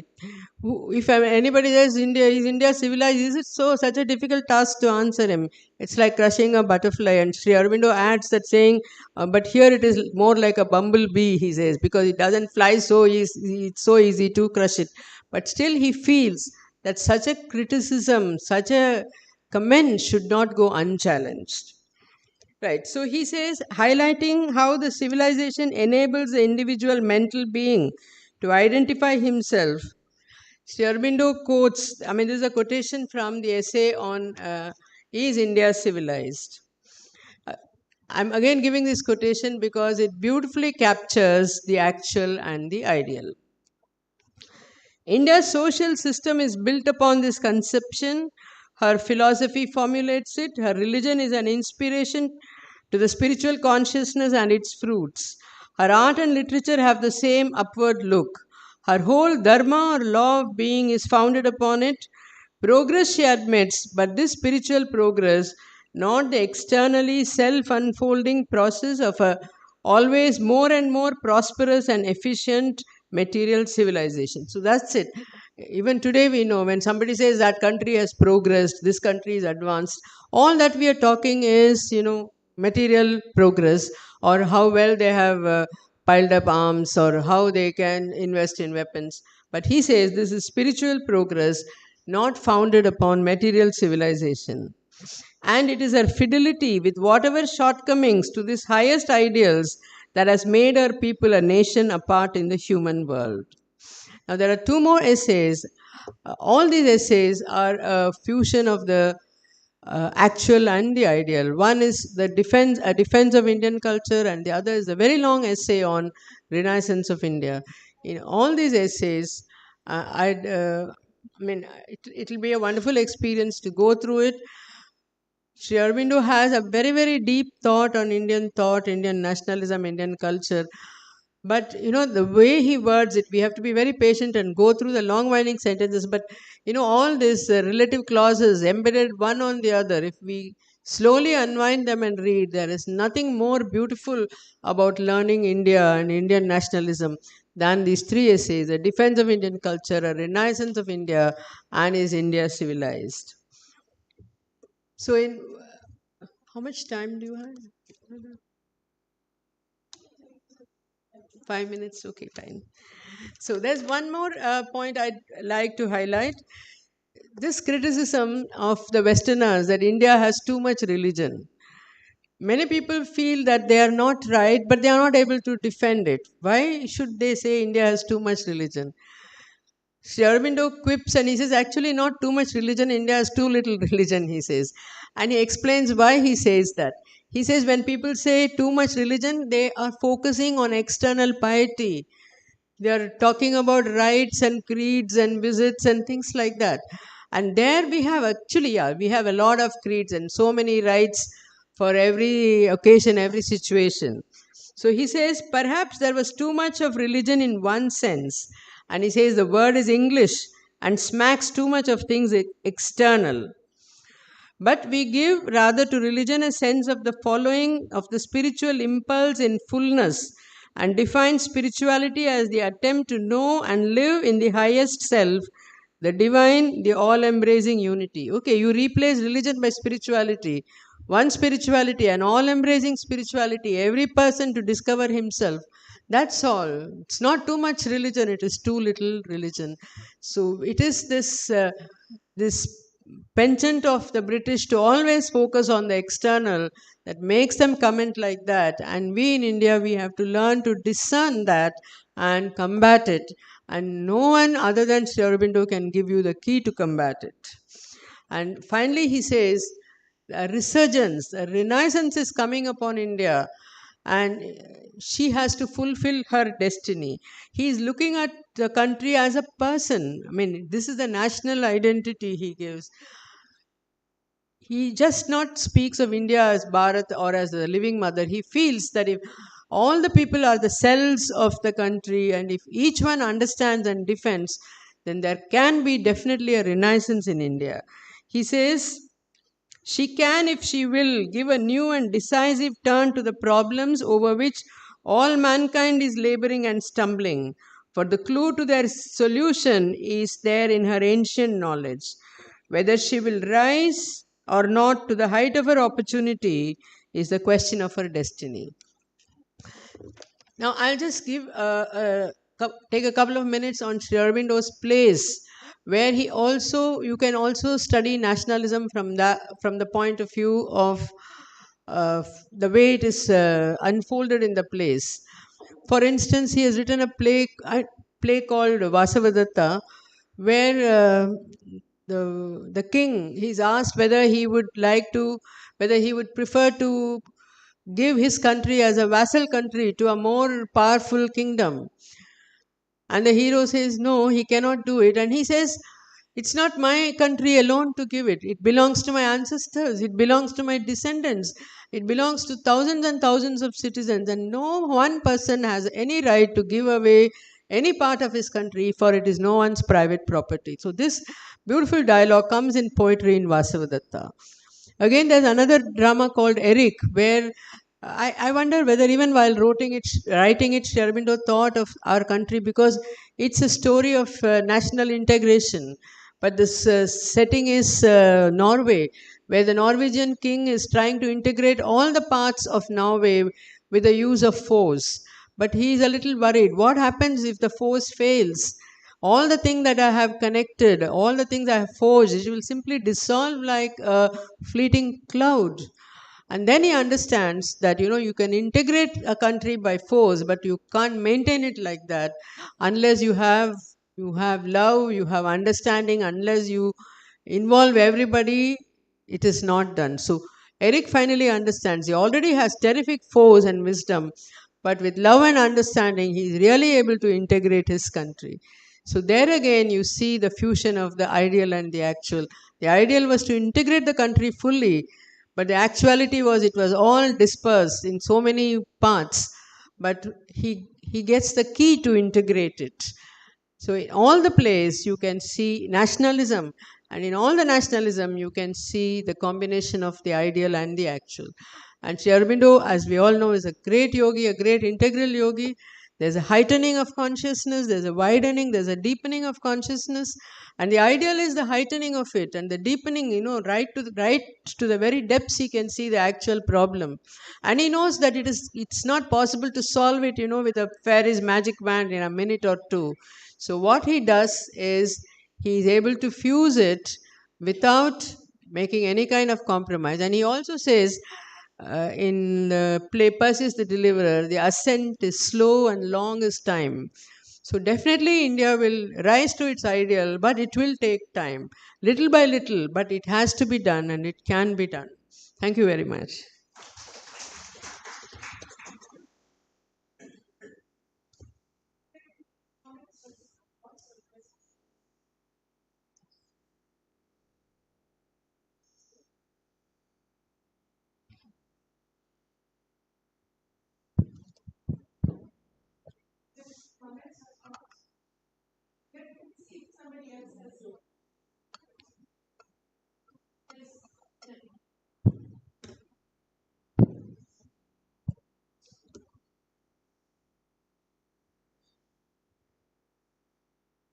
Can I ask in Hindi?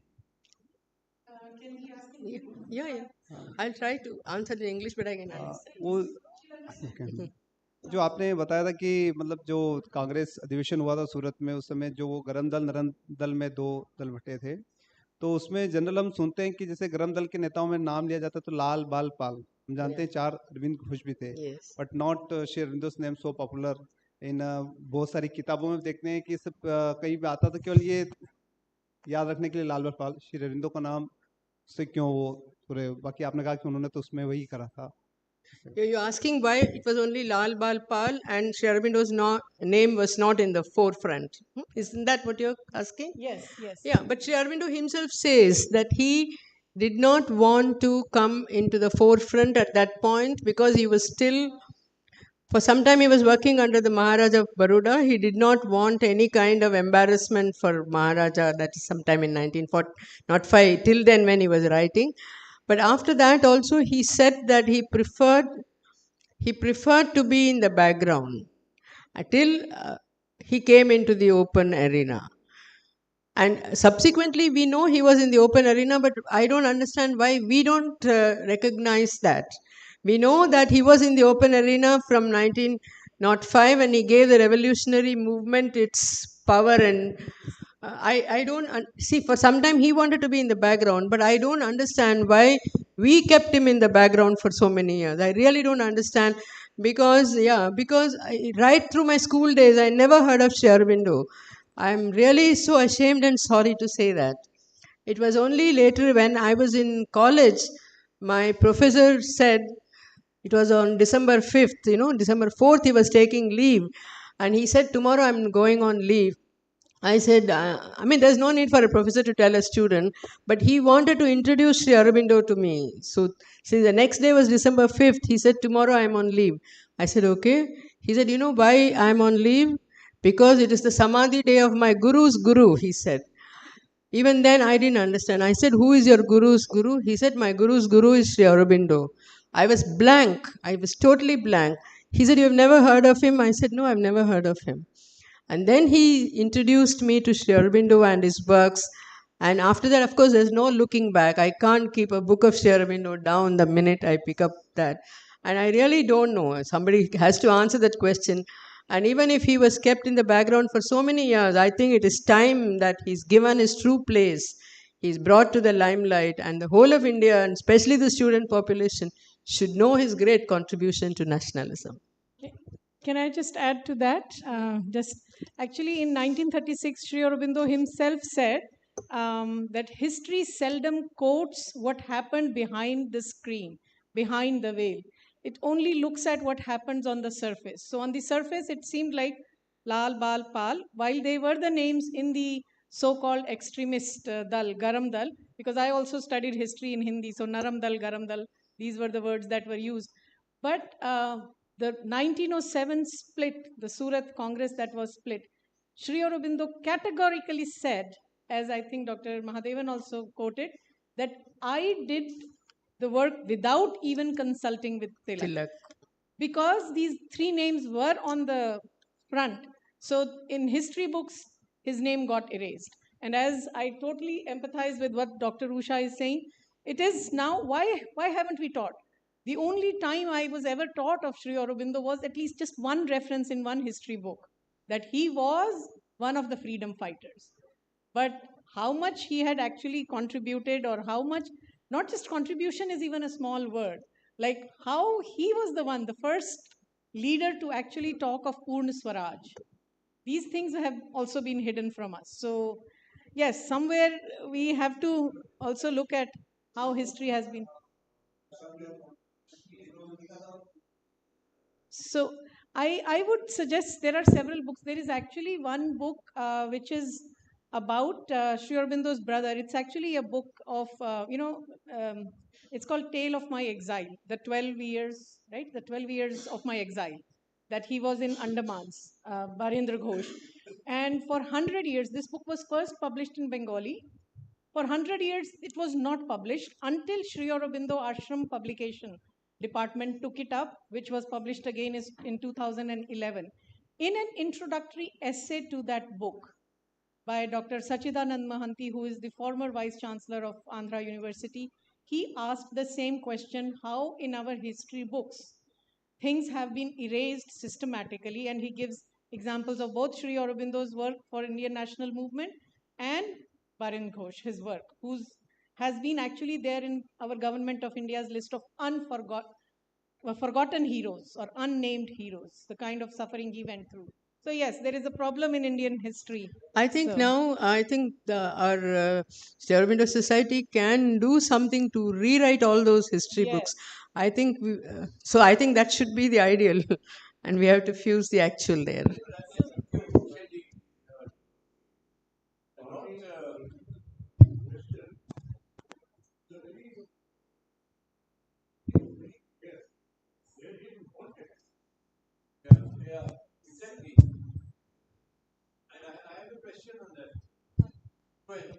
There's one comment there and one comment or question there. See, it is very apparent, and why do we question ourselves time and again that why Sri Aurobindo's name has not been in limelight, why Sri Aurobindo's name has been, relegated to the background? It is a political issue. The party in question did not want, it was sort of a vendetta. Because of him, the party was split. After that, time and again, the party leaders wanted to come and see Sri Aurobindo, and time and again they were not given the permission to come and see him.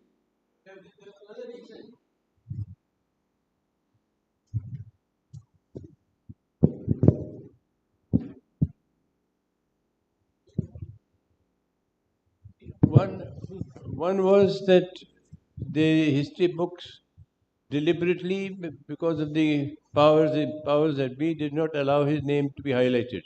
They didn't want him because they unnecessary popularity, etc. And then from 1910, he withdrew from politics altogether. So his life, as he said, was not to be seen on the surface. He himself says. So once that happened, automatically he would not come in the forefront. Now, all his work that happened after that, especially when the mother came on the scene, was all internal.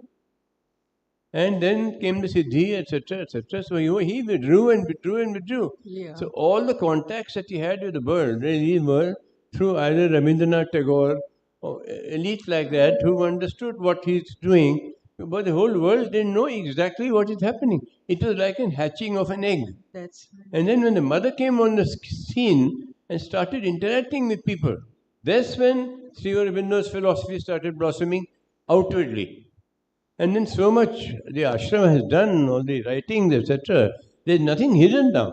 I don't think we have to rewrite history.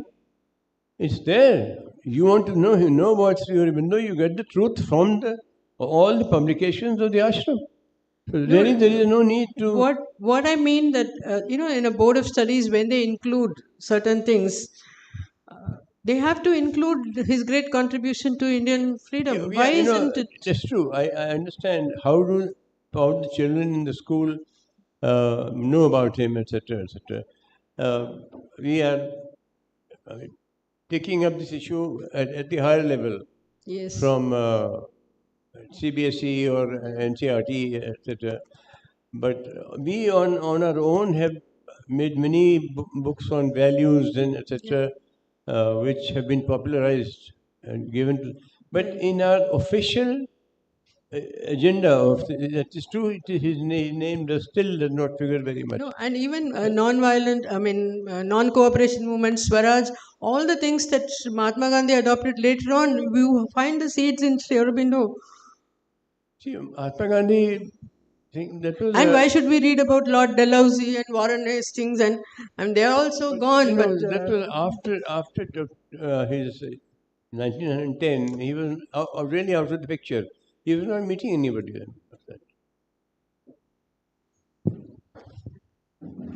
See, apropos to what you were telling about this ideal versus actuals, another event comes to our mind is that when the World War II was in full swing, he took a deliberate choice to back Britain, whereas the ideal is that we are on one hand we are fighting against them. On the other side, he said to side with Britain was the right thing during the World War. Amidst much of criticism, he took the stance. Yes. There he took a chance versus actuals again versus ideal. Ideal was to choose the right to back the allies, whereas the actuals was that the scene was that we are on one hand we are fighting the British. Yes. So this is again one stance we have to take away. Something he which said Hitler Hitler was a greater threat to civilization itself. Yeah. I mean, when we talk of the earlier thing, it is India versus British. Yeah. But when it came to supporting British, it is kind of world versus civilization. It becomes like that. Yeah. So he thought that we have to side with the allies. Yeah. Otherwise, all that humankind has been working for is going to be lost. Yeah. Secondly, the question he was asking is that there is a book by name Natkarniji, India's Spiritual Destiny. There he has spoken about how come various vested interests, politicians, academia, intelligentsia, deliberately sidelined Sri Aurobindo just to meet their own, to protect their own self-interest. It's a very good book you have to read. How various sections of our society deliberately ignored, sidelined Sri Aurobindo. He has mentioned M.E. Natkarniji, India's Spiritual Destiny. Yeah, it's a small book. It's a book. Yeah.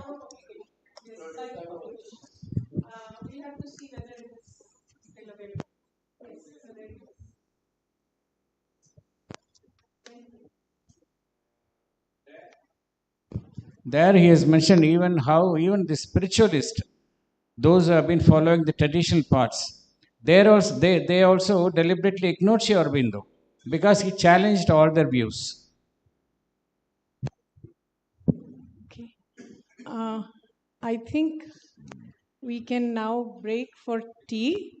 But before we do that, I would like to just thank you, Dr. Usha, for this wonderful, inspiring talk. I particularly liked some of the references you made to the advice to students at Bengal National College. And that is, again, one of those hidden gems that was talked about. It's really a wonderful read. And also the plays, the nationalism in plays. So your English literature background, that was very wonderful. Thank you so much. And thank you for all the comments and questions. So the bookstall will be open from during the tea time as well till around 5:45, 6. So if anybody would like to browse through some of the Auro Society Publications. This is again your time to do that. But we will meet here again at 4:15 for our last session for the day, but a very interesting and insightful session, so you don't want to miss it. So, the title is Spiritual Nationalism in the Light of Sri Aurobindo, but there are some hidden things coming. So, yes, so we'll all assemble here for that. So, I know it, but you may not know it because I've talked to this person presenting. So, yes. Who, yeah, he can, that's why we are making him sit.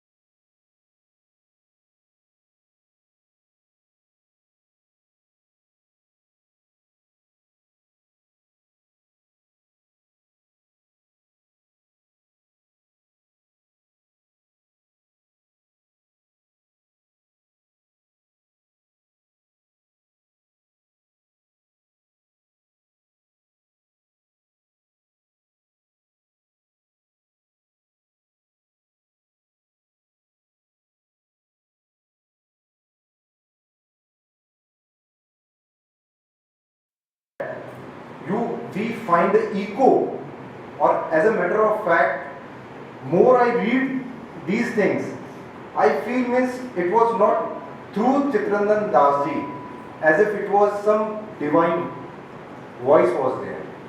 You see what he says, and it is in the court of justice, what we call. What he says to the justice at that time, it is related to the Alipur bomb case.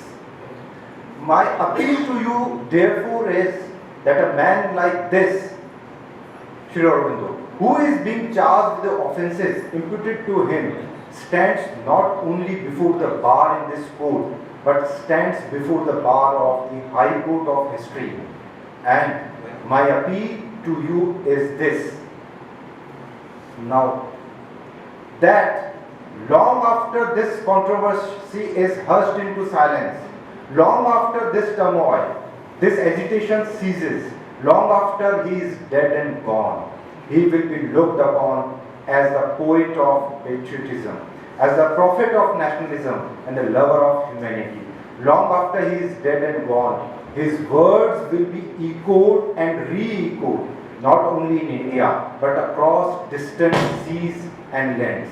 Therefore, I say that the man in his position is not only standing before the bar of this court, but before the bar of High Court of History. Is it possible to speak? Yes. Sri Aurobindo talks about what is nation. We have heard a lot. I will not repeat it, but just like Sri Aurobindo says, he feels that India, in the form of the Bharat Mata, this personification of nation. And now we come to the spiritual nationalism. This personification of nation is important because in India, if it is Bharat Mata, it is in England, it is Britannica, in Russia, it is Holy Russia, in Ireland, it is Kathleen Lihan, and in Germany, it is Germany. So when we talk about this concept of nation and the personification of nation, it is a global view of looking at your own country, and in India it is in the form of Bharat Mata.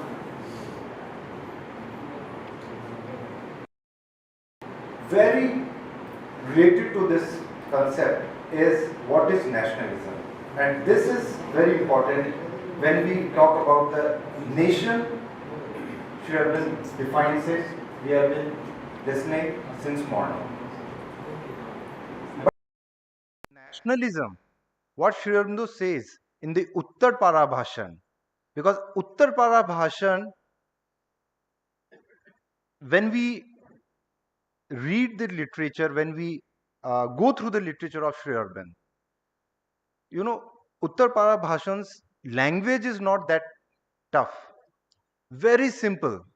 Any person who knows English language, he would find he can just connect with the content. And there, that particular speech is important because of two aspects. One is to understand what we call as the Sanatan Dharma or Hindu Dharma. Not only that, but that particular element, what is the soul of this nation? When we talk about the Sanatan Dharma, what is that Dharma? And thereafter, we find how Sri Aurobindo says in the terms of nationalism. And this is important, so I'll just read this. I say no longer that nationalism is a creed, a religion, or a faith. I say that it is the Sanatan Dharma, which for us is nationalism. This Hindu nation was born with the Sanatan Dharma. With it, it moves, and with it, it grows. When the Sanatan Dharma declines, then the nation declines. And if the Sanatan Dharma were capable of perishing, with the Sanatan Dharma, it would perish. The Sanatan Dharma, that is nationalism. So when we talk about the Sanatan Dharma and the nation They are interlinked. How they are interlinked? And this definition of nationalism, in the morning, Ajit Bhai was talking about this internationalism also, and one of the speakers also added to that comment. And here we find that how this spiritual nationalism is not an obstacle to the internationalism. In fact, this is the base of internationalism. Just like we have individual soul and there is a collective soul. Therefore, there is an individual ego and the collective ego. This thing has to be understood that when we talk about individual, we have souls. Everybody has a soul. This, right? But if one person says that I have the soul, means the portion of the divinity is within me, and I don't recognize that same in my fellow beings, that is the problem. The same Sri Aurobindo says, just like we have in one nation, this collectivity is what? This is the manifestation of collective soul.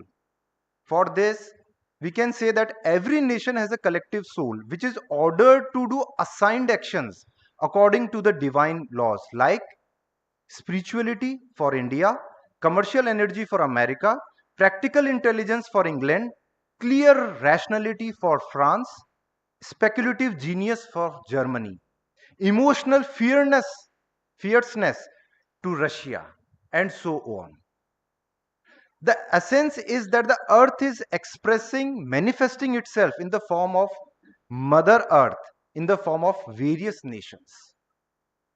Now, this concept of the nation or the collectivity, it is nowhere in conflict with the internationalism. And in this line, we see that the formation of the United Nations should be seen moving in the same directions as the world government. So the requirement is to look at the nationalism through this perspective. But unfortunately, in our colleges or even in the school curriculum, we would not find spiritual nationalism. This is the requirement.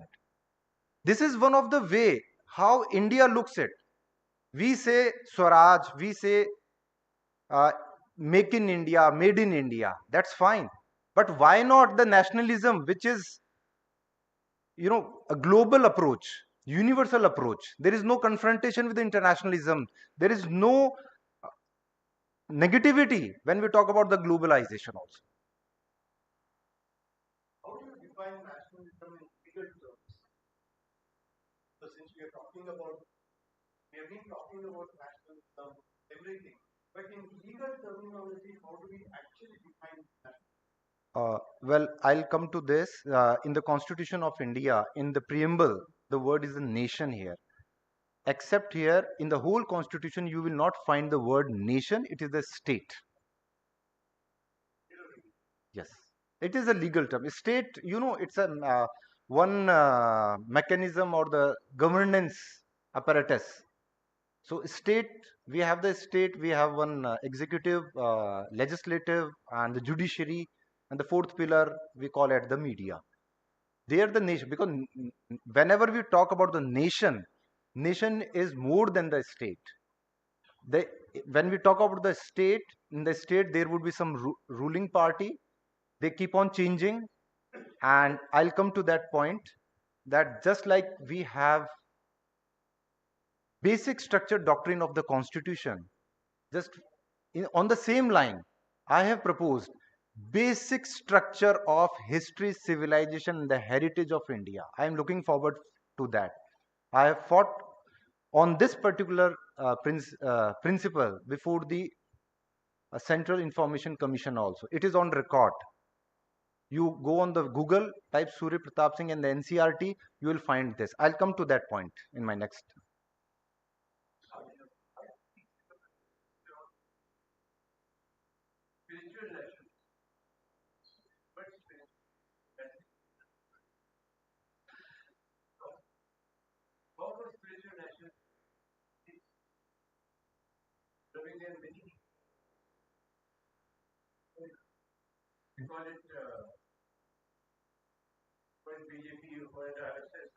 Yeah. See, why nationalism has been given a negative color? World War II, Germany invoked in the name of nationalism, whatever happened, everybody knows. But the problem was not with the concept of nationalism.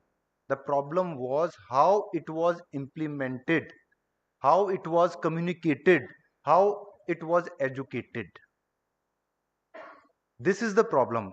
And just like it is the responsibility of India that when it comes to the nationalism, the next slide, coincidentally, it comes here.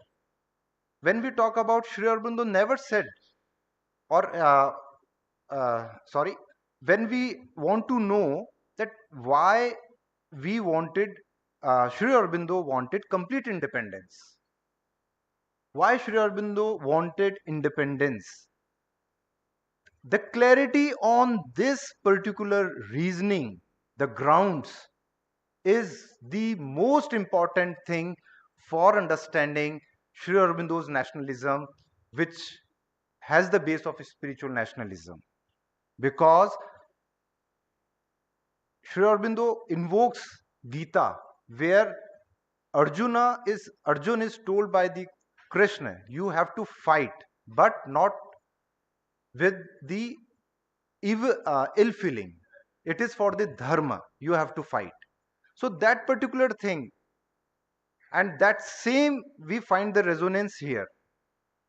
This is in the Bande Mataram, and unless we don't understand this basic thing, that why Indians wanted freedom, and when I talk about the Indians freedom struggle, at that time also there were 4 type of nationalism.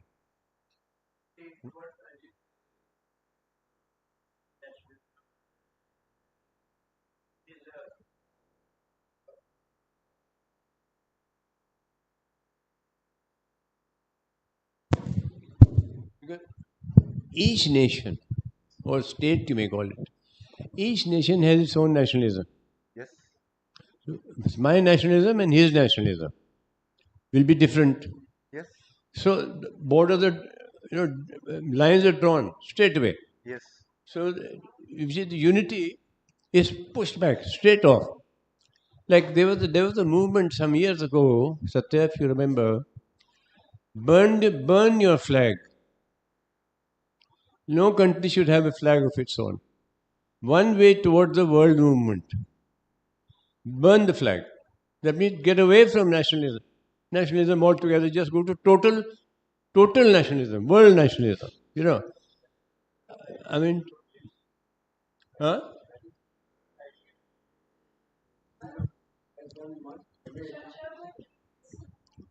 Yeah. Yeah. Current idea in Europe is that nationalism has done much damage to the unity of mankind, and everybody wants to have his own things justified. So they are away from nationalism. They don't talk about nationalism. This is what the Second World War has done. That is a different thing. We can harmonize the idea of nationalism and internationalism in the light of Sri Aurobindo. Yes, yes. Yeah, please. Sorry. See, why I referred this particular thing of Sri Aurobindo's vision that has been discussed, approved, and there was a concurrence in the United Nations. Because just imagine the most dangerous man of India. I don't need to give explanation. It is on record. It means he was threat to, at that time, the state, but prophet of nationalism. And because these are the things which has to be communicated at the various levels also. When we talk about the nationalism, it is the Western nationalism which we talk a lot of time, uniformity and in terms of language and lot of things. But no, Indian concept is unity in diversity. This West has not been able to digest, and here it comes. It is the academic imperialism that is going on. That has to be fought. Next. So, this why we want complete independence. I will like to read it, because our immediate problem as a nation is not how to be intellectual and well informed, or how to be rich and industrious, but how to stave off imminent national death, how to put an end to the white peril, how to assert ourselves and live. This was the base why Sri Aurobindo wanted complete independence. Swaraj.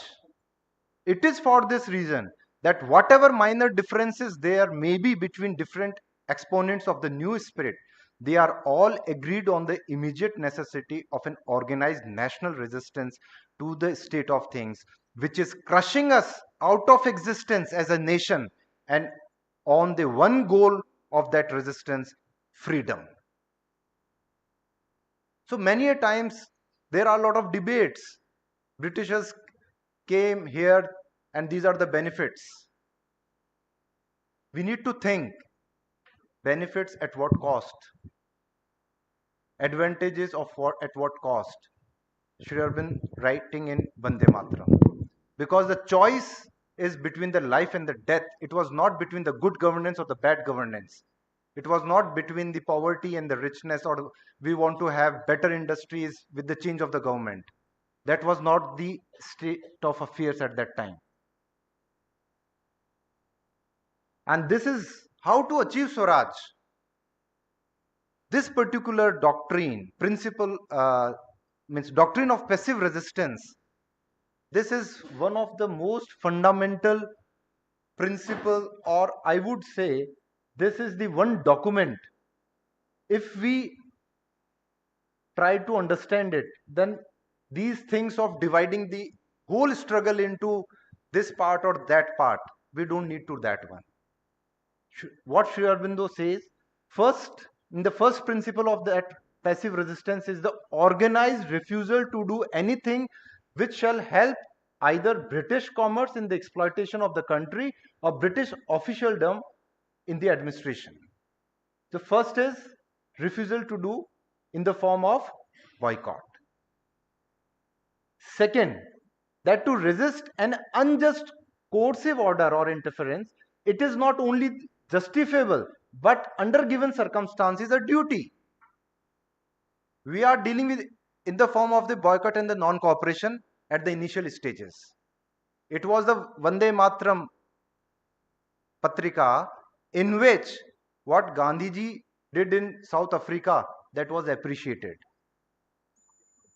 So it is not that Sri Aurobindo just had in his mind armed rebellion. Armed rebellion was the part of the strategy, but when we would find it in the next two levels. Third is, we must therefore admit a third canon of the doctrine of passive resistance, that social boycott is a legitimate and indispensable as against persons guilty of treason to the nation. Because in the when we go for the boycott non-cooperation, the responsibility of the individuals is much higher, because the moral responsibility matters there. If there is a betrayal, he must not be given the proper place in the society. Third, thereafter. Fourth, our defensive resistance must therefore be mainly passive in the beginning, although with a perpetual readiness to supplement it with active resistance whenever compelled. Armed rebellion details are there in the Bhavani Mandir. So this is how when we look at the history, there we find true nationalism, the feeling of the nationalism, how Swaraj can be achieved, And now on these principles, you can just have your own analysis. Which politician, leader, freedom fighter, or whatever you name, who was following what and under what circumstances. So now I come to the 15th August 1947 message, because my topic is spiritual nationalism. Sri Aurobindo talks about, in the first, he was against the partition. Second, he talks about the rise of Asia. Third is the role of United Nations in future. Fourth is the spiritual gift of India to the world. We have to remember, and we must not forget this particular thing, because the moment we forget it, we forget about India. And the last is the role of India in the evolutionary crisis, the fifth one.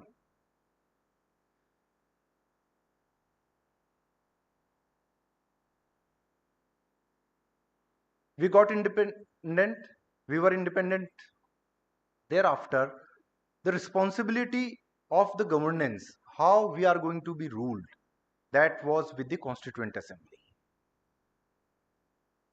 The Constituent Assembly had one of the biggest responsibility.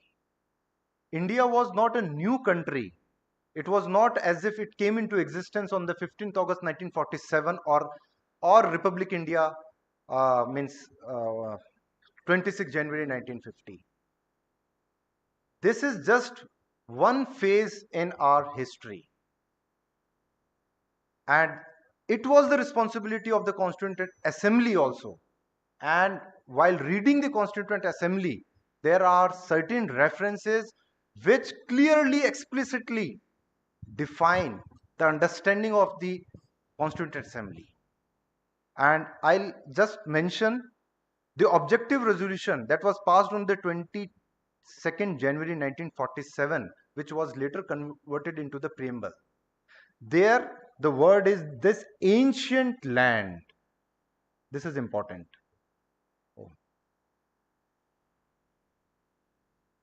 Ancient, it is loaded with lot of meaning. Similarly, when we talk about the draft constitution of India, first which was introduced on 4th November 1948, in which the name of our country was only India. But later, on 18th September 1949, it came like this, India, that is Bharat. And that particular debate is very important, because that talks about India, and they are giving reference to each and everything that was possible. Thereafter, it was decided that it has to be, it cannot be India, it is India, that is Bharat. When we talk about the Indian view, when we talk about the Indianness, sovereignty concept is unique to India. And this is during the debates, discussion during the objective resolution, where it is said, means it was a very big challenge, as a matter of fact, factually, that once now Britishers were gone, now who should be the head of the state? Everybody said, let it be republic. Then there were many queries that no, means India had never been a republic. There were things. And here I would like to quote Radhakrishnanji's debate, where he says that please go and refer to the history of India. India, for India, or in India. Who rules? Not the king or the emperor. It is the Dharma. Dharma is the king of kings. In Sanskrit, he quotes, Kesid deso ganadhina kesid rajadhina. Dharma, righteousness, is the king of kings. So when we talk about universal principles, or in that way, this is, and the sovereignty concept, if you talk about the modern, it is the state, all equal, whether it is India or a small nation, with due respect to like Nepal or Bhutan or whatever you call it. We all are equal, politically, internationally. But here in India, fine, that we accept it. We are in the modern era. But we have to remember in India, it is the Dharma who has ruled. And even the king used to follow that one. Similarly, when we talk about the Indianness, God in oath was not there when the first draft was incorporated. It was on the 27 December 1948 in the oath format in the constitution, because there is a debate which I don't think I have much time, I'll read, but just 2 lines. Some vain kind of politicians, in their attempt to imitate some fashionable slogans of the West, have allowed themselves to be believed that in a secular state God is taboo. Who is responsible for this type of state of affairs? Not India. If God is banished, I do not know what Swaraj will mean to India. This is, I'm just quoting what is there in the debates. It's on record. So we come to the point to know secularism, Indian culture, spirituality, and the constitution.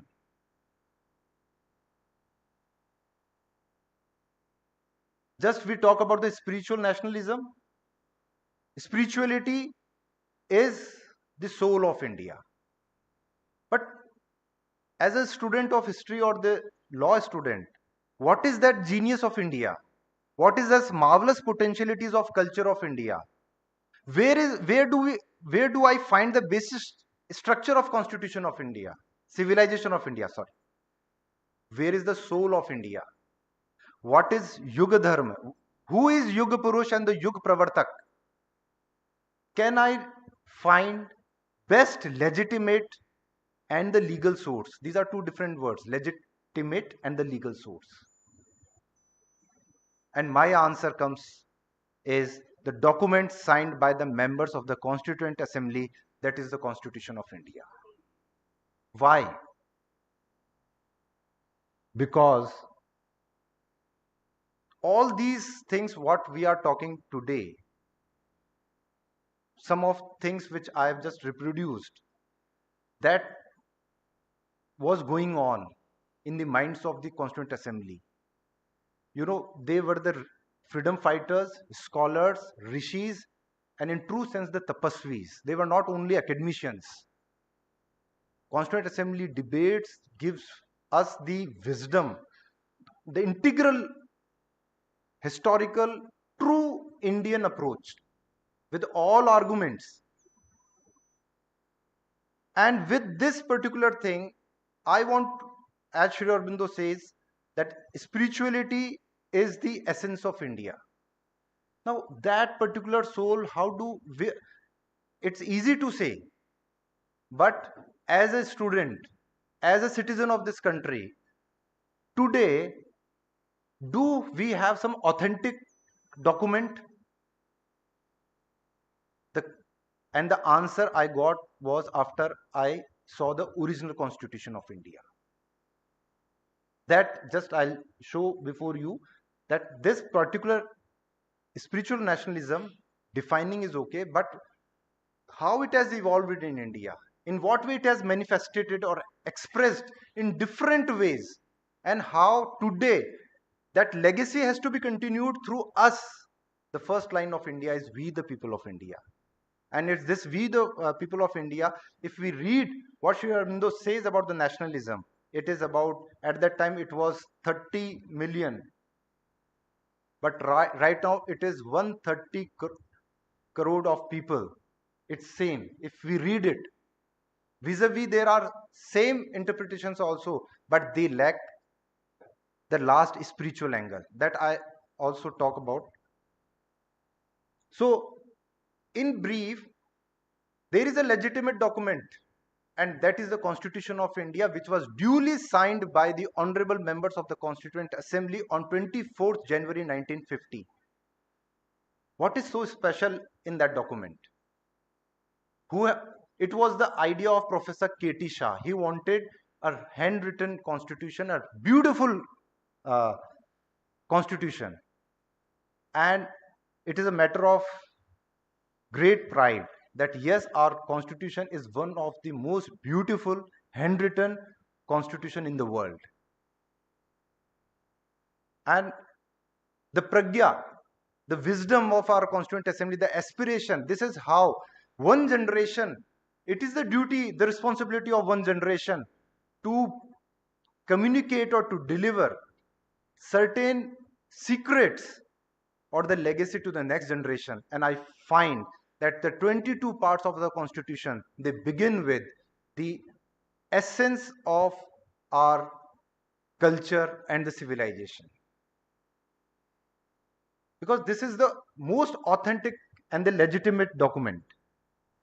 Yes, I want to make that this spiritual nationalism, we have talked about the spirituality is the essence of Indian nationalism, but that particular spirituality, how it has unfolded, manifested, expressed itself from the Vedic Kal to the modern India.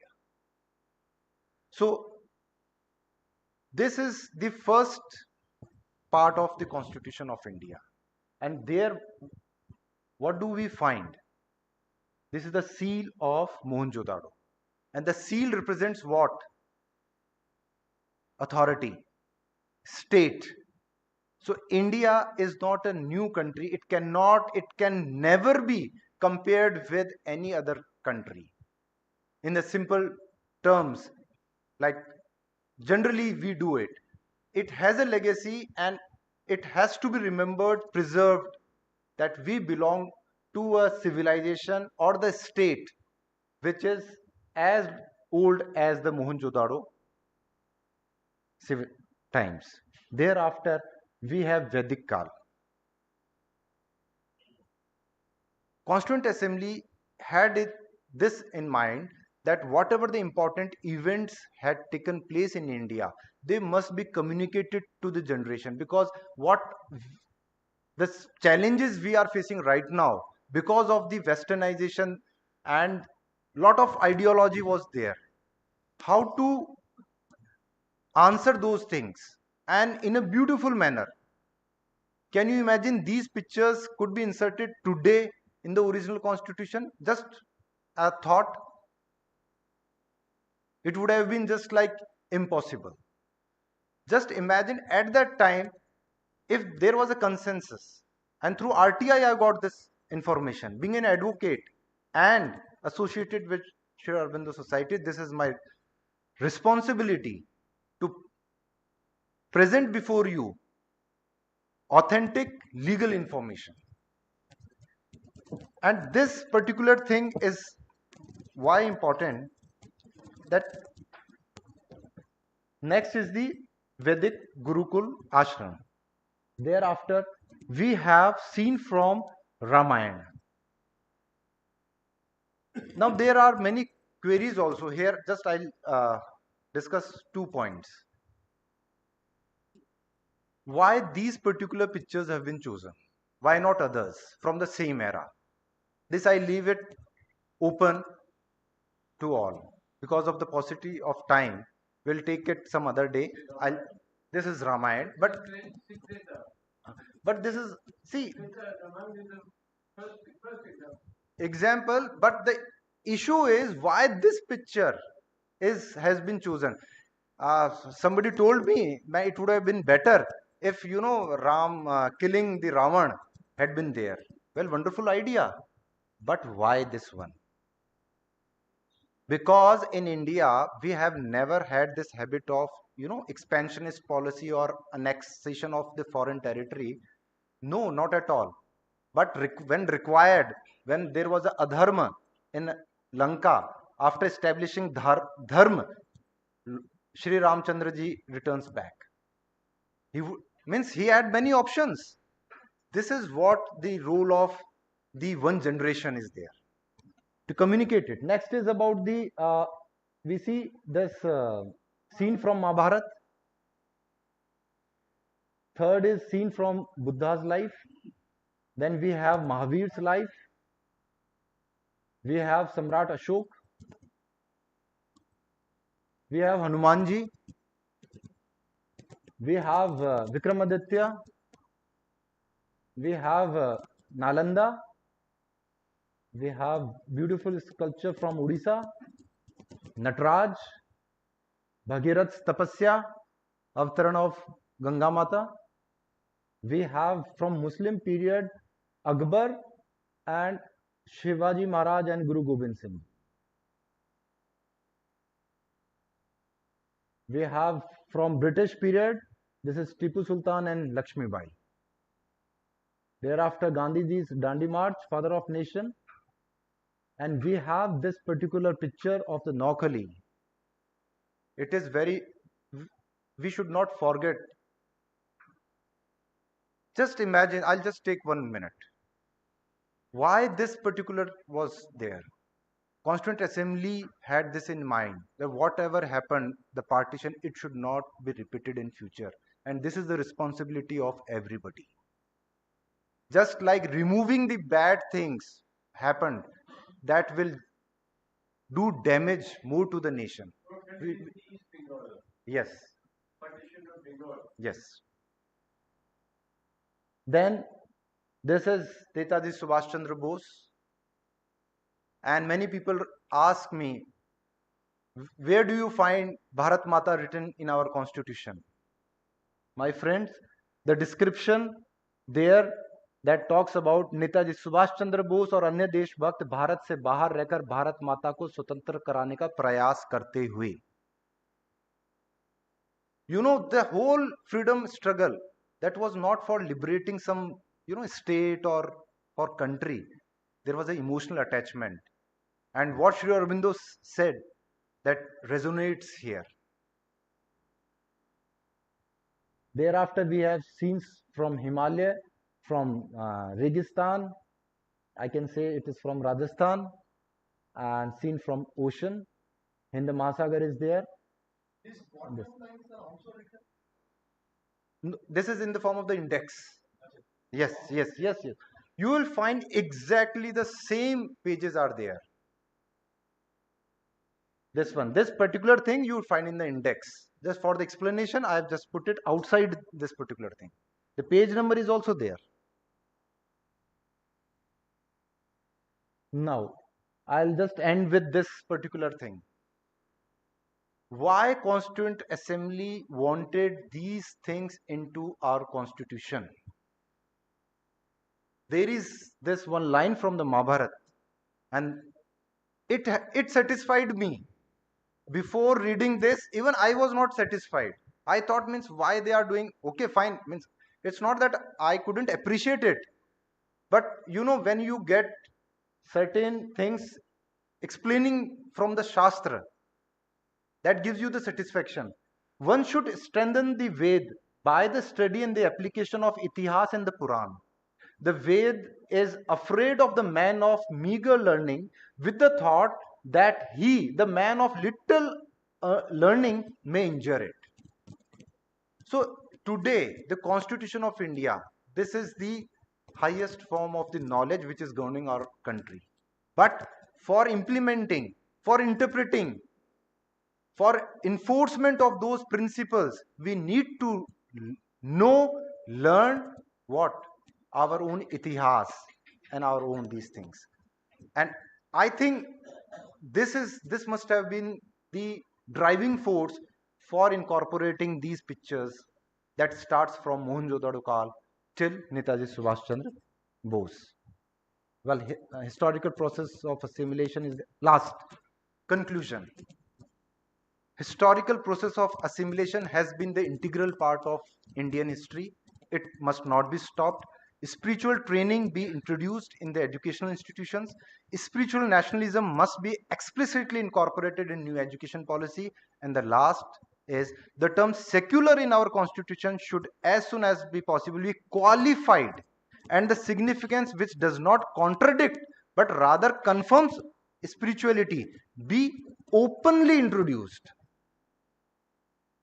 This is the master idea that has governed the life, the culture, the social ideals of the Indian people, has been the seeking of man for his true spiritual self and the use of life as a frame and means for their discovery and for man's ascent from the ignorant natural into the spiritual existence. These were the words which were echoed on 9 December 1948 by the H.M. Kamath. More than 10 references you would find in the Constituent Assembly. Yes, it is on record. Unfortunately, it's not that Sri Aurobindo was guiding. K. Munshi was there. H.V. Kamath was there. There was one from Bengal also. I'm not remembering the name. There is a correspondence between them, Sri Aurobindo and Munshi ji and others. And means we find even about the integral yoga and the evolution, they are saying this. So with this, I conclude my presentation on spiritual nationalism. Any questions? If you allow me, I want to add something. If you allow me, I would like to add something. See, what is the idea of nation and nationalism? Nation, Sri Aurobindo has talked about this extensively in Ideal of Human Unity. He talks about the empires. He talks about heterogeneous and homogeneous empires. And then the formation of a nation unit. Nation is something, a psychological empire, you can say. There has to be something psychological attached to the empire. Then it becomes a nation. Sri Aurobindo has written thoughts and aphorisms. Family, nationality, and humanity are Vishnu's three strides. Family, nationality, and humanity are Vishnu's three strides.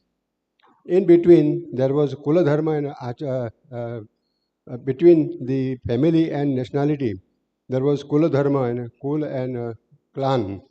That was the middle point in between. So the point is that nation formation is an entirely different process. Secondly, nationalism, when we talk about, we are talking from morning till up till now, we are talking about Indian nationalism. Of course, that is the most important thing. There is no question about it. And we should deliberate and we should spread this message of Indian nationalism to everybody. But we should see it in a larger perspective of human unity. That is the most important thing that is required. Otherwise, what will happen is, as today is happening, that every force is against India. Every foreign force, anti-force is always against India. And because we have to guard ourselves, we must understand what Sri Aurobindo says about internationalism and how to protect ourselves from this. See, all nations have, Mother has said this, that all nations at a higher level, they are spiritual entities. At a higher level, all nations are spiritual entities. And they are trying to realize their own perspective on the human plane, that is on the external plane. In Savitri, on the 11th book, there is a 4 lines, all nations live there harmoniously. In the 11th book, in the first page or second page, there is a 3-4 lines, all nations there lived harmoniously. So all national idea is there, but Western countries cannot understand this national idea in the right perspective. So that is why Europe has said that nationalism has done a lot of damage to humankind, and therefore nationalism should be avoided. That is a misconception. The whole point is that nation is a psychological unit. It has its culture, like different nations have different, strengths. So different nations are part of the same family of humanity. If humanity can be considered to be a whole unit, then nations are parts of, just like, human body has different parts. Similarly, the humanity has different parts. And there, from the gods ordained, India happens to be the heart of the whole thing. India is the heart. India is at the center of these nations. And that is why we talk about Indian nationalism. That is why we give importance to this Indian nationalism. Why mother was born in Paris and why Sri Aurobindo in Pondicherry? It is a significance that now nations, Western nations also will come together with India and will form eventually a world unity. And there every nation will find its own place. And then only human unity can be realized. So nationalism. Beg pardon? Basically, what we are coming Yeah. is that if spiritual nationalism is understood, Yeah. then it's sorted out. Yes. This has to be understood by all the nations. That has to be understood by all the nations, but that will take time. That is the key. Yeah, that is the key. That has to be understood. Yeah, that has to be understood, but then right now it is the other way around. Sorry, I'm the. Spirituality not understood in our own country. Sorry, in the interest of the time, I am to move ahead with our last concluding remarks session. But before we do that, I also wanted to just make a couple of announcements. I know some of you have other comments or questions, but Surya Pratap Singh ji is here, so even afterwards. But it was a very illuminating presentation. Thank you, Surya Pratap Singh ji, because yes, I think what the key insight that we get from your presentation is that the spiritual nationalism is embedded. The hints of that are embedded in the Indian Constitution, and it's our responsibility. How do we communicate to the younger generation and learn first ourselves, learn about it? And also, thank you, Sharad Bhai, for that wonderful addition about the Vishnu's three strides.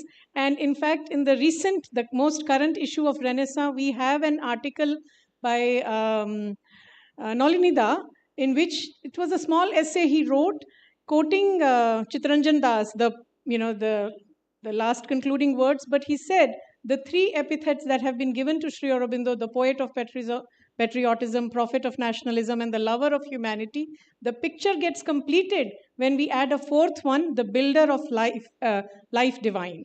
So that's the Vishnu's fourth stride, from humanity to divinity. That's where Indian spiritual nationalism leads. So thank you so much.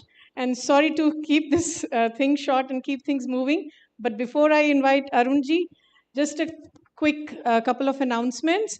We have a 10% discount going on the books, I've been told by Auro Publications, for the book that was launched today. If anybody wants to purchase today, the bookstall people will be here till 6 o'clock.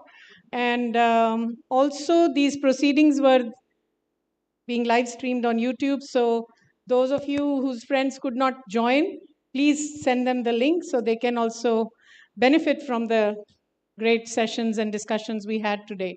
So, and yes, another announcement, very important one for the students. After the last concluding remarks by Arunji, we will have a short certificate distribution. We'll announce just before that how we do that session. There's not going to be like a certificate distribution, but you will all come here and collect the certificate from the feet of the mother. Okay, so it is now my pleasure and privilege to introduce Arun Bhai. He keeps telling me that I look like his younger sister, but I say I am his younger sister, so there's no point of just being a lookalike. He is the chairman of the Noida branch of Sri Aurobindo Society. He's also a director of Auro Youth. He's a member of core advisory body of the Sri Aurobindo Society branch here in Pondicherry, the headquarters. And in the past, he's been a director of Sri Aurobindo Foundation for Integral Management. He regularly conducts courses on Bhagavad Gita, Upanishads, integral yoga, science of living, self-awareness, inner happiness. He's also a certified yoga teacher and a certified pranic healer. I can go on. And he's also a Vastu consultant and teacher. And he's worked on a wide array of residential and commercial projects using the Vastu science.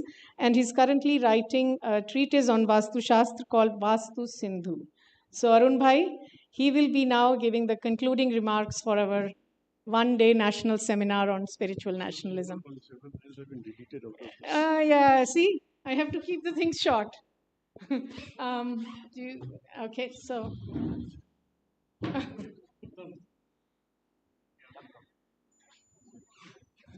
Or you could sit there, and whichever is comfortable.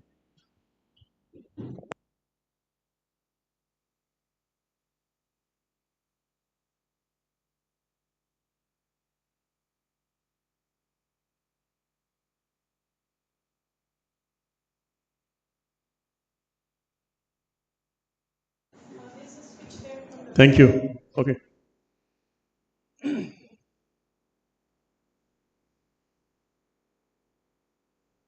Good evening, everybody. Respected Pratap Bhai, other senior members of Sri Aurobindo Society, friends, colleagues, invited guests. It's been a long day, and I'll try and keep myself short and sweet. Sweet, I don't promise. Short, maybe yes. We, Sri Aurobindo Society, whose main objective, as given by the mother, is also what yesterday Pradeep Bhai said in the program, is to spread the word of Sri Aurobindo.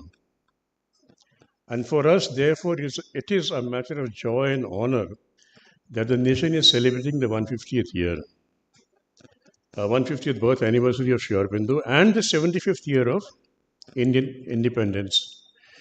Day before yesterday, when I was writing these lines, I was thinking I'm going to be the original one. But people have already been quoting it. When India got independence, Sri Aurobindo was 75. Now India is Sri Aurobindo is 150. India is 75. So, मेरा line सब चोरी हो गया. Yes. Two things I want to emphasize upon. One is that out of these two-day program, what is our take home? हम इसके बाद में क्या करना चाहिए? What have we collectively done in these 2 days? And then, of course, the usual routine of Thanksgiving, which is, of course, an integral part of this. And it would be a joy for me to do that part also. You see, first of all, let us remember, Dr. Karan Singh has called Sri Aurobindo, and others have also called Sri Aurobindo as the prophet of Indian nationalism. Now, the interesting part is, who is a prophet? जो prophecy करता है, जो भविष्य को देखता है, उसको हम prophet कहते हैं. And Sri Aurobindo was indeed a prophet. I will give you one example.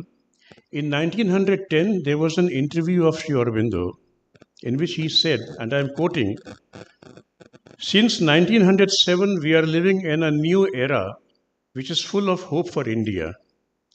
Not only India, but the whole world will see sudden upheavals and revolutionary changes." See, the prophecy ho rahi hai abhi. Not only India, but the whole world will see sudden upheavals and revolutionary changes. The high will become low, and the low will become high. The oppressed and the depressed shall be elevated. The nation and humanity will be annihilated by a new consciousness. New thought and new efforts will be made to reach new ends.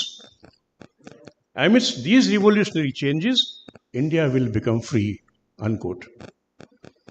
This was in 1910. And he has said कि 1907 से ये हो रहा है. होता क्या है उसके बाद? 1914, First World War breaks. First World War के बाद में the conditions are such that it leads to the Second World War. What happened after the Second World War? The British Empire collapsed. When the British Empire collapsed, many countries got their independence, including India. So the prophecy made by the prophet came true. Very important aspect of this. I'll give you one figure. From 1945, after the Second World War, till 1965, 20 years period. In 1945, when the British Empire had not collapsed, there were 70 crore people in the world outside the Britain who were under the dominion of the British Empire. In 20 years, it came down from 70 crores to 5 crores. Numbers speak. हम कितनी भी बात कर लें, numbers give us a figure. I mean, give us a different picture. So here is the prophecy of Sri Aurobindo which has come true like that. Now I come to something which is far more important for us. These events which have happened yesterday and today, these for us, and we will all agree upon this, Pradip bhai, these are milestone events for the organization. जैसे एक बार आज discussion में somebody had mentioned that the mother had said that the birth of Sri Aurobindo is going to be a milestone in the history of humanity and will be remembered for a long time. The event which happened yesterday, the arrival of the Home Minister to our program, and this national conference, whatever we are having today, these 2 days are going to go down in the annals of the history of Sri Aurobindo Society, and I'll tell you why. It is not the rhetoric of somebody who is emotionally charged, but what I can see is there is a deluge of awakening about Sri Aurobindo, which is going to happen in the country and outside the country. Yesterday, the Home Minister visited us. Today, we have this national seminar which is being telecast live. There is a nationwide program by the Government of India. Government of India, we all know they have set up a national high-powered committee under the Prime Minister's leadership to do various programs. Yesterday, the Home Minister also hinted at the change in the school curriculum in which Sri Aurobindo's philosophy would be reflected. And last but not the least, the book which has been written by Surya Pratap Singh, and many other such books are likely to follow from different quarters, I'm sure. This is going to have a collective influence on the awareness about Sri Aurobindo. The day is not far when when people are going to ask about Sri Aurobindo, who is going to answer, if not Sri Aurobindo Society?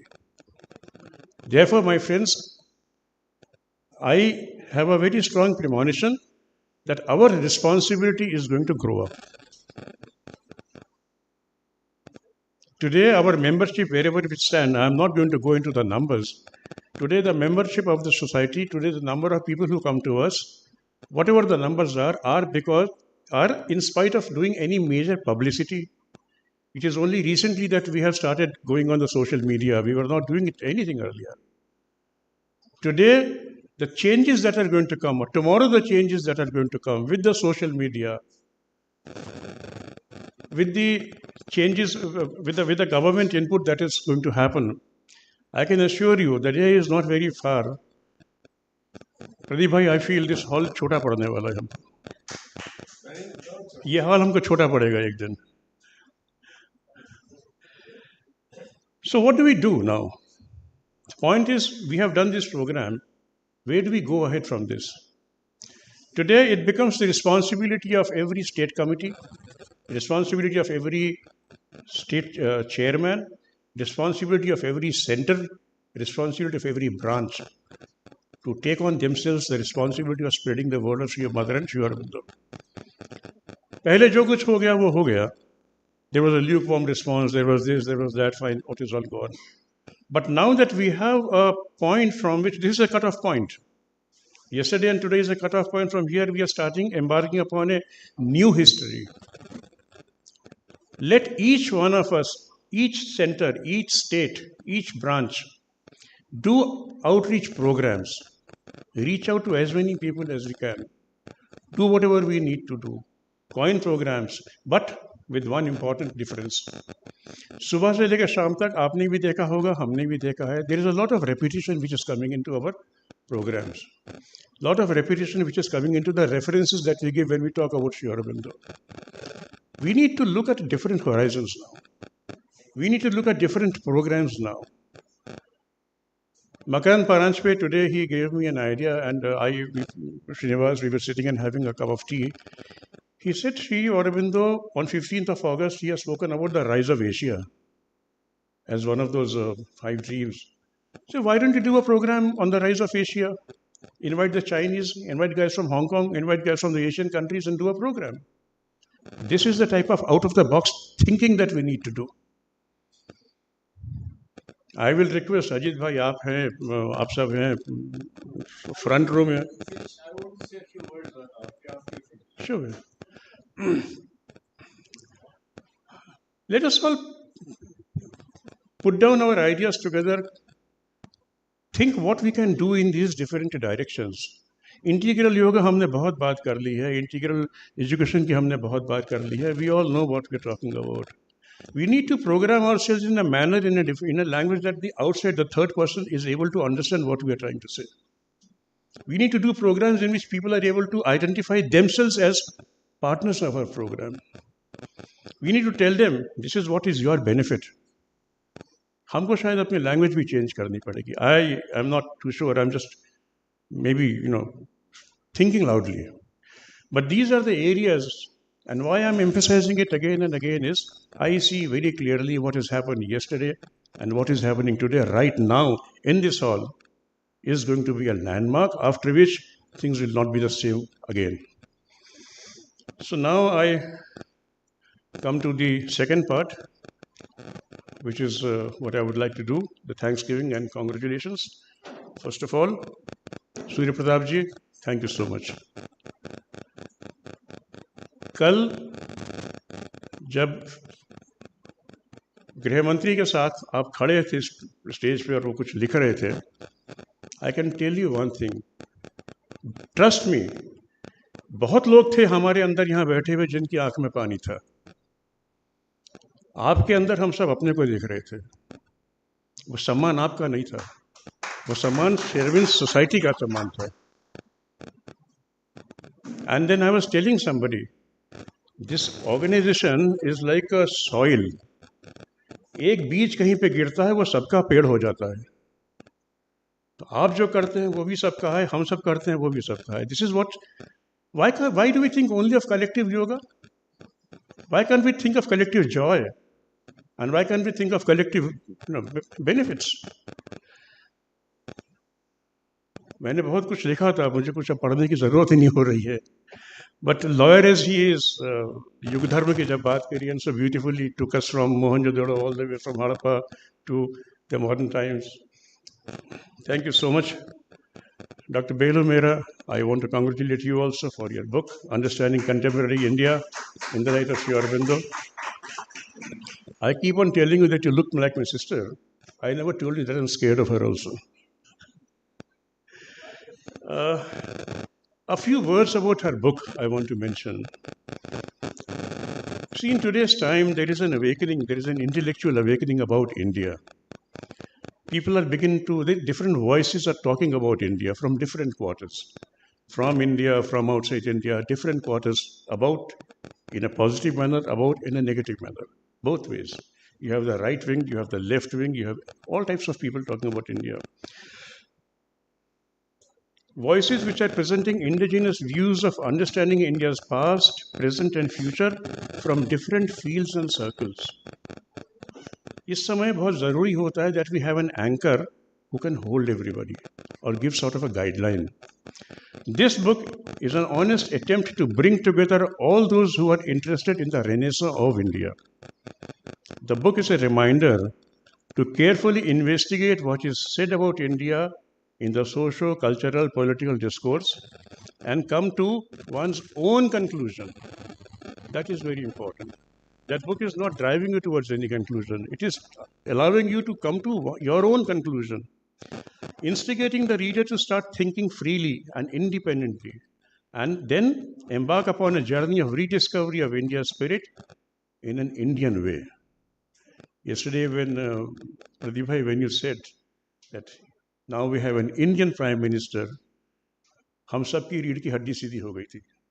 We were also proud of it. And today I want to emphasize that what you have said, discovery of Indian spirit in an Indian way, which is very important. Makarand Paranjape ji, he is not here now. Oh, you're here there. Your brilliant talk on India and Swaraj. Swaraj पे तो मुझे ध्यान आया that in the earlier 20th century when Swaraj was trying to find its roots at the political level, and Indian Congress had taken up Swaraj as its goal. In 1907, in Vande Mataram, Shri Aurobindo had written one thing which sets the tone for the movement of Swaraj, and I quote, we would not pitch our ideal 1 inch lower than absolute Swaraj. Not 1 inch absolute lower than, not 1 inch lower than absolute Swaraj. And he also agreed. If we put it lower, then what will happen? He said it would be to insult the greatness of our past and the magnificent possibilities of our future if we settle for anything less. Absolutely so clear. I mean, he is not only a prophet, he is also a visionary. Very clear. And we all know कि उस समय स्वराज के लिए Congress party क्या करती थी? Petitions भेजते थे. It was only limited to petitioning. And he has written that petitioning will not do enough. I quote him, "It is a vain dream to suppose what other nations have won by struggle and battle, by suffering and tears of blood, we shall be allowed to accomplish easily, without terrible sacrifices, merely by spending the ink of the journalist and petition framers and the breath of the orator. Petitioning will not bring us 1 yard nearer to freedom." Then we had Dr. Alok Pandey. This may not be in chronological order, but that's okay. We had Dr. Alok Pandey speak on the ideal of India, as always. What he says is like आधी बात समझ में आती है, आधी बात ऊपर से जाती है, आधी बात याद करते हैं. He speaks so eloquently and so beautifully. And then we had Matriprasad ji, who spoke about Sri Aurobindo and the formation of a nation. I was quite surprised. This was the first time, I think, maybe second time I had heard him. And very, very impressive. I want to thank both of you. Finally, last not the least, the government of India, which has taken so many special steps to commemorate the 150th anniversary of Sri Aurobindo. On behalf of Sri Aurobindo Society, we thank the government of India, the Prime Minister Narendra Modi ji, the Home Minister Amit Shah ji for coming yesterday, and the entire committee which has been constituted to these celebrations. I also want to thank our chairman Pradip Bhai. I want to thank the member executive, admin and finance, Shri Vijay Bhai, who is not here now, for the leadership. And I also want to thank Pradeep Premji. Premji, not here. Okay. The entire team of Pradeep Premji needs a serious applause. For the first time in the history of the society, a program like this has been organized, and so meticulously he has done this. And so silently and quietly he has done this. I want to thank him. I want to thank all the members of his team. Agar kisi ka naam chhoot jaye to mujhe batayega. Beloo Mehra ji for anchoring yesterday's program. Bhuvneshwari, Bhavani, Preeti, are you there? Okay. For managing the stage. Media team, Shruti and Bharat, thank you so much. Vidya for handling the PR. She is not here. The ever-smiling our IT man, Uttam Mandal. Uttam, thank you. You've done a good job. We could not have done anything if our travel plans had not been finalized. A big thanks to Pratap Ramanji for traveling, for doing the travel plans, and the entire team for doing the travels and also doing the accommodations. Before I conclude and leave the place, I want to convey thanks from two other people whom I represent now. One, I wish to convey the best wishes to the organizers from my state chairman, Vishnu Prakash Goyal ji. And I also want to convey the best wishes to the organizers from the chairman of Hindi Zonal Committee, Shri Vijay Podar ji from Gurgaon. I happen to be his secretary, as in secretary of the Hindi Zonal Committee, and on whose behalf, who has specially instructed me to convey the wishes. In fact, abhi program chal raha tha, he called me to ask kaisa chal raha hai, so I said I'll call. We will now conclude. Pradeep bhai, you have to say something. You have time. This is more on the line of what we should do now. Yeah. So, I mean, You need some mic. Yeah. Don't do it. Yeah, I think we can do it later on. How do you want to?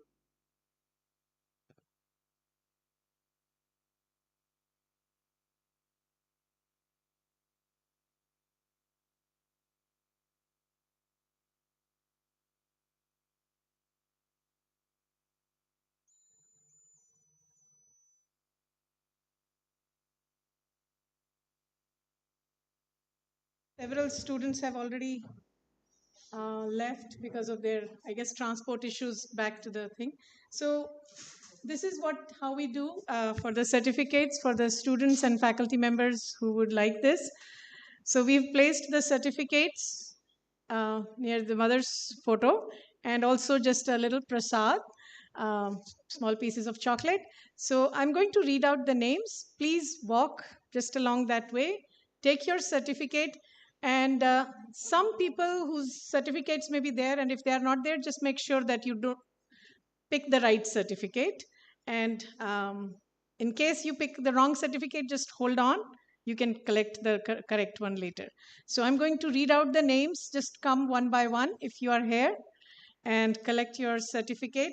And before we do that, I want to thank especially Bhuvneshwari, who accompanied me to various colleges and departments, and also Jai Chandran, who is not here, Dr. Jai Chandran. So we went to several departments and we told them about this program that is coming up, and several other universities and colleges. So a big round of applause to all the students and faculty members who came from far off distances, I know, arranging transports to attend this function. And you are now part of our Sri Aurobindo Society's database. We'll be communicating to you more of such events and giving you more orientation to Sri Aurobindo's work. So this is how I will start the names that I have. Atanu Saha, is he here? Please walk from that side. Yes.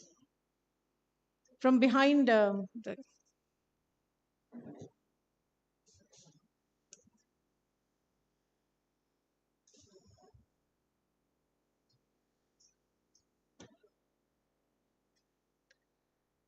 Ashwin G.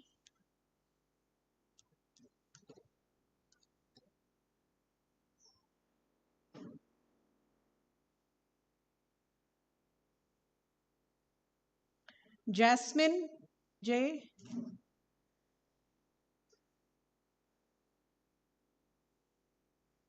Dr. Lily Arul Sharmila, is she here? Okay.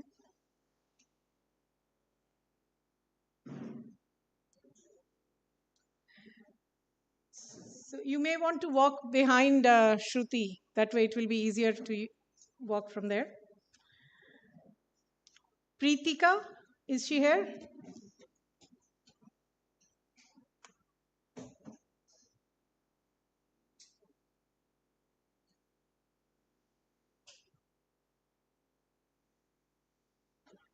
So just like all our work is an offering to the Divine Mother, the certificates are also handed out by her. Dr. Anju Nair.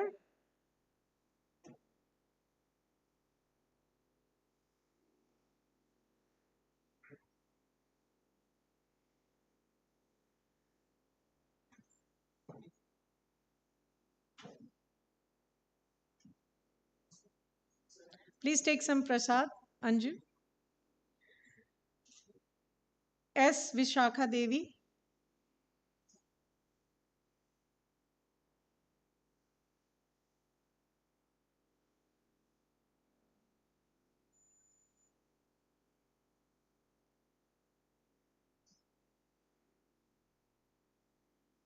S. Malati, is she here?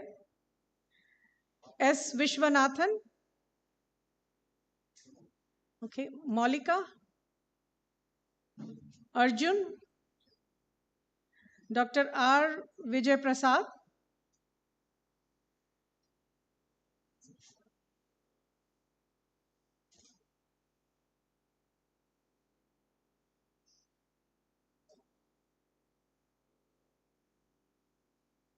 K. Pavitra.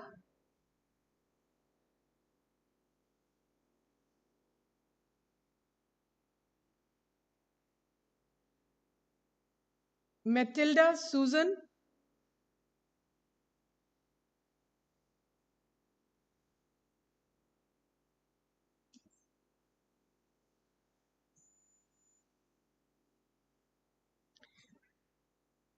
Navneet Krishnan.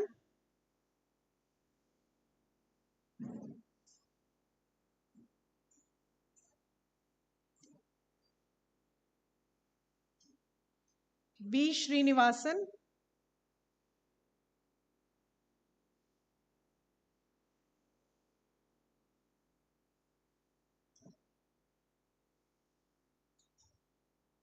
R. Vaishnavi,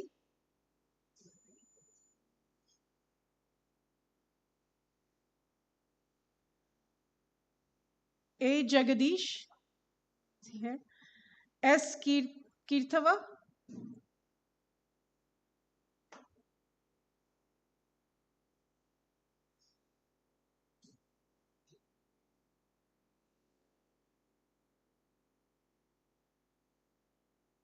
V. Hemavartini,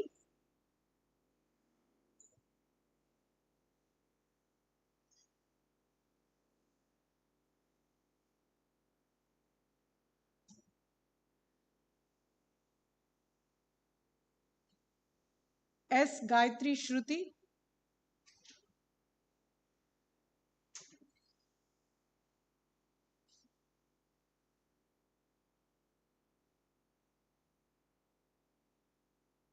K. Dheena,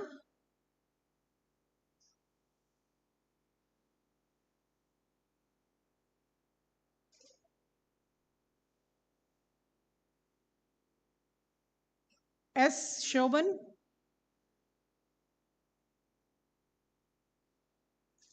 Lakshmi Jyoti,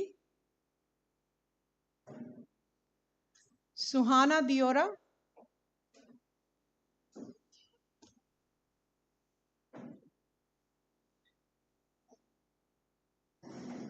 Archana Beharia, Sandareshwari K. L. Kartik Raj, A. Arun Kumar, Subhash Pattanayak,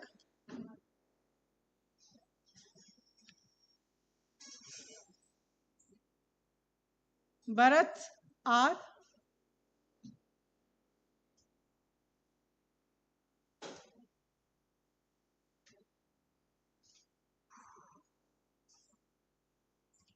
V. Pratap,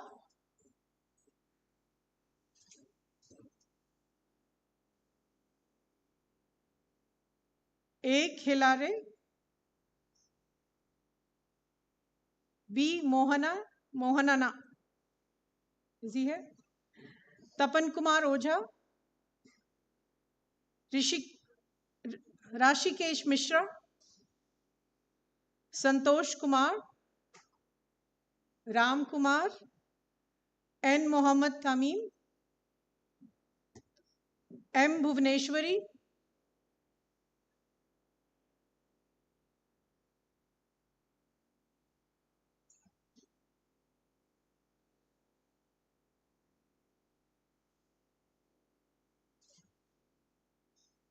A. Chella Perumal, I think he's gone. I saw him.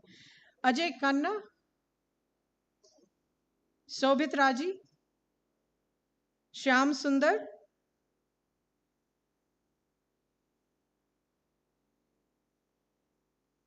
S. Ranjit, Mohan Singh,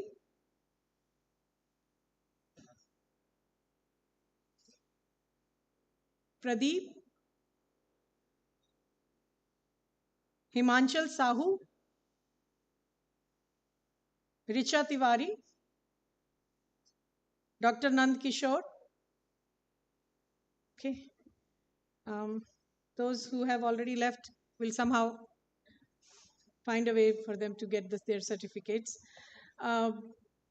So before I think all of them have taken, yes? Certificates, right? So yes, some announcements.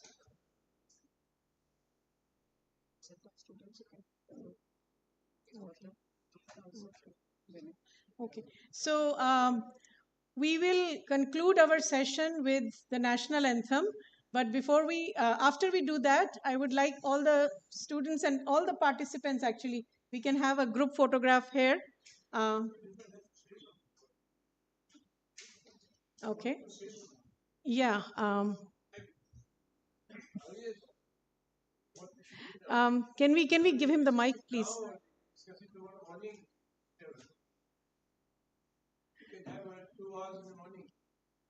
This he's probably having a longer conversation in mind. Okay. So please stay back for the group photograph after the national anthem, right? Or before the national anthem. Then we'll have to stand.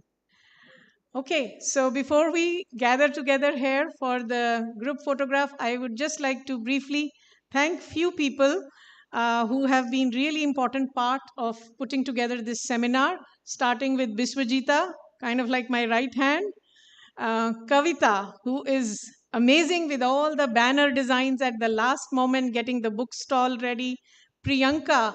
So if I have one other right hand, another right hand is Priyanka, her beautiful handwriting in the certificates. I'm just reading out those names who kind of work behind the scenes, whose Arunji wasn't familiar with. Karthik, my always I keep bothering him with all the details and all these things. Gaurang Bhai, without whom I called him like 8:30 last night. And of course, the wonderful caterers who supplied the food and the food for the Annamaya Kosha, we the people of the nation. So I don't know if I've already mentioned Bhuvneshwari and Dr. Jayachandran who's not here. Everybody else, Arunji already thanked. So without their support and really any time availability, this program or even yesterday's program could not have happened. So thank you everyone for this wonderful, engaging one long day of discussions on Sri Aurobindo's spiritual nationalism. I would like to conclude before I invite everyone for the group photograph that Pradeep Bhai, this was your vision to have a one-day seminar just following this inaugural ceremony. And really, it's been a privilege and a pleasure to work with you and to put together this seminar and to under your guidance, with your input and guidance. So thank you so much for making it all come to a reality. And all our gratitude at the end of it all goes to the Divine Mother, without whose grace, without whose presence, none of this could have materialized. So we are just her children trying to do our best with the limited capabilities that we have at our disposal. So thank you so much, everyone, and thanks to the mother. So please assemble here for a group photograph, and then we will conclude with the national anthem. Thank you. Okay. Pradeep bhai, can we get the microphone? Can we get together tomorrow? How are you placing money?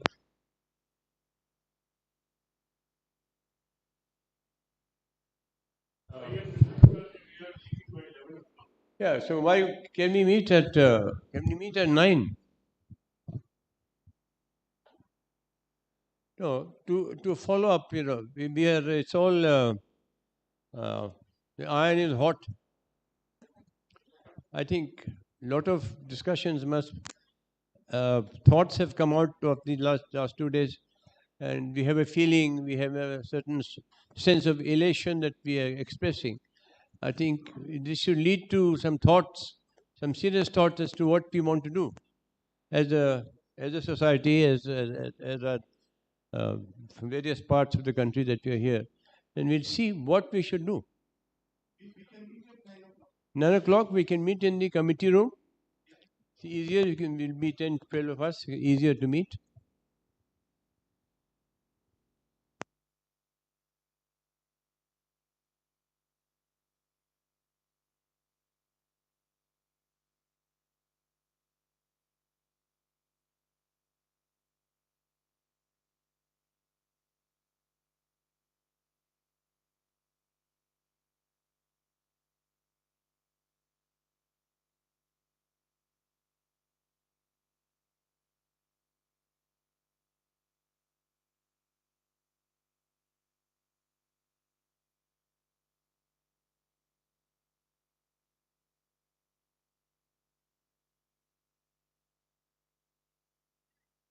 Okay, so we'll have national anthem then.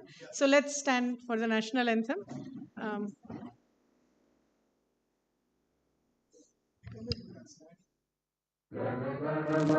अधिनायक जय हे भारत भाग्य विधाता पंजाब सिंधु गुजरात मराठा द्राविड़ उत्कल गंगा विंध्य हिमाचल यमुना गंगा उत्कल जलधि तरंगा तब शुभ नामे जागे तब शुभ आशीष मांगे गाहे तब जय गाथा जन गण मंगल गायक जय हे भारत भाग्य विधाता जय हे